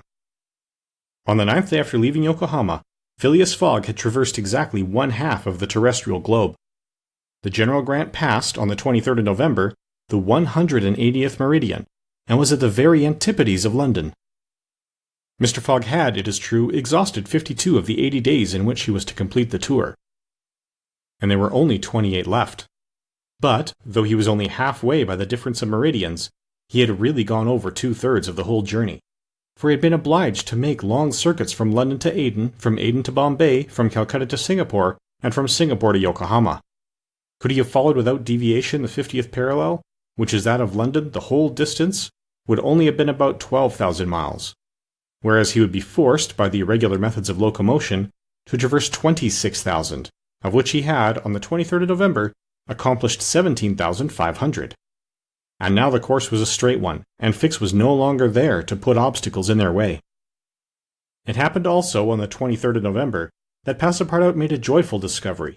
It will be remembered that the obstinate fellow had insisted on keeping his famous family watch at London time, and on regarding that of the countries he had passed through as quite false and unreliable. Now, on this day, though he had not changed the hands, he found that his watch exactly agreed with the ship's chronometers. His triumph was hilarious. He would have liked to know what Fix would say if he were aboard. "The rogue told me a lot of stories," repeated Passepartout, "about the meridians, the sun and the moon. Moon indeed, moonshine more likely. If one listened to that sort of people, a pretty sort of time one would keep. I was sure that the sun would some day regulate itself by my watch." Passepartout was ignorant that, if the face of his watch had been divided into 24 hours, like the Italian clocks, he would have no reason for exultation, for the hands of his watch would then, instead of as now indicating 9 o'clock in the morning, indicate 9 o'clock in the evening, that is, the 21st hour after midnight, precisely the difference between London time and that of the 180th meridian. But if Fix had been able to explain this purely physical effect, Passepartout would not have admitted, even if he had comprehended it. Moreover, if the detective had been on board at that moment, Passepartout would have joined issue with him on a quite different subject, and in an entirely different manner. Where was Fix at that moment? He was actually on board the General Grant. On reaching Yokohama, the detective, leaving Mr. Fogg, whom he expected to meet again during the day, had repaired at once to the English consulate, where he had at last found the warrant of arrest. It had followed him from Bombay and had come by the Carnatic, on which steamer he himself was supposed to be. Fix's disappointment may be imagined when he reflected that the warrant was now useless. Mr. Fogg had left English ground, and it was now necessary to procure his extradition. Well, thought Fix after a moment of anger, my warrant is not good here, but it will be in England. The rogue evidently intends to return to his own country, thinking he has thrown the police off his track. Good. I will follow him across the Atlantic. As for the money, heaven grant there may be some left. But the fellow has already spent in travelling, rewards, trials, bail, elephants, and all sorts of charges, more than £5,000. Yet after all, the bank is rich. His course decided on, he went on board the General Grant, and was there when Mr. Fogg and Aouda arrived. To his utter amazement, he recognized Passepartout, despite his theatrical disguise. He quickly concealed himself in his cabin to avoid an awkward explanation and hoped, thanks to the number of passengers, to remain unperceived by Mr. Fogg's servant. On that very day, however, he met Passepartout face to face on the forward deck. The latter, without a word, made a rush for him, grasped him by the throat, and, much to the amusement of a group of Americans, who immediately began to bet on him, administered to the detective a perfect volley of blows, which proved the great superiority of the French over English pugilistic skill. When Passepartout had finished, he found himself relieved and comforted. Fix got up in a somewhat rumpled condition, and, looking at his adversary, coldly said, "Have you done?" "For this time, yes." "Then let me have a word with you. But in your master's interests."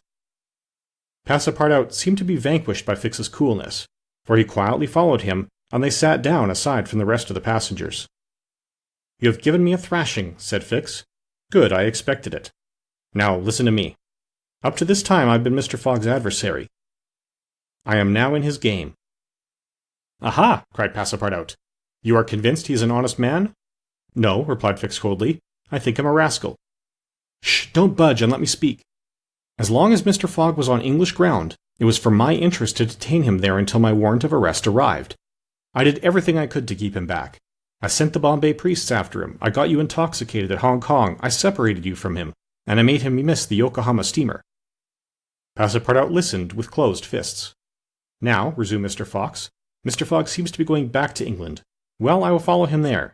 But hereafter I will do as much to keep obstacles out of his way as I have done up to this point to put them in his path. I've changed my game, you see, and simply because it was for my interest to change it. Your interest is the same as mine, for it is only in England that you will ascertain whether you are in the service of a criminal or an honest man." Passepartout listened very attentively to Fix, and was convinced that he spoke with entire good faith. "Are we friends?" asked the detective. "Friends? No," replied Passepartout. "But allies, perhaps. At the least sign of treason, however, I'll twist your neck for you." "Agreed," said the detective quietly. 11 days later, on the 3rd of December, the General Grant entered the Bay of the Golden Gate and reached San Francisco. Mr. Fogg had neither gained nor lost a single day.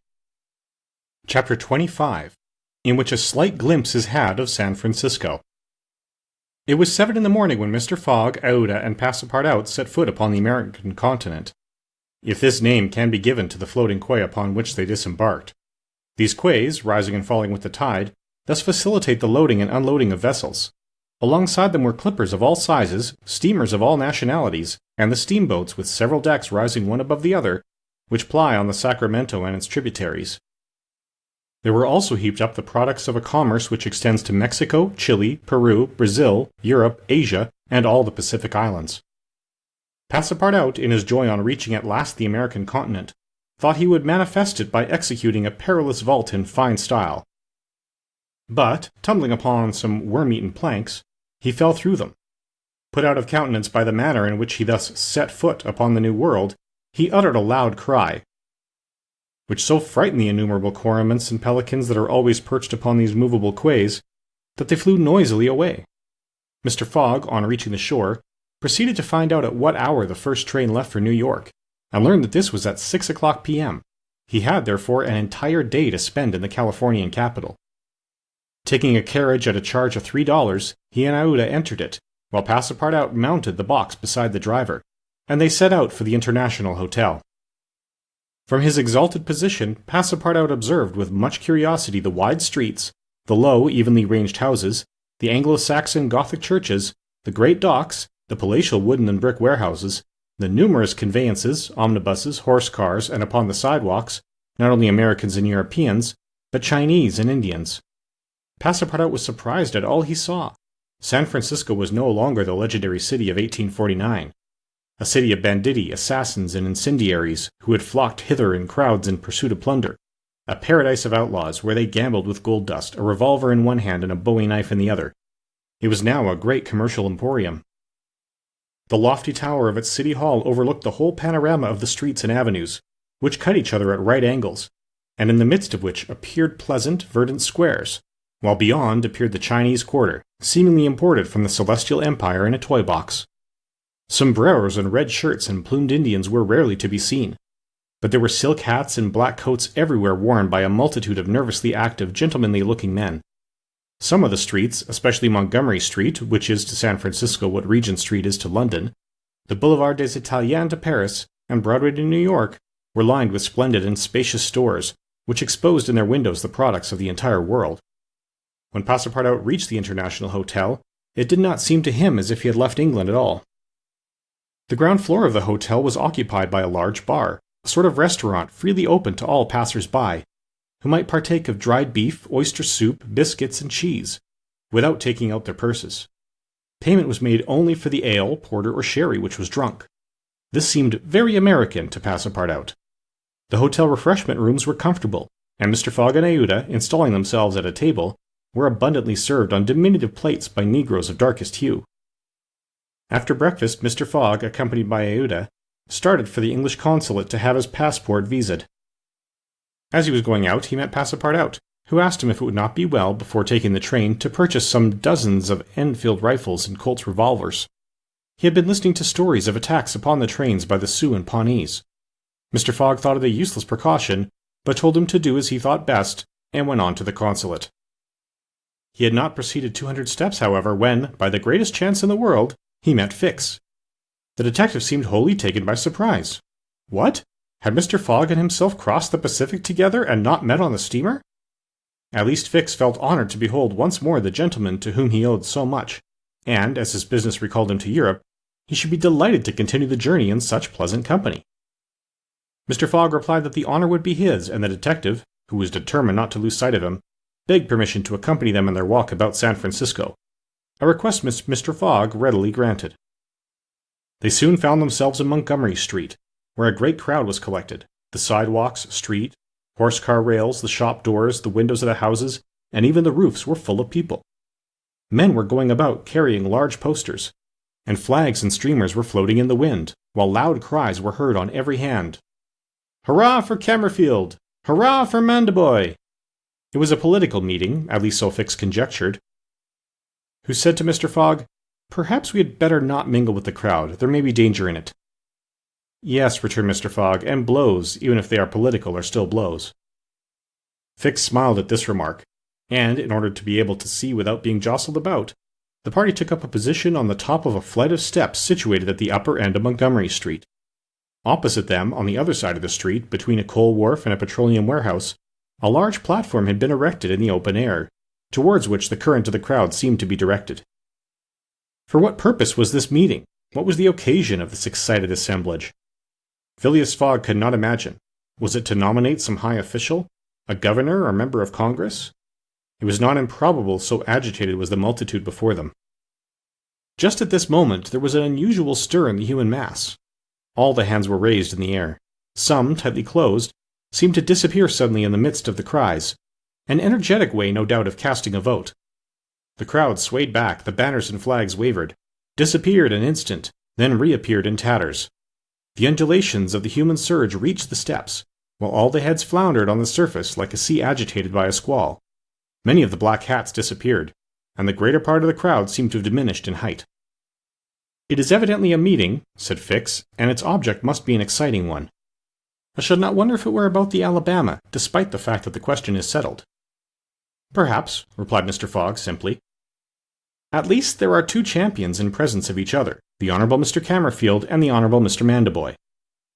Aouda, leaning upon Mr. Fogg's arm, observed the tumultuous scene with surprise, while Fix asked a man near him what the cause of it all was. Before the man could reply, a fresh agitation arose. Hurrahs and excited shouts were heard. The staffs of the banners began to be used as offensive weapons, and fists flew about in every direction. Thumps were exchanged from the tops of the carriages and omnibuses which had been blocked up in the crowd. Boots and shoes went whirling through the air, and Mr. Fogg thought he even heard the crack of revolvers mingling in the din. The rout approached the stairway and flowed over the lower step. One of the parties had evidently been repulsed, but the mere lookers-on could not tell whether Mandaboy or Cammerfield had gained the upper hand. "It would be prudent for us to retire," said Fix, who was anxious that Mr. Fogg should not receive any injury, at least until they got back to London. "If there is any question about England in all this, and we were recognized, I fear it would go hard with us." "An English subject," began Mr. Fogg. He did not finish his sentence, for a terrific hubbub now arose on the terrace behind the flight of steps where they stood, and there were frantic shouts of "Hurrah for Mandaboy! Hip hip hurrah!" It was a band of voters coming to the rescue of their allies, and taking the Cammerfield forces in flank. Mr. Fogg, Aouda, and Fix found themselves between two fires. It was too late to escape. The torrent of men armed with loaded canes and sticks was irresistible. Phileas Fogg and Fix were roughly hustled in their attempts to protect their fair companion. The former, as cool as ever, tried to defend himself with the weapons which nature has placed at the end of every Englishman's arm, but in vain. A big brawny fellow with a red beard, flushed face, and broad shoulders, who seemed to be the chief of the band, raised his clenched fist to strike Mr. Fogg, whom he would have given a crushing blow had not Fix rushed in and received it in his stead. An enormous bruise immediately made its appearance under the detective's silk hat, which was completely smashed in. "Yankee!" exclaimed Mr. Fogg, darting a contemptuous look at the ruffian. "Englishman!" returned the other. "We will meet again." "When you please. What is your name?" "Phileas Fogg. And yours?" "Colonel Stamp Proctor." The human tide now swept by after overturning Fix, who speedily got upon his feet again, though with tattered clothes. Happily, he was not seriously hurt. His traveling overcoat was divided into two unequal parts, and his trousers resembled those of certain Indians, which fit less compactly than they are easy to put on. Aouda had escaped unharmed, and Fix alone bore marks of the fray in his black and blue bruise. "Thanks," said Mr. Fogg to the detective as soon as they were out of the crowd. "No thanks are necessary," replied Fix. "But let us go." "Where?" "To a tailor's." Such a visit was indeed opportune. The clothing of both Mr. Fogg and Fix was in rags, as if they had themselves been actively engaged in the contest between Cammerfield and Mandaboy. An hour after, they were once more suitably attired, and with Aouda returned to the International Hotel. Passepartout was waiting for his master, armed with half a dozen of six-barreled revolvers. When he perceived Fix, he knit his brows, but Aouda having in a few words told him of their adventure, his countenance resumed its placid expression. Fix evidently was no longer an enemy but an ally. He was faithfully keeping his word. Dinner over, the coach which was to convey the passengers and their luggage to the station drew up to the door. As he was getting in, Mr. Fogg said to Fix, "You have not seen this Colonel Proctor again?" "No." "I will come back to America and find him," said Phileas Fogg calmly. It would not be right for an Englishman to permit himself to be treated in that way without retaliating. The detective smiled but did not reply. It was clear that Mr. Fogg was one of those Englishmen who, while they do not tolerate dueling at home, fight abroad when their honor is attacked. At 6:15, the travelers reached the station, and found the train ready to depart. As he was about to enter it, Mr. Fogg called a porter and said to him, "My friend, was there not some trouble today in San Francisco?" "It was a political meeting, sir," replied the porter. "But I thought there was a great deal of disturbance in the streets." "It was only a meeting assembled for an election." "The election of a general-in-chief, no doubt?" asked Mr. Fogg. "No, sir, of a justice of the peace." Phileas Fogg got into the train, which started off at full speed. Chapter 26, in which Phileas Fogg and party travel by the Pacific Railroad. From ocean to ocean, so say the Americans, and these 4 words compose the general designation of the great trunk line which crosses the entire width of the United States. The Pacific Railroad is, however, really divided into two distinct lines: the Central Pacific between San Francisco and Ogden, and the Union Pacific between Ogden and Omaha. 5 main lines connect Omaha with New York. New York and San Francisco are thus united by an uninterrupted metal ribbon, which measures no less than 3,786 miles. Between Omaha and the Pacific, the railway crosses a territory which is still infested by Indians and wild beasts, and a large tract which the Mormons, after they were driven from Illinois in 1845, began to colonize. The journey from New York to San Francisco consumed, formerly, under the most favorable conditions, at least 6 months. It is now accomplished in 7 days. It was in 1862 that, in spite of the Southern members of Congress, who wished a more southerly route, it was decided to lay the road between the 41st and 42nd parallels. President Lincoln himself fixed the end of the line at Omaha in Nebraska. The work was at once commenced and pursued with true American energy, nor did the rapidity with which it went on injuriously affect its good execution. The road grew, on the prairies, 1.5 miles a day. A locomotive, running on the rails laid down the evening before, brought the rails to be laid on the morrow, and advanced upon them as fast as they were put in position. The Pacific Railroad is joined by several branches in Iowa, Kansas, Colorado, and Oregon. On leaving Omaha, it passes along the left bank of the Platte River as far as the junction of its northern branch, follows its southern branch, crosses the Laramie Territory and the Wasatch Mountains, turns the Great Salt Lake, and reaches Salt Lake City, the Mormon capital, plunges into Tulia Valley across the American Desert, Cedar and Humboldt Mountains, the Sierra Nevada, and descends via Sacramento to the Pacific. Its grade, even on the Rocky Mountains, never exceeding 112 feet to the mile. Such was the road to be traversed in 7 days, which would enable Phileas Fogg, at least so he hoped, to take the Atlantic steamer at New York on the 11th for Liverpool. The car which he occupied was a sort of long omnibus on 8 wheels, and with no compartments in the interior. It was supplied with 2 rows of seats, perpendicular to the direction of the train on either side of an aisle which conducted to the front and rear platforms. These platforms were found throughout the train, and the passengers were able to pass from one end of the train to the other. It was supplied with saloon cars, balcony cars, restaurants, and smoking cars. Theater cars alone were wanting, and they will have these someday. Book and news dealers, sellers of edibles, drinkables, and cigars, who seemed to have plenty of customers, were continually circulating in the aisles. The train left Oakland Station at 6 o'clock. It was already night, cold and cheerless, the heavens being overcast with clouds which seemed to threaten snow. The train did not proceed rapidly. Counting the stoppages, it did not run more than 20 miles an hour, which was a sufficient speed, however, to enable it to reach Omaha within its designated time. But there was little conversation in the car, and soon many of the passengers were overcome with sleep. Passepartout found himself beside the detective, but he did not talk to him.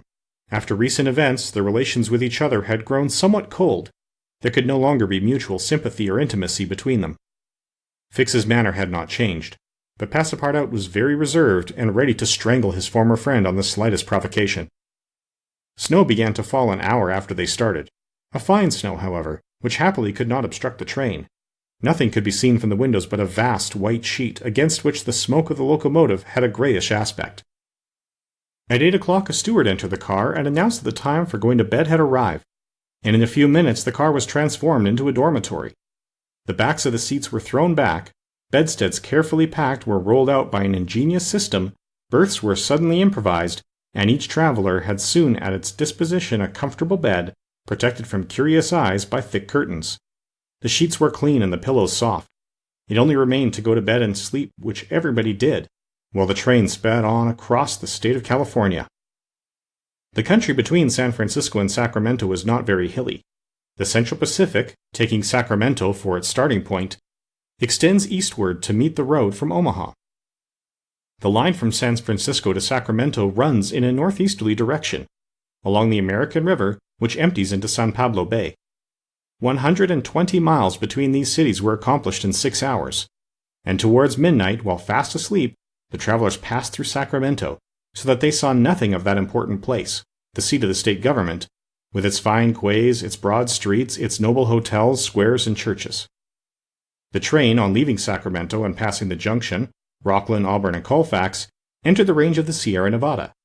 Cisco was reached at 7 in the morning, and an hour later the dormitory was transformed into an ordinary car, and the travelers could observe the picturesque beauty of the mountain region through which they were steaming.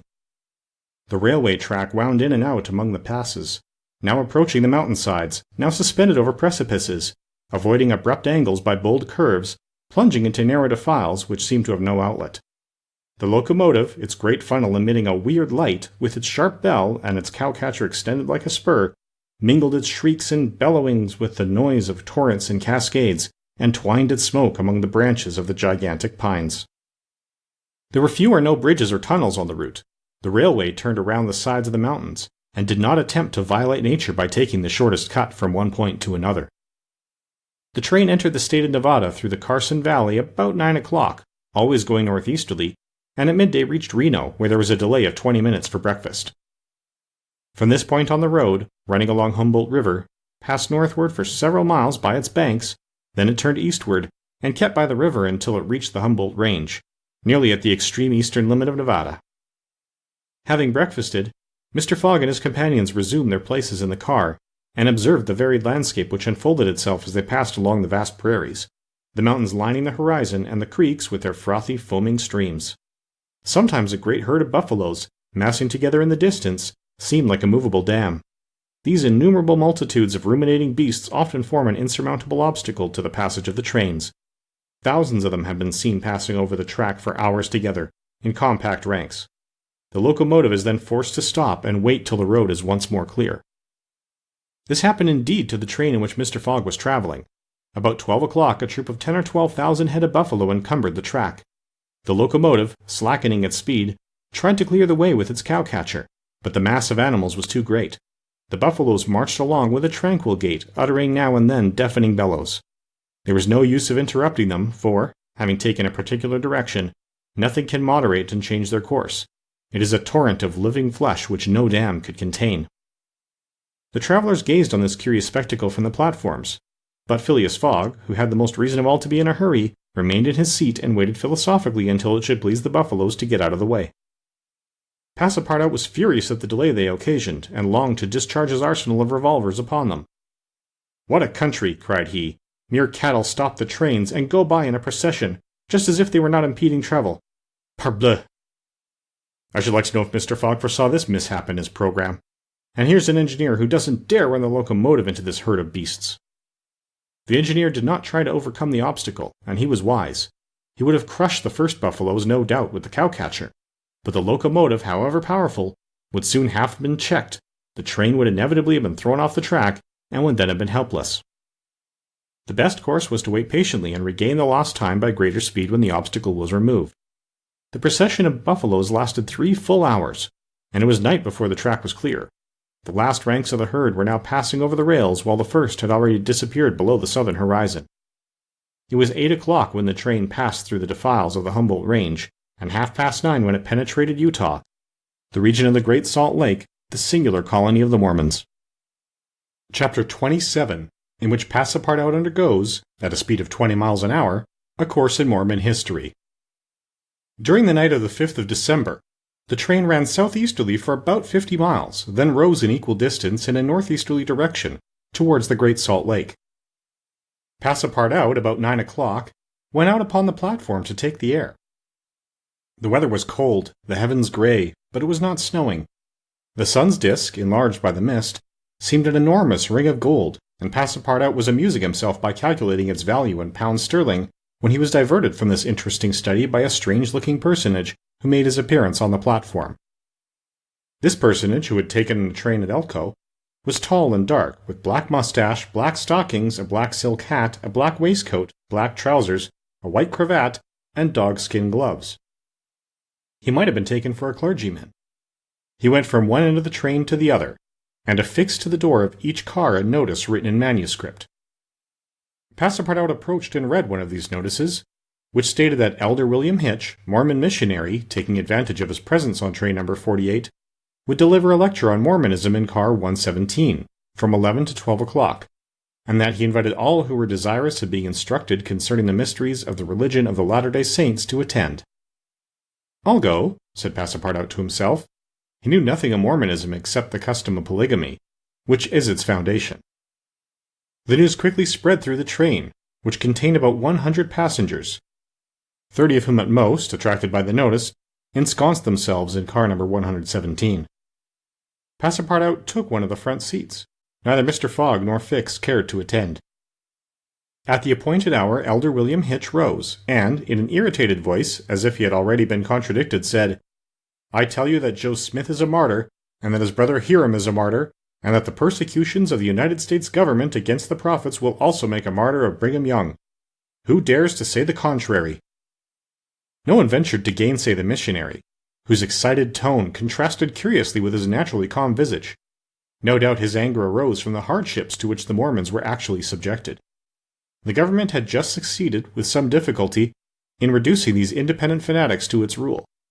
It had made itself master of Utah, and subjecting that territory to the laws of the Union after imprisoning Brigham Young on a charge of rebellion and polygamy. The disciples of the prophet had since redoubled their efforts, and resisted, by words at least, the authority of Congress. Elder Hitch, as is seen, was trying to make proselytes on the very railway trains. Then, emphasizing his words with his loud voice and frequent gestures, he related the history of the Mormons from biblical times, how that, in Israel, a Mormon prophet of the tribe of Joseph published the annals of the new religion, and bequeathed them to his son Mormon, how, many centuries later, a translation of this precious book, which was written in Egyptian, was made by Joseph Smith, Jr., a Vermont farmer, who revealed himself as a mystic prophet in 1825. And how, in short, the celestial messenger appeared to him in an illuminated forest, and gave him the annals of the Lord. Several of the audience, not being much interested in the missionary's narrative, here left the car. But Elder Hitch, continuing his lecture, related how Smith, Jr., with his father, 2 brothers, and a few disciples, founded the Church of the Latter-day Saints, which, adopted not only in America, but in England, Norway, and Sweden, and Germany, counted many artisans as well as men engaged in liberal professions among its members. How a colony was established in Ohio, a temple erected there at a cost of $200,000, and a town built at Kirkland. How Smith became an enterprising banker, and received from a simple mummy showman a papyrus scroll written by Abraham and several famous Egyptians. The elder's story became somewhat wearisome, and his audience grew gradually less until it was reduced to 20 passengers. But this did not disconcert the enthusiast who proceeded with the story of Joseph Smith's bankruptcy in 1837, and how his ruined creditors gave him a coat of tar and feathers, his reappearance some years afterwards more honorable and honored than ever at Independence, Missouri, the chief of a flourishing colony of 3,000 disciples, and his pursuit thence by outraged Gentiles, and retirement into the far west. 10 hearers only were now left, among them honest Passepartout, who was listening with all his ears.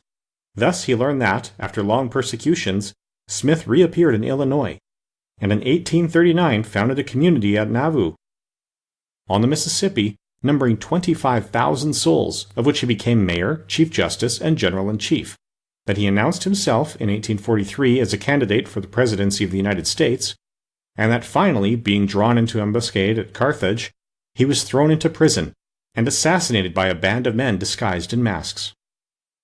Passepartout was now the only person left at the car, and the elder, looking him full in the face, reminded him that, 2 years after the assassination of Joseph Smith, the inspired prophet Brigham Young, his successor, left Nauvoo for the banks of the Great Salt Lake, where, in the midst of that fertile region, directly on the route of the emigrants who crossed Utah on their way to California, the new colony, thanks to the polygamy practiced by the Mormons, had flourished beyond expectations. And this, added Elder William Hitch, this is why the jealousy of Congress has been aroused against us. Why have the soldiers of the Union invaded the soil of Utah?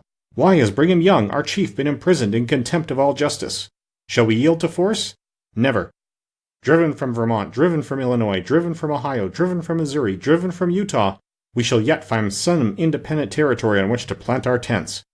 And you, my brother, continued the elder, fixing his angry eyes upon his single auditor, will you not plant yours there, too, under the shadow of our flag? No, replied Passepartout courageously, in his turn retiring from the car and leaving the elder to preach to vacancy. During the lecture, the train had been making good progress, and towards 12:30 it reached the northwest border of the Great Salt Lake. Thence the passengers could observe the vast extent of this interior sea, which is also called the Dead Sea, and into which flows an American Jordan.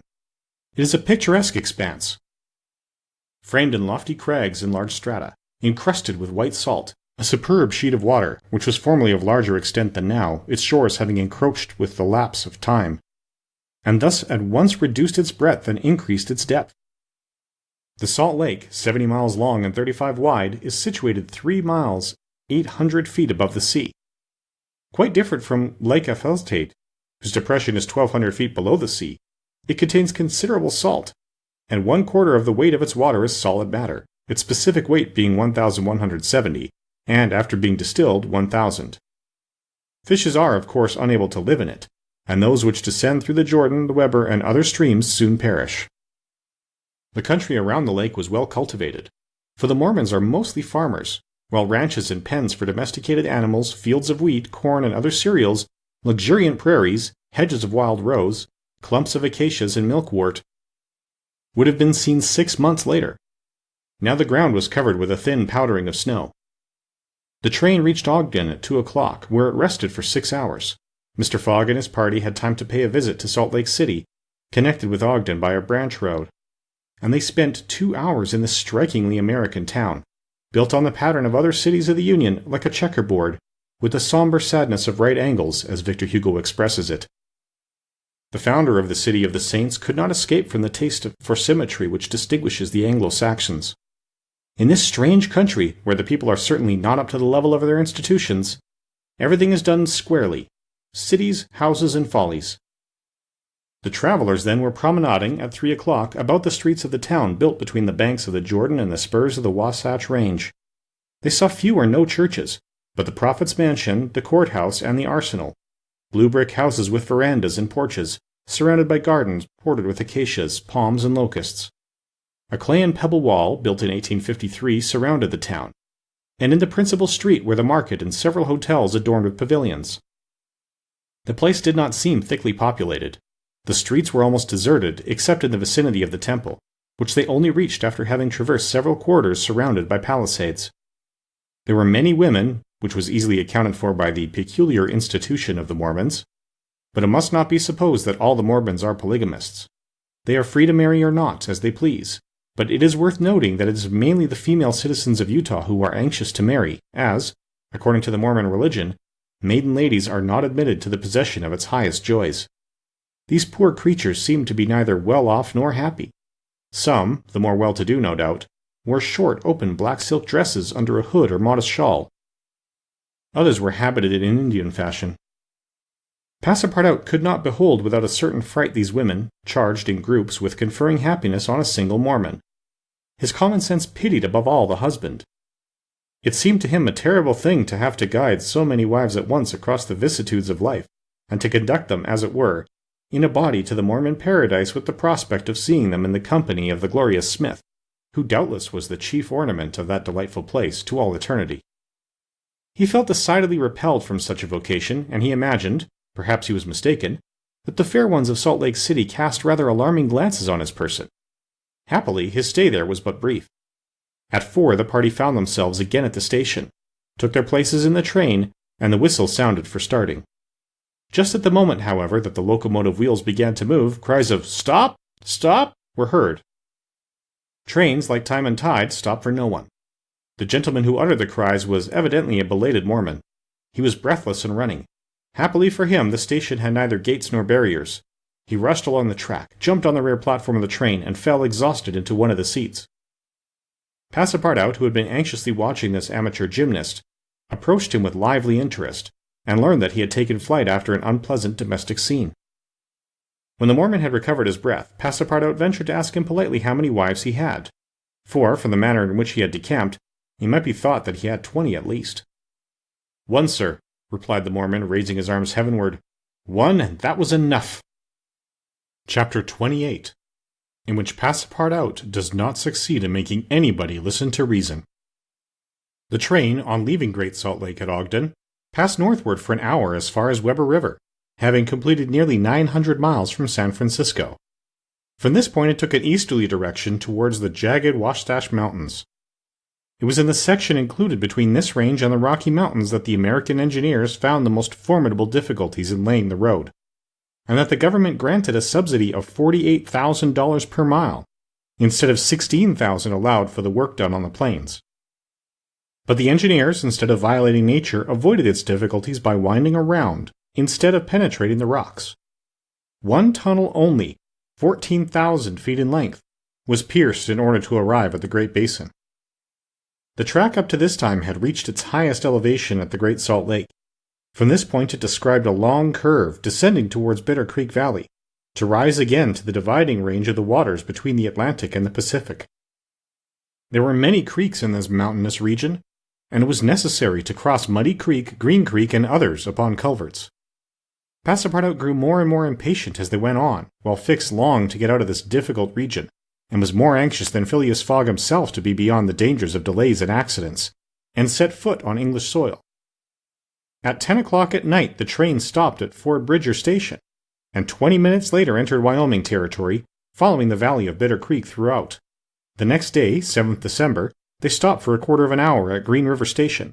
Snow had fallen abundantly during the night, but, being mixed with rain, it had half melted, and did not interrupt their progress.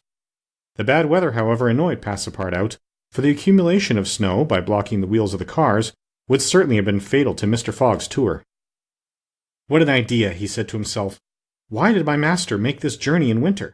Couldn't he have waited for the good season to increase his chances?" While the worthy Frenchman was absorbed in the state of the sky and the depression of the temperature, Aouda was experiencing fears from a totally different cause. Several passengers had got off at Green River and were walking up and down the platforms, and among these Aouda recognized Colonel Stamp Proctor, the same man who had so grossly insulted Phileas Fogg at the San Francisco meeting. Not wishing to be recognized, the young woman drew back from the window, feeling much alarm at her discovery. She was attached to the man who, however coldly, gave her daily evidences of the most absolute devotion. She did not comprehend, perhaps, the depth of the sentiment with which her protector inspired her, which she called gratitude, but which, though she was unconscious of it, was really more than that. Her heart sank within her when she recognized the man whom Mr. Fogg desired, sooner or later, to call to account for his conduct. Chance alone, it was clear, had brought Colonel Proctor on this train.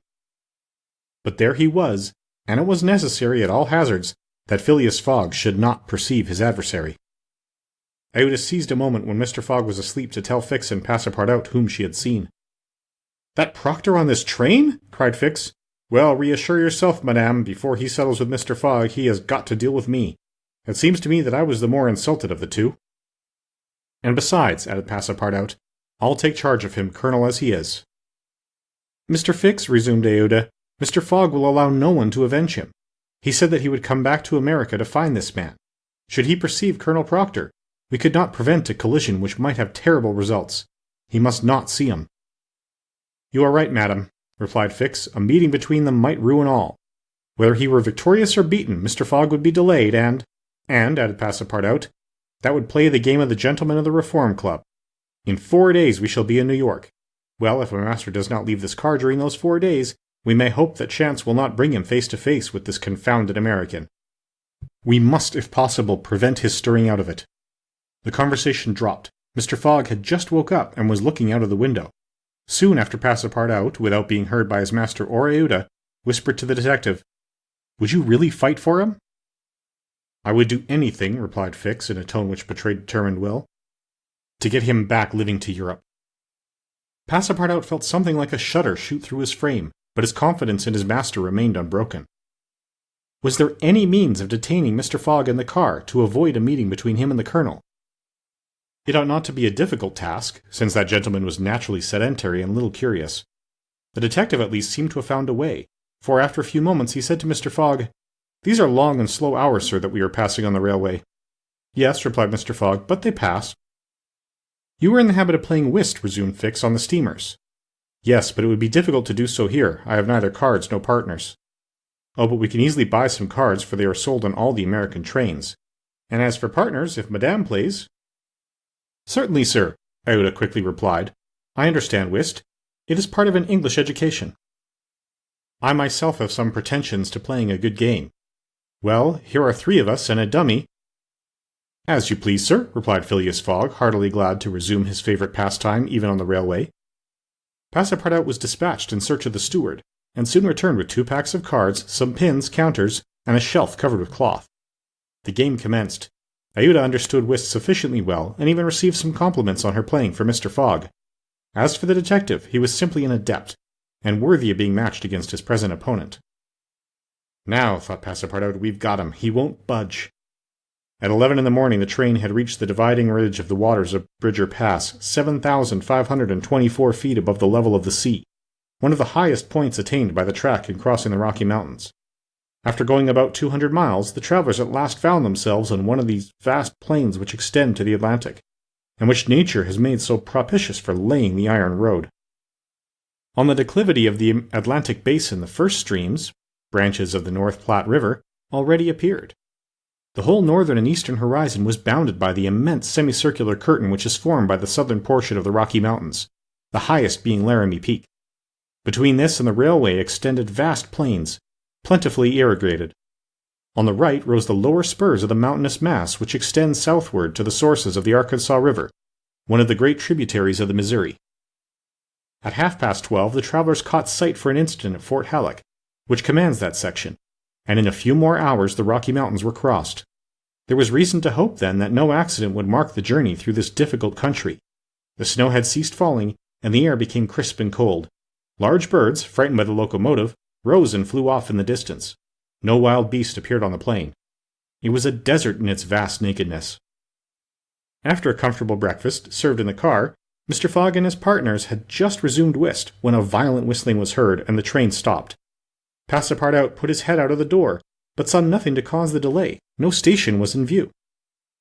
Aouda and Fix feared that Mr. Fogg might take it into his head to get out, but that gentleman contented himself with saying to his servant, "See what is the matter." Passepartout rushed out of the car. 30 or 40 passengers had already descended, amongst them Colonel Stamp Proctor. The train had stopped before a red signal which blocked the way. The engineer and conductor were talking excitedly with the signalman, whom the station master at Medicine Bow, the next stopping place, had sent on before. The passengers drew around and took part in the discussion, in which Colonel Proctor, with his insolent manner, was conspicuous. Passepartout, joining the group, heard the signalman say, "No, you can't pass. The bridge at Medicine Bow is shaky and would not bear the weight of the train." This was a suspension bridge thrown over some rapids, about a mile from the place where they now were. According to the signalman, it was in ruinous condition, several of the iron wires being broken, and it was impossible to risk the passage. He did not in any way exaggerate the condition of the bridge. It may be taken for granted that, rash as the Americans usually are, when they are prudent there is good reason for it. Passepartout, not daring to apprise his master of what he heard, listened with set teeth, immovable as a statue. "Hum!" cried Colonel Proctor, "but we are not going to stay here, I imagine, and take root in the snow?" "Colonel," replied the conductor, "we have telegraphed to Omaha for a train, but it is not likely that it will reach Medicine Bow in less than 6 hours." "6 hours?" cried Passepartout. "Certainly," returned the conductor. "Besides, it will take us as long as that to reach Medicine Bow on foot." "But it is only a mile from here," said one of the passengers. "Yes, but it's on the other side of the river." "And can't we cross that in a boat?" asked the colonel. "That's impossible. The creek is swelled by the rains. It is a rapid, and we shall have to make a circuit of 10 miles to the north to find a ford." The colonel launched a volley of oaths, denouncing the railway company and the conductor, and Passepartout, who was furious, was not disinclined to make common cause with him. Here was an obstacle indeed which all his master's banknotes could not remove. There was a general disappointment among the passengers who, without reckoning the delay, saw themselves compelled to trudge 15 miles over a plain covered with snow. They grumbled and protested, and would certainly have thus attracted Phileas Fogg's attention if he had not been completely absorbed in his game. Passepartout found that he could not avoid telling his master what had occurred, and, with hanging head, he was turning towards the car, when the engineer, a true Yankee, named Forster, called out, "Gentlemen, perhaps there is a way after all to get over." "On the bridge?" asked a passenger. "On the bridge." "With our train?" "With our train." Passepartout stopped short, and eagerly listened to the engineer. "But the bridge is unsafe," urged the conductor. "No matter," replied Forster. "I think that by putting on the very highest speed we might have a chance of getting over." "The devil!" muttered Passepartout. But a number of the passengers were at once attracted by the engineer's proposal, and Colonel Proctor was especially delighted and found the plan a very feasible one. He told stories about engineers leaping their trains over rivers without bridges by putting on full steam, and many of those present avowed themselves of the engineer's mind. "We have 50 chances out of 100 of getting over," said one. 80! 90! Passepartout was astounded and, though ready to attempt anything to get over Medicine Creek, thought the experiment proposed a little too American. Besides, thought he, there's a still more simple way, and it does not even occur to any of these people. Sir, he said aloud to one of the passengers, the engineer's plan seems to me a little dangerous, but 80 chances, replied the passenger, turning his back on him. I know it, said Passepartout, turning to another passenger, but a simple ideas are no use, returned the American, shrugging his shoulders, as the engineer assures us that we can pass. Doubtless, urged Passepartout, we can pass, but perhaps it would be more prudent. What? Prudent? Cried Colonel Proctor, whom this word seemed to excite prodigiously. At full speed, don't you see, at full speed. I know, I see, repeated Passepartout. But would it be, if not more prudent, since that word displeases you, at least more natural? Who? What? What's the matter with this fellow? Cried several. The poor fellow did not know to whom to address himself. Are you afraid? Asked Colonel Proctor. I afraid? Very well, I will show these people that a Frenchman can be as American as they. All aboard? Cried the conductor. Yes, all aboard, repeated Passepartout, and immediately. But they can't prevent me from thinking that it would be more natural for us to cross the bridge on foot and let the train come after us. But no one heard this sage reflection, nor would anyone have acknowledged its justice. The passengers resumed their places in the cars. Passepartout took his seat without telling what had passed. The whist players were quite absorbed in their game. The locomotive whistled vigorously. The engineer, reversing the steam, backed the train for nearly a mile, retiring like a jumper in order to take a longer leap. Then, with another whistle, he began to move forward. The train increased its speed, and soon its rapidity became frightful. A prolonged screech issued from the locomotive. The piston worked up and down, 20 strokes to the second. They perceived that the whole train, rushing on at the rate of 100 miles an hour, hardly bore upon the rails at all. And they passed over. It was like a flash. No one saw the bridge. The train leaped, so to speak, from one bank to the other, and the engineer could not stop it until it had gone 5 miles beyond the station. But scarcely had the train passed the river when the bridge, completely ruined, fell with a crash into the rapids of Medicine Bow. Chapter 29, in which certain incidents are narrated which are only to be met with on American railroads. The train pursued its course that evening without interruption, passing Fort Saunders, crossing China Pass, and reaching Evans Pass.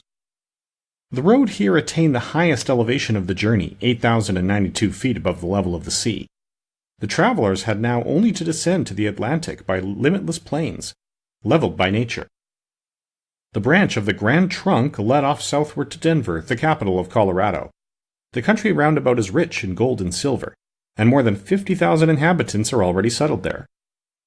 1,382 miles had been passed over from San Francisco in 3 days and 3 nights. 4 days and nights more would probably bring them to New York. Phileas Fogg was not as yet behindhand. During the night, Camp Walback was passed on the left.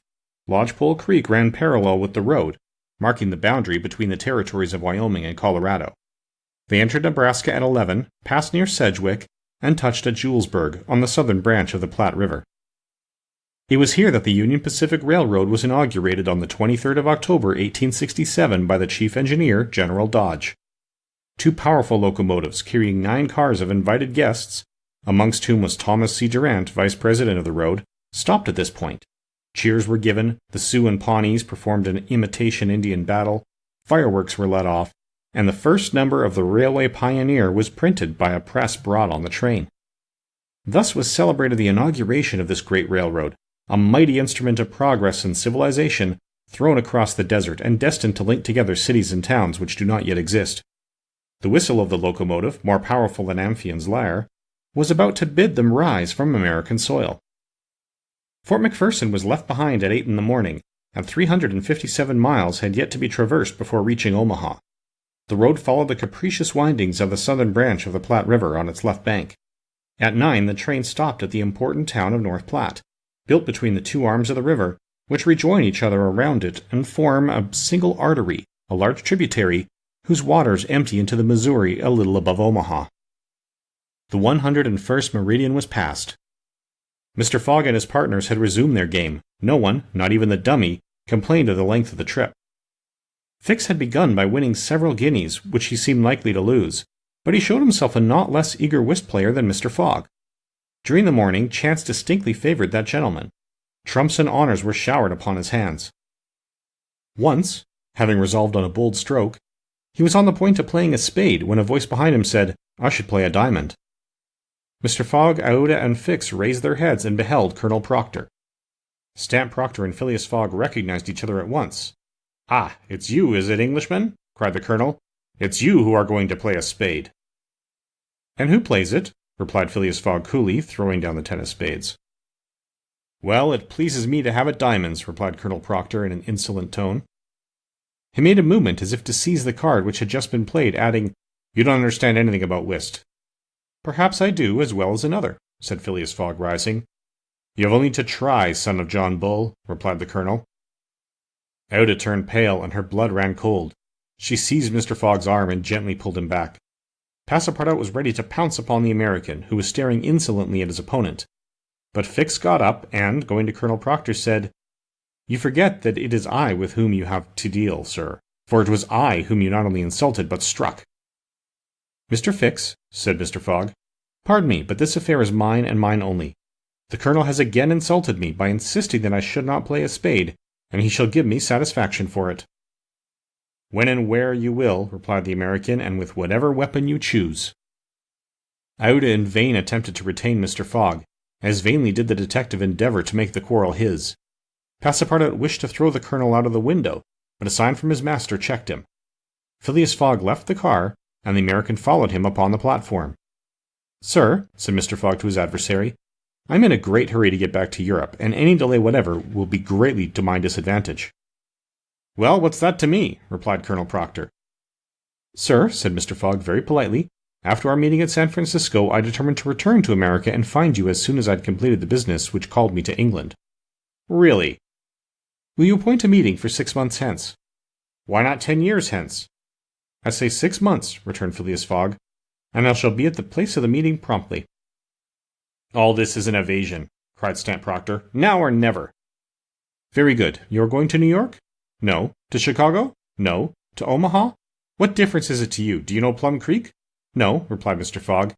"It's the next station. The train will be there in an hour, and will stop there 10 minutes. In 10 minutes several revolver shots could be exchanged." "Very well," said Mr. Fogg. "I will stop at Plum Creek." "And I guess you'll stay there, too," added the American insolently. "Who knows?" replied Mr. Fogg, returning to the car as coolly as usual. He began to reassure Aouda, telling her that blusterers were never to be feared, and begged Fix to be his second at the approaching duel, a request which the detective could not refuse. Mr. Fogg resumed the interrupted game with perfect calmness. At 11 o'clock the locomotive's whistle announced that they were approaching Plum Creek Station. Mr. Fogg rose and, followed by Fix, went out upon the platform. Passepartout accompanied him, carrying a pair of revolvers. Aouda remained in the car, as pale as death. The door of the next car opened, and Colonel Proctor appeared on the platform, attended by a Yankee of his own stamp as his second. But just as the combatants were about to step from the train, the conductor hurried up and shouted, "You can't get off, gentlemen." "Why not?" asked the Colonel. "We are 20 minutes late, and we shall not stop." "But I'm going to fight a duel with this gentleman." "I'm sorry," said the conductor, "but we shall be off at once. There's the bell ringing now." The train started. "I'm really very sorry, gentlemen," said the conductor. "Under any other circumstance I should have been happy to oblige you. But, after all, as you have not had time to fight here, why not fight as we go along?" "That wouldn't be convenient, perhaps, for this gentleman," said the Colonel in a jeering tone. "It would be perfectly so," replied Phileas Fogg. "Well, we really are in America," thought Passepartout, "and the conductor is a gentleman of the first order." So muttering, he followed his master. The two combatants, their seconds, and the conductor passed through the cars to the rear of the train. The last car was only occupied by a dozen passengers, whom the conductor politely asked if they would not be so kind as to leave it vacant for a few moments, as two gentlemen had an affair of honor to settle. The passengers granted their request with alacrity, and straightway disappeared on the platform. The car, which was some 50 feet long, was very convenient for their purpose. The adversaries might march on each other in the aisle, and fire at their ease. Never was a duel more easily arranged. Mr. Fogg and Colonel Proctor, each provided with 2 six-barreled revolvers, entered the car. The seconds, remaining outside, shut them in. They were to begin firing at the first whistle of the locomotive. After an interval of 2 minutes, what remained of the two gentlemen would be taken from the car. Nothing could be more simple. Indeed, it was all so simple that Fix and Passepartout felt their hearts beating as if they would crack. They were listening for the whistle agreed upon, when suddenly savage cries resounded in the air, accompanied by reports which certainly did not issue from the car where the duelists were. The reports continued in front and the whole length of the train. Cries of terror proceeded from the interior of the cars. Colonel Proctor and Mr. Fogg, revolvers in hand, hastily quitted their prison and rushed forward where the noise was most clamorous. They then perceived that the train was attacked by a band of Sioux. It was not the first attempt of these daring Indians, for more than once they had waylaid trains on the road. 100 of them had, according to their habit, jumped upon the steps without stopping the train, with the ease of a clown mounting a horse at full gallop. The Sioux were armed with guns, from which came the reports, to which the passengers, who were almost all armed, responded by revolver shots. The Indians had first mounted the engine, and half stunned the engineer and stoker with blows from their muskets. A Sioux chief, wishing to stop the train, but not knowing how to work the regulator, had opened wide instead of closing the steam valve, and the locomotive was plunging forward with terrific velocity. The Sioux had at the same time invaded the cars, skipping like enraged monkeys over the roofs, thrusting open the doors and fighting hand-to-hand with the passengers. Penetrating the baggage car, they pillaged it, throwing the trunks out of the train. The cries and shots were constant. The travelers defended themselves bravely, some of the cars were barricaded, and sustained a siege like moving forts, carried along at a speed of 100 miles an hour. Aouda behaved courageously from the first. She defended herself like a true heroine with a revolver, which she shot through the broken windows whenever a savage made his appearance. 20 Sioux had fallen mortally wounded to the ground, and the wheels crushed those who fell upon the rails as if they had been worms. Several passengers, shot or stunned, lay on the seats. It was necessary to put an end to the struggle which had lasted for 10 minutes, and which would result in the triumph of the Sioux if the train was not stopped. Fort Kearny Station, where there was a garrison, was only 2 miles distant, but, that once passed, the Sioux would be masters of the train between Fort Kearny and the station beyond. The conductor was fighting beside Mr. Fogg when he was shot and fell. At the same moment he cried, "Unless the train is stopped in 5 minutes, we are lost!" "It shall be stopped," said Phileas Fogg, preparing to rush from the car. "Stay, monsieur," cried Passepartout. "I will go." Mr. Fogg had not time to stop the brave fellow, who, opening a door unperceived by the Indians, succeeded in slipping under the car, and while the struggle continued and the balls whizzed across each other over his head, he made use of his old acrobatic experience, and with amazing agility worked his way under the cars, holding on to the chains, aiding himself by the brakes and edges of the sashes, creeping from one car to another with marvelous skill, and thus gaining the forward end of the train.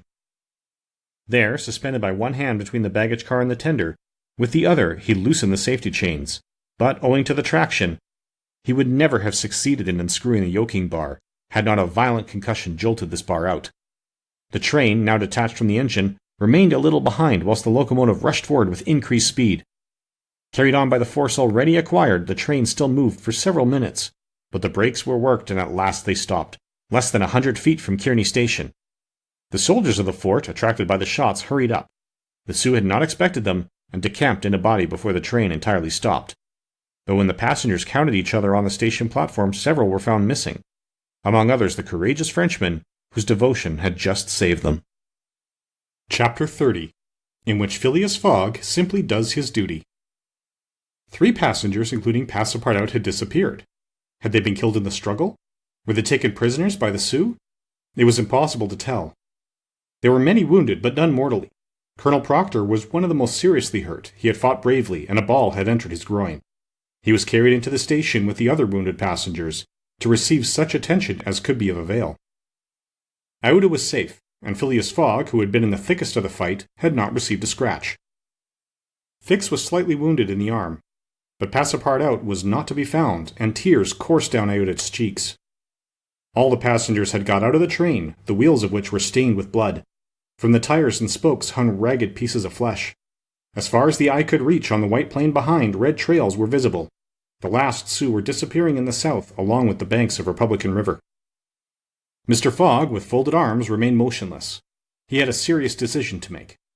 Aouda, standing near him, looked at him without speaking, and he understood her look. If his servant was a prisoner, ought he not to risk everything to rescue him from the Indians? "I will find him, living or dead," said he quietly to Aouda. "Ah, Mr. Fogg!" cried she, clasping his hands and covering them with tears. "Living," added Mr. Fogg, "if we do not lose a moment." Phileas Fogg, by this resolution, inevitably sacrificed himself. He pronounced his own doom. The delay of a single day would make him lose the steamer at New York, and his bet would be certainly lost. But as he thought, "It is my duty," He did not hesitate. The commanding officer of Fort Kearny was there. 100 of his soldiers had placed themselves in a position to defend the station should the Sioux attack it. "Sir," said Mr. Fogg to the captain, "3 passengers have disappeared." "Dead?" asked the captain.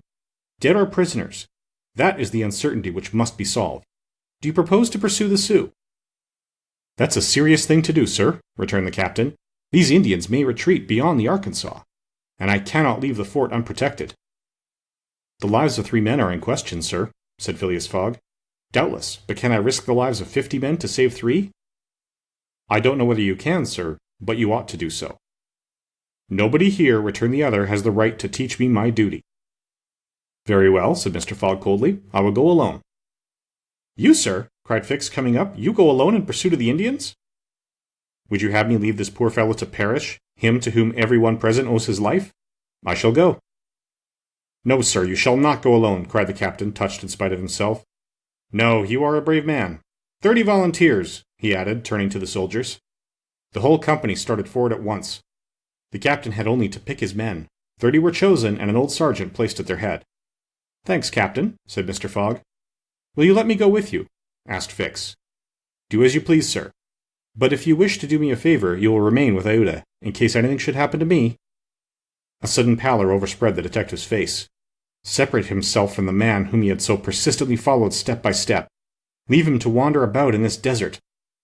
Fix gazed attentively at Mr. Fogg, and despite his suspicions and of the struggle which was going on within him, he lowered his eyes before that calm and frank look.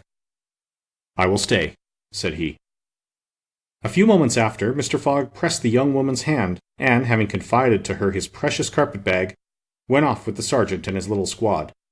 But before going, he had said to the soldiers, "My friends, I will divide $5,000 among you if we save the prisoners."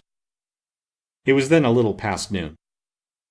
Aouda retired to a waiting room, and there she waited alone, thinking of the simple and noble generosity, the tranquil courage of Phileas Fogg. He had sacrificed his fortune, and was now risking his life, all without hesitation, from duty, in silence. Fix did not have the same thoughts, and could scarcely conceal his agitation. He walked feverishly up and down the platform, but soon resumed his outward composure. He now saw the folly of which he had been guilty in letting Fogg go alone. What? This man, whom he had just followed around the world, was permitted now to separate himself from him. He began to accuse and abuse himself, and, as if he were director of police, administered to himself a sound lecture for his greenness. "I have been an idiot," he thought, "and this man will see it. He has gone and won't come back. But how is it that I, Fix, who have in my pocket a warrant for his arrest, have been so fascinated by him? Decidedly, I am nothing but an ass." So reasoned the detective, while the hours crept by all too slowly. He did not know what to do. Sometimes he was tempted to tell Aouda all, but he could not doubt how the young woman would receive his confidences. What course should he take? He thought of pursuing Fogg across the vast white plains. It did not seem impossible that he might overtake him. Footsteps were easily printed on the snow, but soon, under a new sheet, every imprint would be effaced. Fix became discouraged. He felt a sort of insurmountable longing to abandon the game altogether. He could now leave Fort Kearny Station and pursue his journey homeward in peace. Towards 2 o'clock in the afternoon, while it was snowing hard, long whistles were heard approaching from the east. A great shadow, preceded by a wild light, slowly advanced, appearing still larger through the mist, which gave it a fantastic aspect. No train was expected from the east. Neither had there been time for the succor to ask for by telegraph to arrive. The train from Omaha to San Francisco was not due till the next day. The mystery was soon explained. The locomotive, which was slowly approaching with deafening whistles, was that which, having been detached from the train, had continued its route with such terrific rapidity, carrying off the unconscious engineer and stoker. It had run several miles when, the fire becoming low for want of fuel, the steam had slackened, and it had finally stopped an hour after, some 20 miles beyond Fort Kearny. Neither the engineer nor the stoker was dead, and, after remaining for some time in their swoon, had come to themselves. The train had then stopped. The engineer, when he found himself in the desert and the locomotive without cars, understood what had happened. He could not imagine how the locomotive had become separated from the train, but he did not doubt that the train left behind was in distress. He did not hesitate what to do. It would be prudent to continue on to Omaha, for it would be dangerous to return to the train, which the Indians might still be engaged in pillaging. Nevertheless, he began to rebuild the fire in the furnace, the pressures again mounted, and the locomotive returned, running backwards to Fort Kearney. This it was which was whistling in the mist. The travelers were glad to see the locomotive resume its place at the head of the train. They could now continue the journey so terribly interrupted.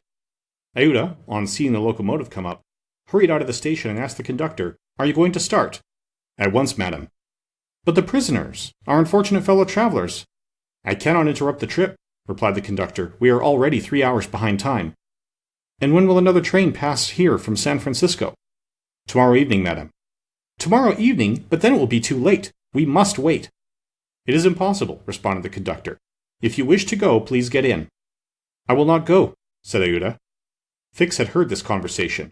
A little while before, when there was no prospect of proceeding on the journey, he had made up his mind to leave Fort Kearney. But now that the train was there, ready to start, and he had only to take his seat in the car, an irresistible influence held him back. The station platform burned his feet, and he could not stir. The conflict in his mind again began.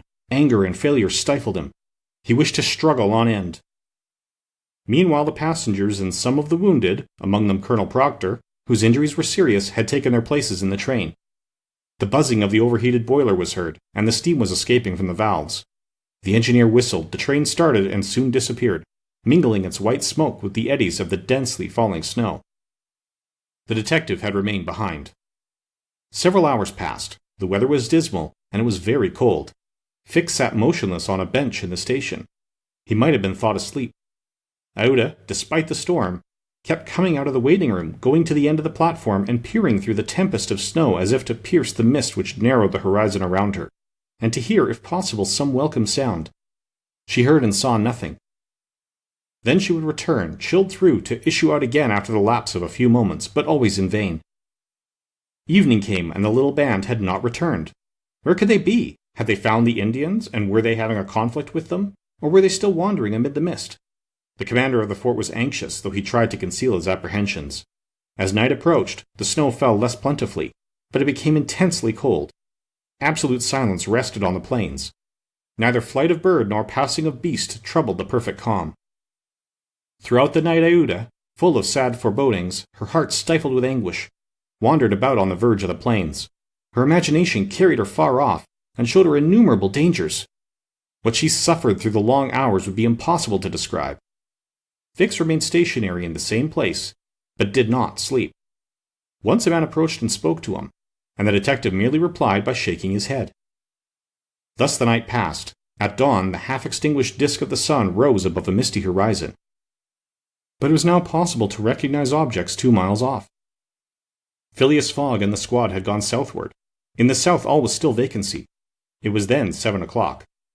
The captain, who was really alarmed, did not know what course to take. Should he send another detachment to the rescue of the first? Should he sacrifice more men with so few chances of saving those already sacrificed? His hesitation did not last long, however. Calling one of his lieutenants, he was on the point of ordering a reconnaissance when gunshots were heard. Was it a signal? The soldiers rushed out of the fort, and half a mile off they perceived a little band returning in good order. Mr. Fogg was marching at their head, and just behind him were Passepartout and the other 2 travelers, rescued from the Sioux. They had met and fought the Indians 10 miles south of Fort Kearney. Shortly before the detachment arrived, Passepartout and his companions had begun to struggle with their captors, 3 of whom the Frenchman had felled with his fists, when his master and the soldiers hastened up to their relief. All were welcomed with joyful cries. Phileas Fogg distributed the reward he had promised to the soldiers, while Passepartout, not without reason, muttered to himself, "It must certainly be confessed that I cost my master dear." Fix, without saying a word, looked at Mr. Fogg, and it would have been difficult to analyze the thoughts which struggled within him. As for Aouda, she took her protector's hand and pressed it in her own, too much moved to speak. Meanwhile, Passepartout was looking about for the train. He thought he should find it there, ready to start for Omaha, and he hoped that the time lost might be regained. "The train! The train!" cried he. "Gone," replied Fix. "And when does the next train pass here?" said Phileas Fogg. "Not till this evening." "Ah," returned the impassible gentleman quietly. Chapter 31, in which Fix, the detective, considerably furthers the interests of Phileas Fogg. Phileas Fogg found himself 20 hours behind time. Passepartout, the involuntary cause of this delay, was desperate. He had ruined his master. At this moment the detective approached Mr. Fogg and, looking him intently in the face, said, "Seriously, sir, are you in great haste?" "Quite seriously. I have a purpose in asking, resumed Fix. Is it absolutely necessary that you should be in New York on the 11th, before 9 o'clock in the evening, the time that the steamer leaves for Liverpool? It is absolutely necessary. And, if your journey had not been interrupted by these Indians, you would have reached New York on the morning of the 11th? Yes, with 11 hours to spare before the steamer left. Good, you are therefore 20 hours behind. 12 from 20 leaves 8. You must regain 8 hours. Do you wish to try to do so? On foot? Asked Mr. Fogg. No, on a sledge, replied Fix. On a sledge with sails. A man has proposed such a method to me. It was the man who had spoken to Fix during the night, and whose offer he had refused. Phileas Fogg did not reply at once, but Fix, having pointed out the man who was walking up and down in front of the station, Mr. Fogg went up to him. An instant after, Mr. Fogg and the American, whose name was Mudge, entered a hut built just below the fort. There Mr. Fogg examined a curious vehicle, a kind of frame on 2 long beams, a little raised in front like the runners of a sledge, and upon which there was room for 5 or 6 persons. A high mast was fixed on the frame, held firmly by metallic lashings, to which was attached a large brigantine sail. This mast held an iron stay upon which to hoist a jib sail. Behind, a sort of rudder served to guide the vehicle. It was, in short, a sledge rigged like a sloop. During the winter, when the trains are blocked up by the snow, these sledges make extremely rapid journeys across the frozen plains from one station to another. Provided with more sails than a cutter, and with the wind behind them, they slip over the surface of the prairies with a speed equal if not superior to that of the express trains. Mr. Fogg readily made a bargain with the owner of this landcraft. The wind was favorable, being fresh and blowing from the west. The snow was hardened, and Mudge was very confident of being able to transport Mr. Fogg in a few hours to Omaha. Thence the trains eastward run frequently to Chicago and New York. It was not impossible that the lost time might yet be recovered, and such an opportunity was not to be rejected. Not wishing to expose Iuta to the discomforts of traveling in the open air, Mr. Fogg proposed to leave her with Passepartout at Fort Kearny, the servant taking upon himself to escort her to Europe by a better route and under more favorable conditions. But Iuta refused to separate from Mr. Fogg, and Passepartout was delighted with her decision, for nothing could induce him to leave his master while Fix was with him. It would be difficult to guess the detective's thoughts. Was this conviction shaken by Phileas Fogg's return, or did he still regard him as an exceedingly shrewd rascal, who, his journey round the world completed, would think himself absolutely safe in England? Perhaps Fix's opinion of Phileas Fogg was somewhat modified, but he was nevertheless resolved to do his duty, and to hasten the return of the whole party to England as much as possible. At 8 o'clock the sledge was ready to start. The passengers took their places on it, and wrapped themselves up closely in their traveling cloaks. The 2 great sails were hoisted, and under the pressure of the wind the sledge slid over the hardened snow with a velocity of 40 miles an hour. The distance between Fort Kearny and Omaha, as the birds fly, is at most 200 miles. If the wind held good, the distance might be traversed in 5 hours. If no accident happened, the sledge might reach Omaha by 1 o'clock. What a journey! The travelers, huddled close together, could not speak for the cold, intensified by the rapidity at which they were going. The sledge sped on as lightly as a boat over the waves. When the breeze came skimming the earth, the sledge seemed to be lifted off the ground by its sails. Mudge, who was at the rudder, kept in a straight line, and by a turn of his hand checked the lurches which the vehicle had a tendency to make. All the sails were up, and the jib was so arranged as not to screen the brigantine. A topmast was hoisted, and another jib, held out to the wind, added its force to the other sails. Although the speed could not be exactly estimated, the sledge could not be going at less than 40 miles an hour. "If nothing breaks," said Mudge, "we shall get there." Mr. Fogg had made it for Mudge's interest to reach Omaha within the time agreed on, by the offer of a handsome reward.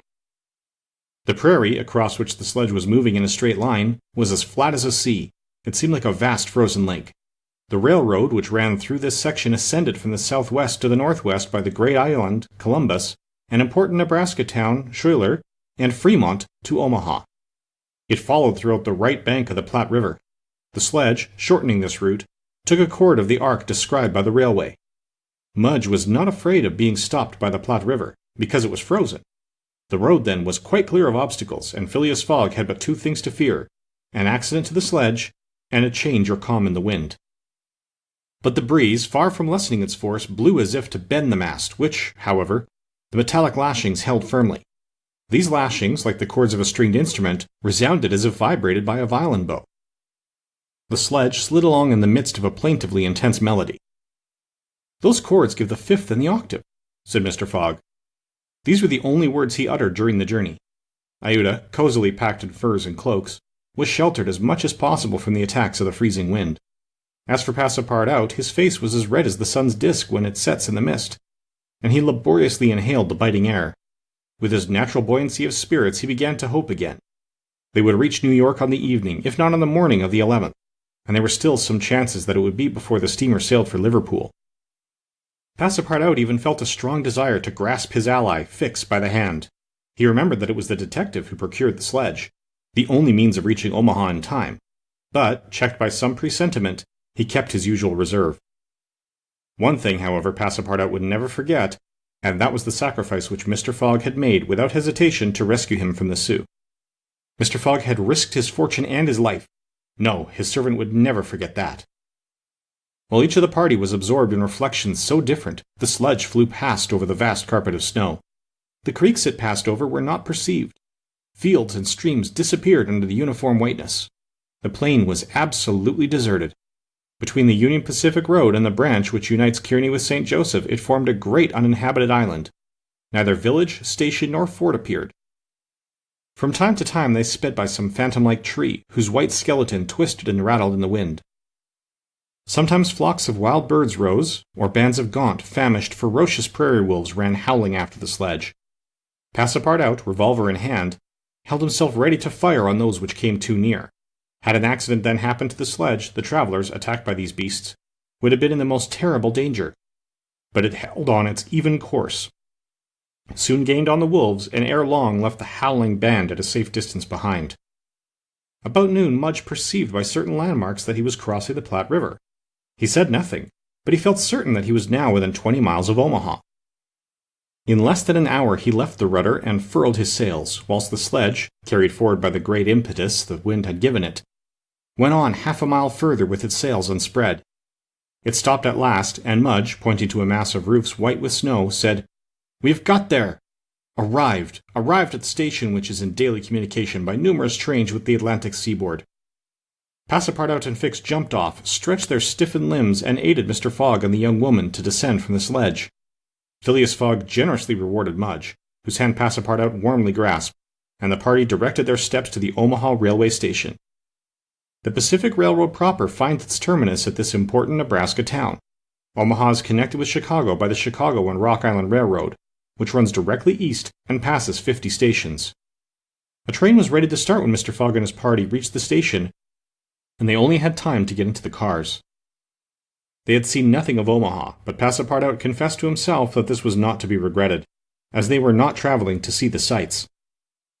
The train passed rapidly across the state of Iowa by Council Bluffs, Des Moines, and Iowa City. During the night it crossed the Mississippi at Davenport, and by Rock Island entered Illinois. The next day, which was the 10th, at 4 o'clock in the evening it reached Chicago, already risen from its ruins, and more proudly seated than ever on the borders of its beautiful Lake Michigan. 900 miles separated Chicago from New York, but trains are not wanting at Chicago. Mr. Fogg passed at once from one to the other, and the locomotive of the Pittsburgh, Fort Wayne, and Chicago Railway left at full speed, as if it fully comprehended that the gentleman had no time to lose. It traversed Indiana, Ohio, Pennsylvania, and New Jersey like a flash, rushing through towns with antique names, some of which had streets and car tracks, but as yet no houses. At last the Hudson came into view, and at 11:15 in the evening of the 11th, the train stopped in the station on the right bank of the river, before the very pier of the Cunard line. The China for Liverpool had started 3/4 of an hour before. Chapter 32, in which Phileas Fogg engages in a direct struggle with bad fortune. The China, in leaving, seemed to have carried off Phileas Fogg's last hope. None of the other steamers were able to serve his projects. The Perrier, of the French Transatlantic Company, whose admirable steamers are equal to any in speed and comfort, did not leave until the 14th. The Hamburg boats did not go directly to Liverpool or London, but to Havre, and the additional trip from Havre to Southampton would render Phileas Fogg's last efforts of no avail. The Inman steamer did not depart till the next day, and could not cross the Atlantic in time to save the wager. Mr. Fogg learned all this in consulting his Bradshaw, which gave him the daily movements of the transatlantic steamers. Passepartout was crushed. It overwhelmed him to lose the boat by 3/4 of an hour. It was his fault, for instead of helping his master, he had not ceased putting obstacles in his path. And when he recalled all the incidents of the tour, when he counted up the sums expended in pure loss and on his own account, when he thought that the immense stake, added to the heavy charges of this useless journey, would completely ruin Mr. Fogg, he overwhelmed himself with bitter self-accusations. Mr. Fogg, however, did not reproach him, and, on leaving the Cunard Pier, only said, "We will consult about what is best tomorrow. Come." The party crossed the Hudson in the Jersey City ferry boat, and drove in a carriage to the St. Nicholas Hotel on Broadway.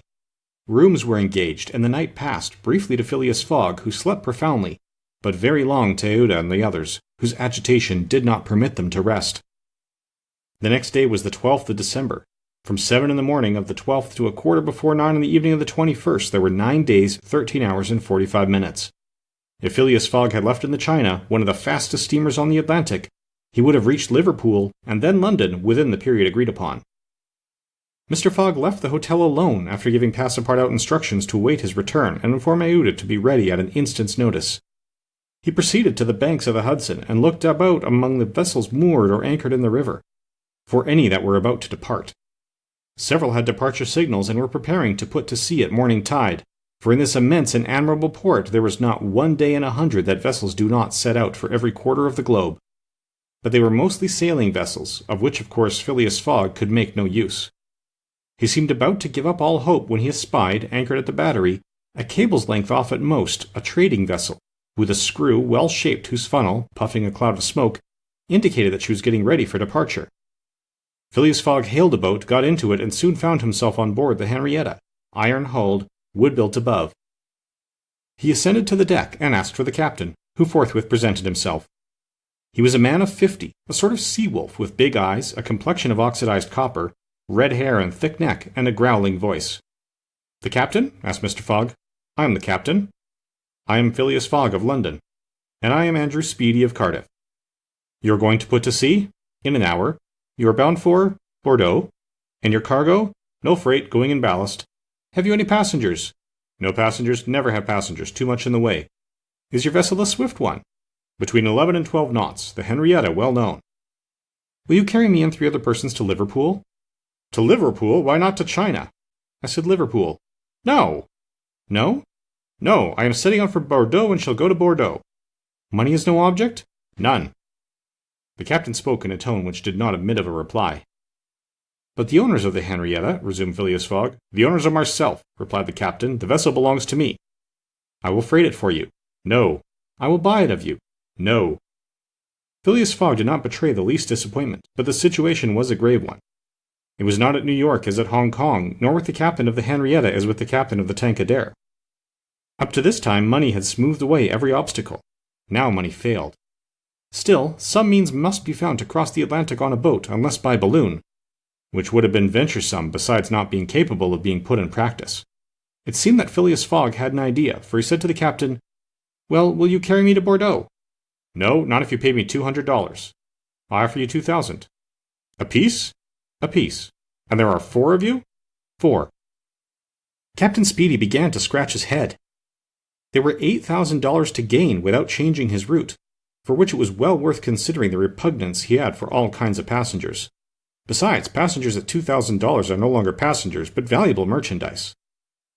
"I start at 9 o'clock, said Captain Speedy simply. "Are you and your party ready?" "We will be on board at 9 o'clock, replied, no less simply, Mr. Fogg. It was 8:30 to disembark from the Henrietta, jump into a hack, hurry to the St. Nicholas, and return with Aouda, Passepartout, and even the inseparable Mr. Fix was the work of a brief time, and was performed by Mr. Fogg with the coolness which never abandoned him. They were on board when the Henrietta made ready to weigh anchor. When Passepartout heard what his last voyage was going to cost, he uttered a prolonged "Oh!" which extended through his vocal gamu. As for Fix, he said to himself that the Bank of England would certainly not come out of this affair well indemnified. When they reached England, even if Mr. Fogg did not throw some handfuls of bank bills into the sea, more than £7,000 would have been spent. Chapter 33, in which Phileas Fogg shows himself equal to the occasion. An hour after, the Henrietta passed the lighthouse which marks the entrance of the Hudson, turned to the point of Sandy Hook, and put out to sea. During the day she skirted Long Island, passed Fire Island, and directed her course rapidly eastward. At noon the next day, a man mounted the bridge to ascertain the vessel's position. It might be thought that this was Captain Speedy. Not the least in the world. It was Phileas Fogg, Esquire. As for Captain Speedy, he was shut up in his cabin under lock and key, and was uttering loud cries which signified an anger at once pardonable and excessive. What had happened was very simple. Phileas Fogg wished to go to Liverpool, but the captain would not carry him there. Then Phileas Fogg had taken passage for Bordeaux, and, during the 30 hours he had been on board, had so shrewdly managed with his banknotes that the sailors and stokers, who were only an occasional crew and were not on the best terms with the captain, went over to him in a body. This was why Phileas Fogg was in command instead of Captain Speedy, why the captain was a prisoner in his cabin, and why, in short, the Henrietta was directing her course towards Liverpool. It was very clear, to see Mr. Fogg manage the craft, that he had been a sailor. How the adventure ended will be seen anon. Aouda was anxious, though she said nothing. As for Passepartout, he thought Mr. Fogg's manoeuvres simply glorious. The captain had said between 11 and 12 knots, and the Henrietta confirmed his prediction. If, then, for there were ifs still, the sea did not become too boisterous, if the wind did not veer round to the east, if no accident happened to the boat or its machinery, the Henrietta might cross the 3,000 miles from New York to Liverpool in the 9 days between the 12th and the 21st of December. It is true that once arrived, the affair on board the Henrietta, added to that of the Bank of England, might create more difficulties for Mr. Fogg than he imagined or could desire. During the first days, they went along smoothly enough.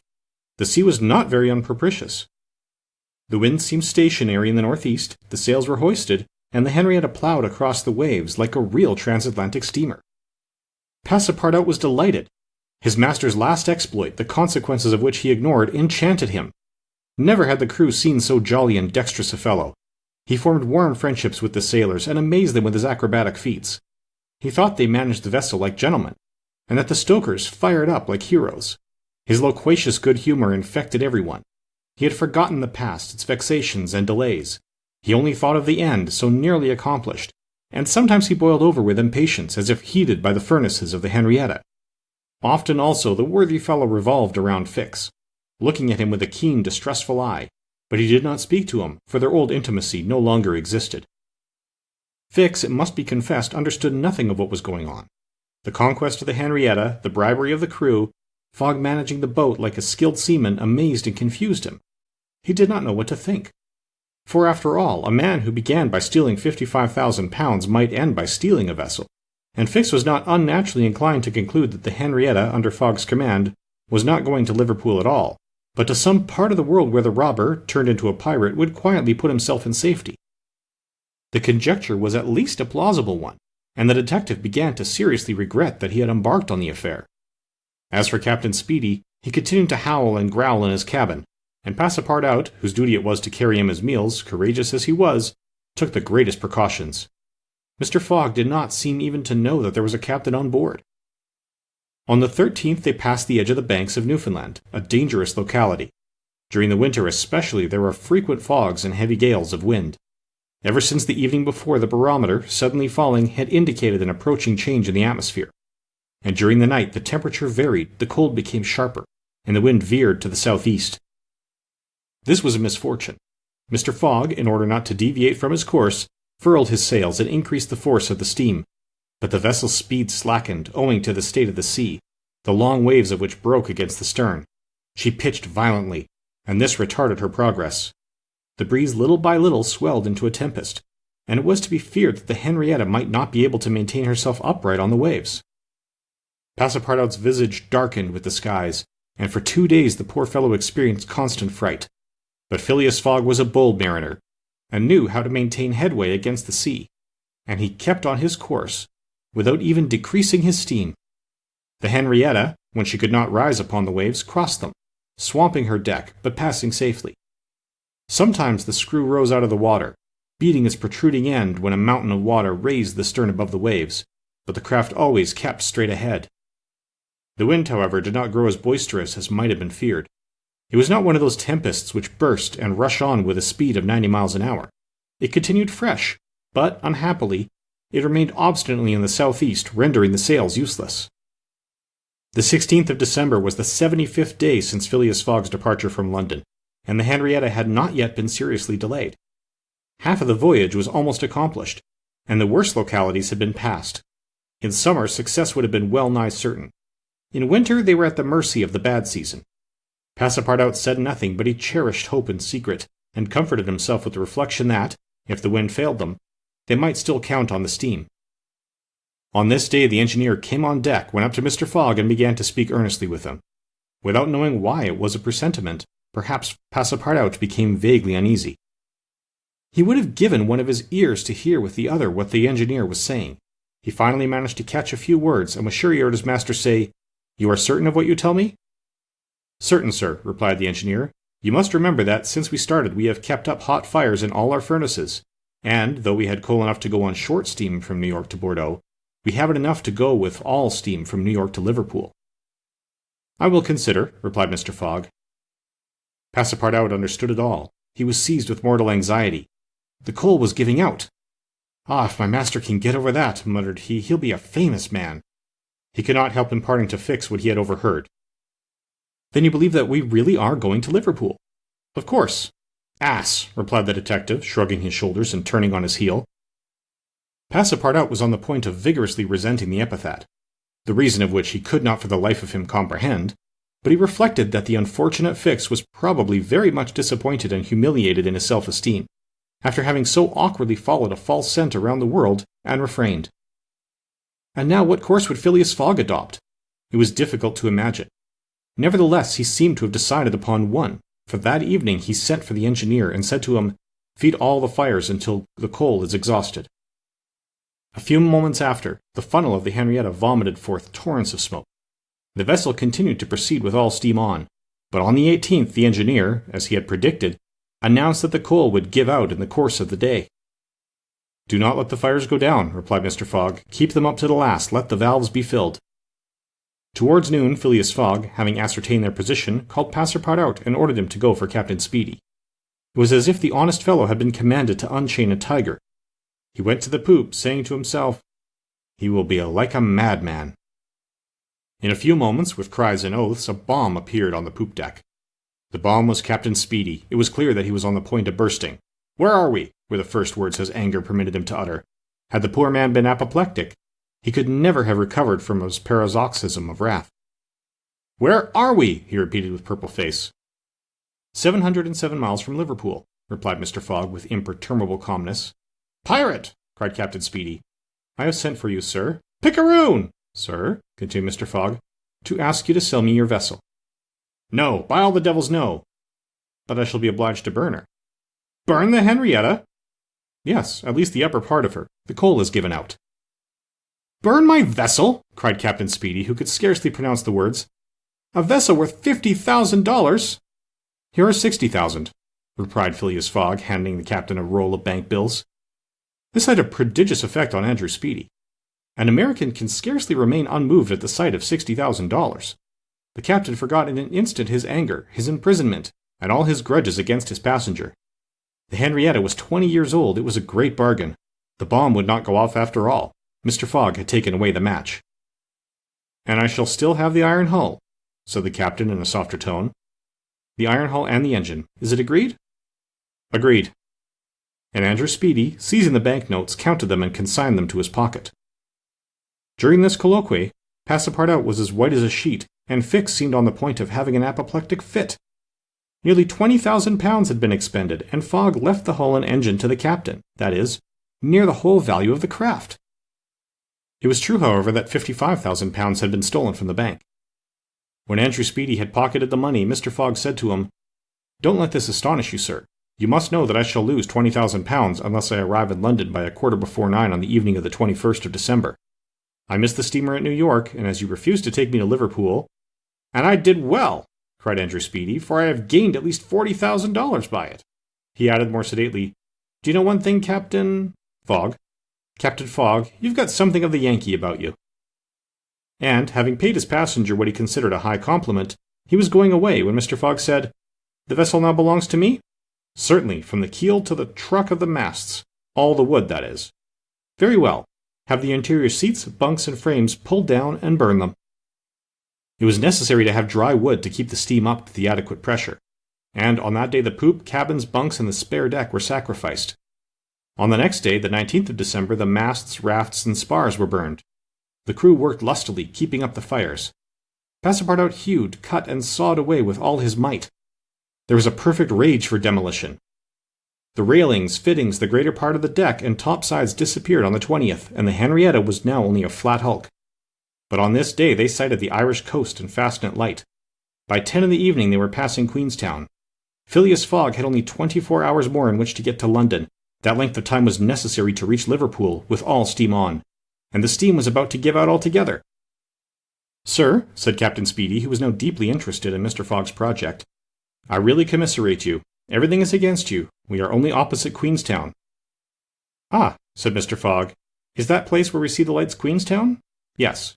"Can we enter the harbour?" "Not under 3 hours, only at high tide." "Stay," replied Mr. Fogg calmly, without betraying in his features that by a supreme inspiration he was about to attempt once more to conquer ill fortune. "Queenstown is the Irish port at which the transatlantic steamers stop to pull off the mails. These mails are carried to Dublin by express trains always held in readiness to start. From Dublin they are sent on to Liverpool by the most rapid boats, and thus gain 12 hours on the Atlantic steamers."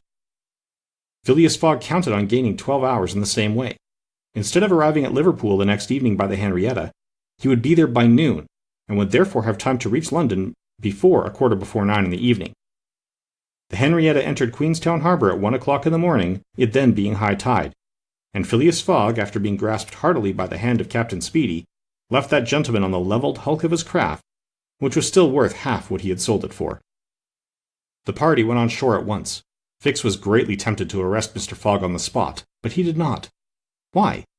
What struggle was going on within him? Had he changed his mind about his man? Did he understand that he had made a grave mistake? He did not, however, abandon Mr. Fogg. They all got upon the train, which was just ready to start at 1:30.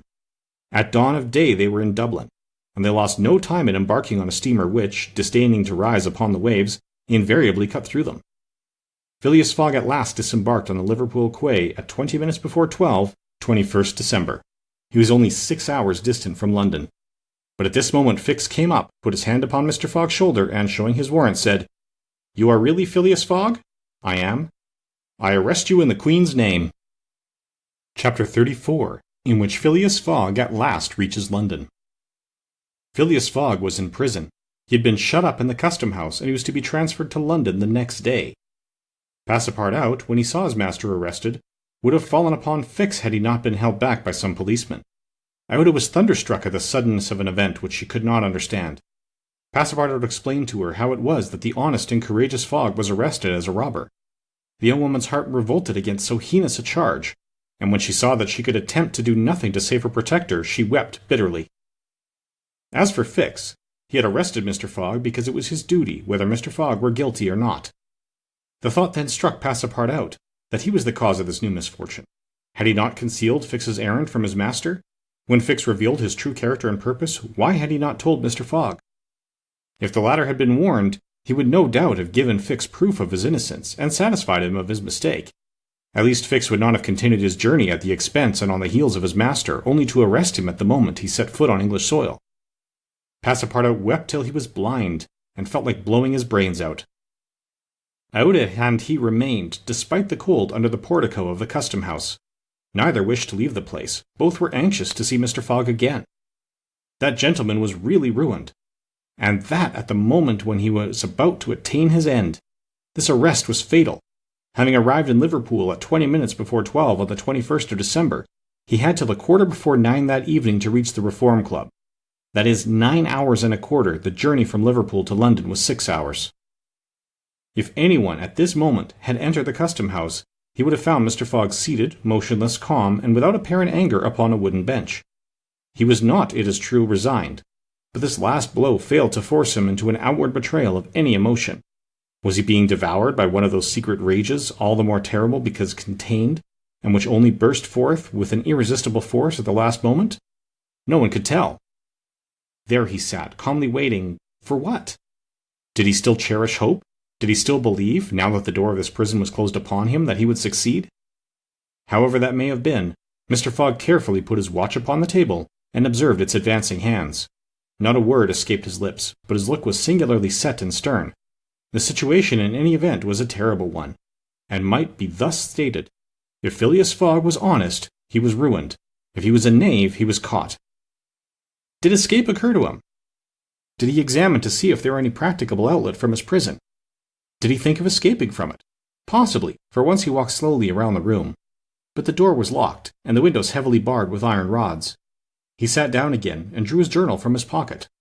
On the line where these words were written, 21st December, Saturday, Liverpool, he added, 80th day, 11:40 a.m., and waited. The custom-house clock struck 1. Mr. Fogg observed that his watch was 2 hours too fast. 2 hours! Admitting that he was at this moment taking an express train, he could reach London and the Reform Club by 9:15 p.m. His forehead slightly wrinkled. At 33 minutes past 2 he heard a singular noise outside, then a hasty opening of doors. Passepartout's voice was audible, and immediately after that of Fix. Phileas Fogg's eyes brightened for an instant. The door swung open, and he saw Passepartout, Aouda, and Fix, who hurried towards him. Fix was out of breath, and his hair was in disorder. He could not speak. "Sir," he stammered, "sir, forgive me. Most unfortunate resemblance. Robber arrested 3 days ago. You are free." Phileas Fogg was free. He walked to the detective, looked him steadily in the face, and, with the only rapid motion he had ever made in his life, or which he would ever make, drew back his arms, and with the precision of a machine knocked Fix down. "Well hit!" cried Passepartout. "Parbleu! That's what you might call a good application of English fists."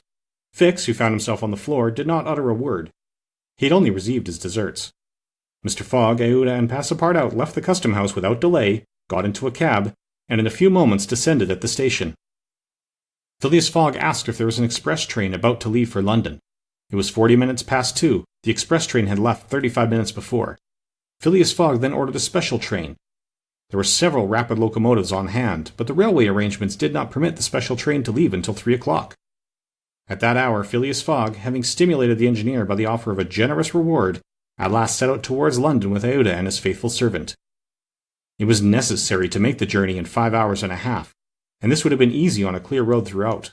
But there were forced delays, and when Mr. Fogg stepped from the train at the terminus, all the clocks in London were striking 10 minutes before 9. Having made the tour of the world, he was behindhand 5 minutes. He had lost the wager. Chapter 35, in which Phileas Fogg does not have to repeat his orders to Passepartout twice.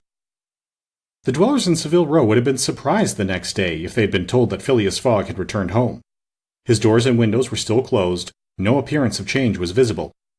After leaving the station, Mr. Fogg gave Passepartout instructions to purchase some provisions and quietly went to his domicile. He bore his misfortune with habitual tranquillity, ruined, and by the blundering of the detective. After having steadily traversed that long journey, overcome 100 obstacles, braved many dangers, and still found time to do some good on his way, to fail near the goal by a sudden event which he could not have foreseen, and against which he was unarmed, it was terrible. But a few pounds were left of the large sum he had carried with him. There only remained of his fortune the £20,000 deposited at Barings, and this amount he owed to his friends of the Reform Club. So great had been the expense of his tour that, even had he won, it would not have enriched him, and it is probable that he had not sought to enrich himself, being a man who rather laid wagers for honour's sake than for the stake proposed. But this wager totally ruined him. Mr. Fogg's course, however, was fully decided upon. He knew what remained for him to do. A room in the house at Savile Row was set apart for Aouda, who was overwhelmed with grief at her protector's misfortune. From the words which Mr. Fogg dropped, she saw that he was meditating some serious project. Knowing that Englishmen governed by a fixed idea sometimes resort to the desperate expedient of suicide, Passepartout kept a narrow watch upon his master, though he carefully concealed the appearance of so doing. First of all, the worthy fellow had gone up to his room and had extinguished the gas burner, which had been burning for 80 days. He had found in the letter-box a bill from the gas company, and he thought it more than time to put a stop to this expense, which he had been doomed to bear. The night passed. Mr. Fogg went to bed, but did he sleep? Aouda did not once close her eyes. Passepartout watched all night like a faithful dog at his master's door. Mr. Fogg called him in the morning and told him to get Aouda's breakfast and a cup of tea and a chop for himself. He desired Aouda to excuse him from breakfast and dinner, as his time would be absorbed all day in putting his affairs to rights. In the evening he would ask permission to have a few moments' conversation with the young lady. Passepartout, having received his orders, had nothing to do but obey them. He looked at his imperturbable master and could scarcely bring his mind to leave him. His heart was full, his conscience tortured by remorse, for he accused himself more bitterly than ever of being the cause of the irretrievable disaster. Yes, if he had warned Mr. Fogg and had betrayed Fix's projects to him, his master would certainly not have given the detective passage to Liverpool, and then— Passepartout could hold in no longer. "My master, Mr. Fogg," he cried, "why do you not curse me? It was my fault that—" "I blame no one," returned Mr. Fogg with perfect calmness. "Go." Passepartout left the room and went to find Aouda, to whom he delivered his master's message. "Madam," he added, "I can do nothing myself, nothing. I have no influence over my master, but you, perhaps—" "What influence could I have?" replied Aouda. "Mr. Fogg is influenced by no one. Has he ever understood that my gratitude to him is overflowing? Has he ever read my heart? My friend, he must not be left alone an instant. You say he is going to speak with me this evening?" "Yes, madam, probably to arrange for your protection and comfort in England." "We shall see," replied Aouda, becoming suddenly pensive. Throughout this day, Sunday, the house in Savile Row was as if uninhabited, and Phileas Fogg, for the first time since he had lived in that house, did not set out for his club when Westminster clock struck 11:30. Why should he present himself at the Reform? His friends no longer expected him there. As Phileas Fogg had not appeared in the saloon on the evening before, Saturday the 21st of December at 9:15, he had lost his wager. It was not even necessary that he should go to his bankers for the £20,000, for his antagonists already had his cheque in their hands, and they had only to fill it out and send it to the Barings to have the amount transferred to their credit. Mr. Fogg therefore had no reason for going out, and so he remained at home. He shut himself up in his room and busied himself putting his affairs in order. Passepartout continually ascended and descended the stairs. The hours were long for him. He listened at his master's door and looked through the keyhole, as if he had a perfect right so to do, and as if he feared that something terrible might happen at any moment. Sometimes he thought of Fix, but no longer in anger.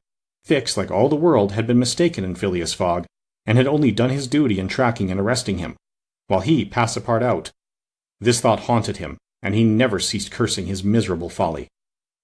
Finding himself too wretched to remain alone, he knocked at Aouda's door, went into her room, seated himself, without speaking, in a corner, and looked ruefully at the young woman. Aouda was still pensive. About 7:30 in the evening, Mr. Fogg sent to know if Aouda would receive him, and in a few moments he found himself alone with her. Phileas Fogg took a chair and sat down near the fireplace opposite Aouda. No emotion was visible on his face. Fogg returned was exactly the Fogg who had gone away.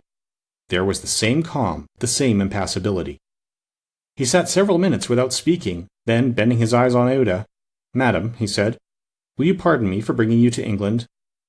"Aye, Mr. Fogg," replied Aouda, checking the pulsations of her heart. "Please let me finish," returned Mr. Fogg. "When I decided to bring you far away from the country which was so unsafe for you, I was rich, and counted on putting a portion of my fortune at your disposal. Then your existence would have been free and happy. But now I am ruined." "I know it, Mr. Fogg," replied Aouda, "and I ask you in my turn, will you forgive me for having followed you, and, who knows, for having perhaps delayed you and thus contributed to your ruin?" "Madam, you could not remain in India, and your safety could only be assured by bringing you to such a distance that your persecutors could not take you." "So, Mr. Fogg," resumed Aouda, "not content with rescuing me from a terrible death, you thought yourself bound to secure my comfort in a foreign land?" "Yes, madam, but circumstances have been against me.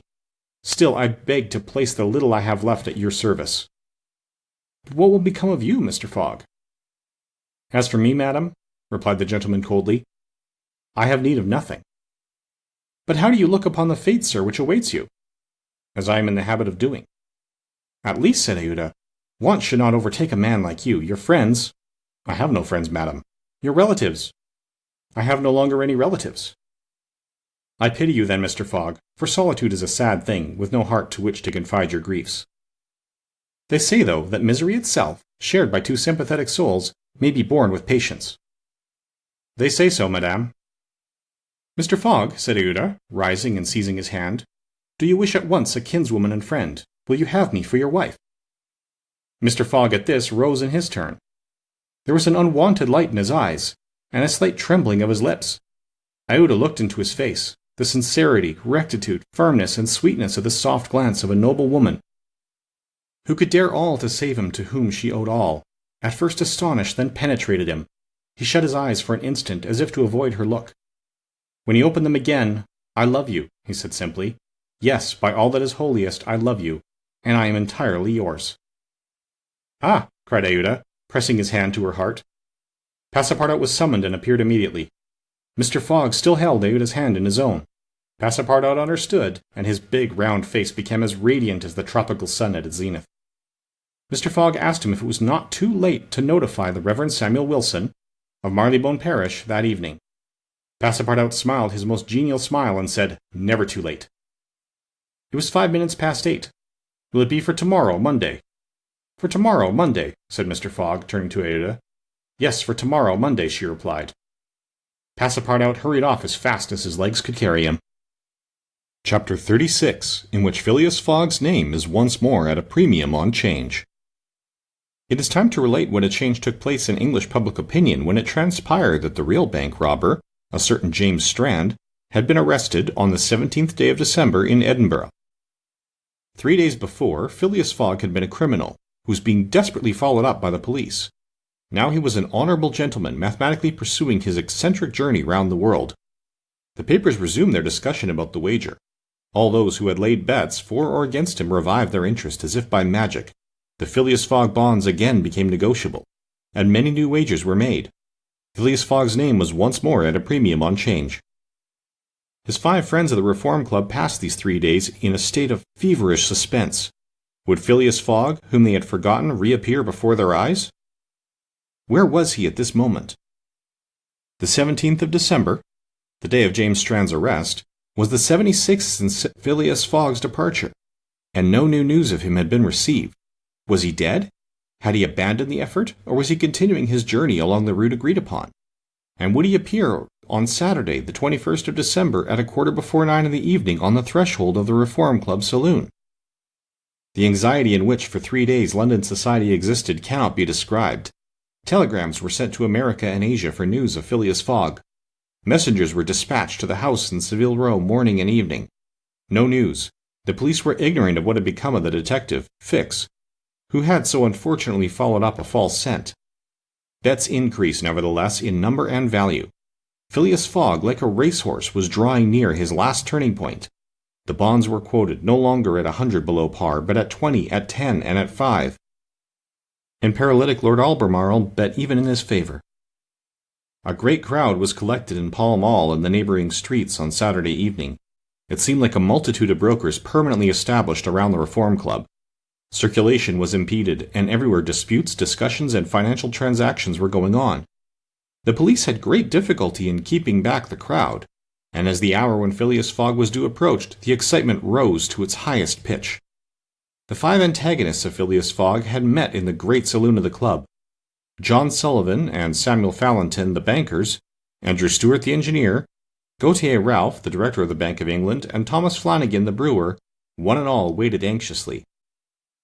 When the clock indicated 20 minutes past 8, Andrew Stewart got up, saying, "Gentlemen, in 20 minutes the time agreed upon between Mr. Fogg and ourselves will have expired." "What time did the last train arrive from Liverpool?" asked Thomas Flanagan. "At 23 minutes past 7, replied Gautier Ralph, "and the next does not arrive till 10 minutes after 12. "Well, gentlemen," resumed Andrew Stewart, "if Phileas Fogg had come in the 7:23 train, he would have got here by this time. We can, therefore, regard the bet as won." "Wait, don't let us be too hasty," replied Samuel Fallentin. "You know that Mr. Fogg is very eccentric. His punctuality is well known. He never arrives too soon or too late, and I should not be surprised if he appeared before us at the last minute." "Why," said Andrew Stewart nervously, "if I should see him, I should not believe it was he." "The fact is," resumed Thomas Flanagan, "Mr. Fogg's project was absurdly foolish. Whatever his punctuality, he could not prevent the delays which were certain to occur, and a delay of only 2 or 3 days would be fatal to his tour." "Observe, too," added John Sullivan, "that we have received no intelligence from him, though there are telegraphic lines all along his route." "He has lost, gentlemen," said Andrew Stewart. "He has 100 times lost. You know, besides, that the China, the only steamer he could have taken from New York to get here in time, arrived yesterday. I have seen a list of the passengers, and the name Phileas Fogg is not among them. Even if we admit that fortune has favored him, he can scarcely have reached America. I think he will be at least 20 days behindhand, and that Lord Albemarle will lose a cool 5,000. "It is clear," replied Gautier Ralph, and we have nothing to do but present Mr. Fogg's cheque at Barings tomorrow." At this minute the hands of the club clock pointed to 20 minutes to 9. "5 minutes more," said Andrew Stuart. The five gentlemen looked at each other. Their anxiety was becoming intense, but, not wishing to betray it, they readily assented to Mr. Fallentin's proposal of a rubber. "I wouldn't give up my 4,000 of the bet," said Andrew Stuart as he took his seat, "for 3,999. The clock indicated 18 minutes to 9. The players took up their cards but could not keep their eyes off the clock. Certainly, however secure they felt, minutes had never seemed so long to them. 17 minutes to 9, said Thomas Flanagan as he cut the cards which Ralph handed to him. Then there was a moment of silence. The great saloon was perfectly quiet. But the murmurs of the crowd outside were heard, with now and then a shrill cry. The pendulum beat the seconds with each player eagerly counted as he listened with mathematical regularity. 16 minutes to 9, said John Sullivan in a voice which betrayed his emotion. 1 minute more and the wager would be won. Andrew Stuart and his partners suspended their game. They left their cards and counted the seconds. At the 40th second, nothing. At the 50th, still nothing. At the 55th, a loud cry was heard in the streets, followed by applause, hurrahs, and some fierce growls. The players rose from their seats. At the 57th second, the door of the saloon opened, and the pendulum had not beat the 60th second when Phileas Fogg appeared, followed by an excited crowd who had forced their way through the club doors, and in his calm voice said, "Here I am, gentlemen." Chapter 37, in which it is shown that Phileas Fogg gained nothing by his tour around the world, unless it were happiness. Yes, Phileas Fogg in person. The reader will remember that at 5 minutes past 8 in the evening, about 25 hours after the arrival of the travellers in London, Passepartout had been sent by his master to engage the services of the Reverend Samuel Wilson in a certain marriage ceremony, which was to take place the next day. Passepartout went on his errand enchanted. He soon reached the clergyman's house, but found him not at home. Passepartout waited a good 20 minutes, and when he left the reverend gentleman it was 35 minutes past 8. But in what a state he was! With his hair in disorder and without his hat, he ran along the street as never man was seen to run before, overturning passers-by, rushing over the sidewalk like a waterspout. In 3 minutes he was in Savile Row again, and staggered back into Mr. Fogg's room. He could not speak. "What is the matter?" asked Mr. Fogg. "My master," gasped Passepartout. "Marriage. Impossible." "Impossible?" "Impossible. For to-morrow." "Why so?" "Because to-morrow is Sunday." "Monday," replied Mr. Fogg. "No. Today is Saturday." "Saturday? Impossible." Yes, cried Passepartout. "You have made a mistake of 1 day. We arrived 24 hours ahead of time, but there are only 10 minutes left." Passepartout had seized his master by the collar and was dragging him along with irresistible force. Phileas Fogg, thus kidnapped without having time to think, left his house, jumped into a cab, promised £100 to the cabman, and, having run over 2 dogs and overturned 5 carriages, reached the Reform Club. The clock indicated 9:15 when he appeared in the great saloon. Phileas Fogg had accomplished the journey round the world in 80 days. Phileas Fogg had won his wager of £20,000. How was it that a man so exact and fastidious could have made the error of a day? How came he to think that he had arrived in London on Saturday, the 21st day of December, when it was really Friday the 20th, the 79th day only from his departure? The cause of the error is very simple. Phileas Fogg had, without suspecting it, gained 1 day on his journey, and this merely because he had travelled constantly eastward. He would, on the contrary, have lost a day had he gone in the opposite direction, that is, westward. In journeying eastward he had gone towards the sun, and the days therefore diminished for him as many times 4 minutes as he crossed degrees in this direction. There are 360 degrees on the circumference of the earth, and these 360 degrees, multiplied by 4 minutes, gives precisely 24 hours. That is, the day unconsciously gained. In other words, while Phileas Fogg, going eastward, saw the sun pass the meridian 80 times, his friends in London only saw it pass the meridian 79 times. This is why they awaited him at the Reform Club on Saturday and not Sunday, as Mr. Fogg thought. And Passepartout's famous family watch, which had always kept London time, would have betrayed this fact if it had marked the days as well as the hours and the minutes. Phileas Fogg, then, had won the £20,000, but, as he had spent nearly 19,000 on the way, The pecuniary gain was small. His object was, however, to be victorious, and not to win money. He divided the £1,000 that remained between Passepartout and the unfortunate Fix, against whom he cherished no grudge. He deducted, however, from Passepartout's share of the cost of gas, which had burned in his room for 1920 hours, for the sake of regularity. That evening Mr. Fogg, as tranquil and phlegmatic as ever, said to Aouda, "Is our marriage still agreeable to you?" "Mr. Fogg," replied she, "it is for me to ask that question. You were ruined, but now you are rich again." "Pardon me, madam, my fortune belongs to you. If you had not suggested our marriage, my servant would not have gone to the Reverend Samuel Wilson's. I should not have been apprised of my error, and—" "Dear Mr. Fogg," said the young woman. "Dear Aouda," replied Phileas Fogg. It need not be said that the marriage took place 48 hours after, and that Passepartout, glowing and dazzling, gave the bride away. Had he not saved her, and was he not entitled to this honor? The next day, as soon as it was light, Passepartout rapped vigorously at his master's door. Mr. Fogg opened it and asked, "What is the matter, Passepartout?" "What is it, sir?" "Why, I've just this instant found out." "What?" "That we might have made the tour of the world in only 78 days. "No doubt," returned Mr. Fogg, "by not crossing India. But if I had not crossed India, I should not have saved Aouda. She would not have been my wife, and—" Mr. Fogg quietly shut the door. Phileas Fogg had won his wager, and had made his journey around the world in 80 days. To do this he had employed every means of conveyance: steamers, railways, carriages, yachts, trading vessels, sledges, elephants. The eccentric gentleman had throughout displayed all his marvelous quantities of coolness and exactitude. But what then? What had he really gained by all this trouble? What had he brought back from this long and weary journey? Nothing, you say? Perhaps so. Nothing but a charming woman who, strange as it may appear, made him the happiest of men. Truly, would you not for less than that make the tour around the world? The End. This has been Around the World in 80 Days by Jules Verne, originally published in 1873.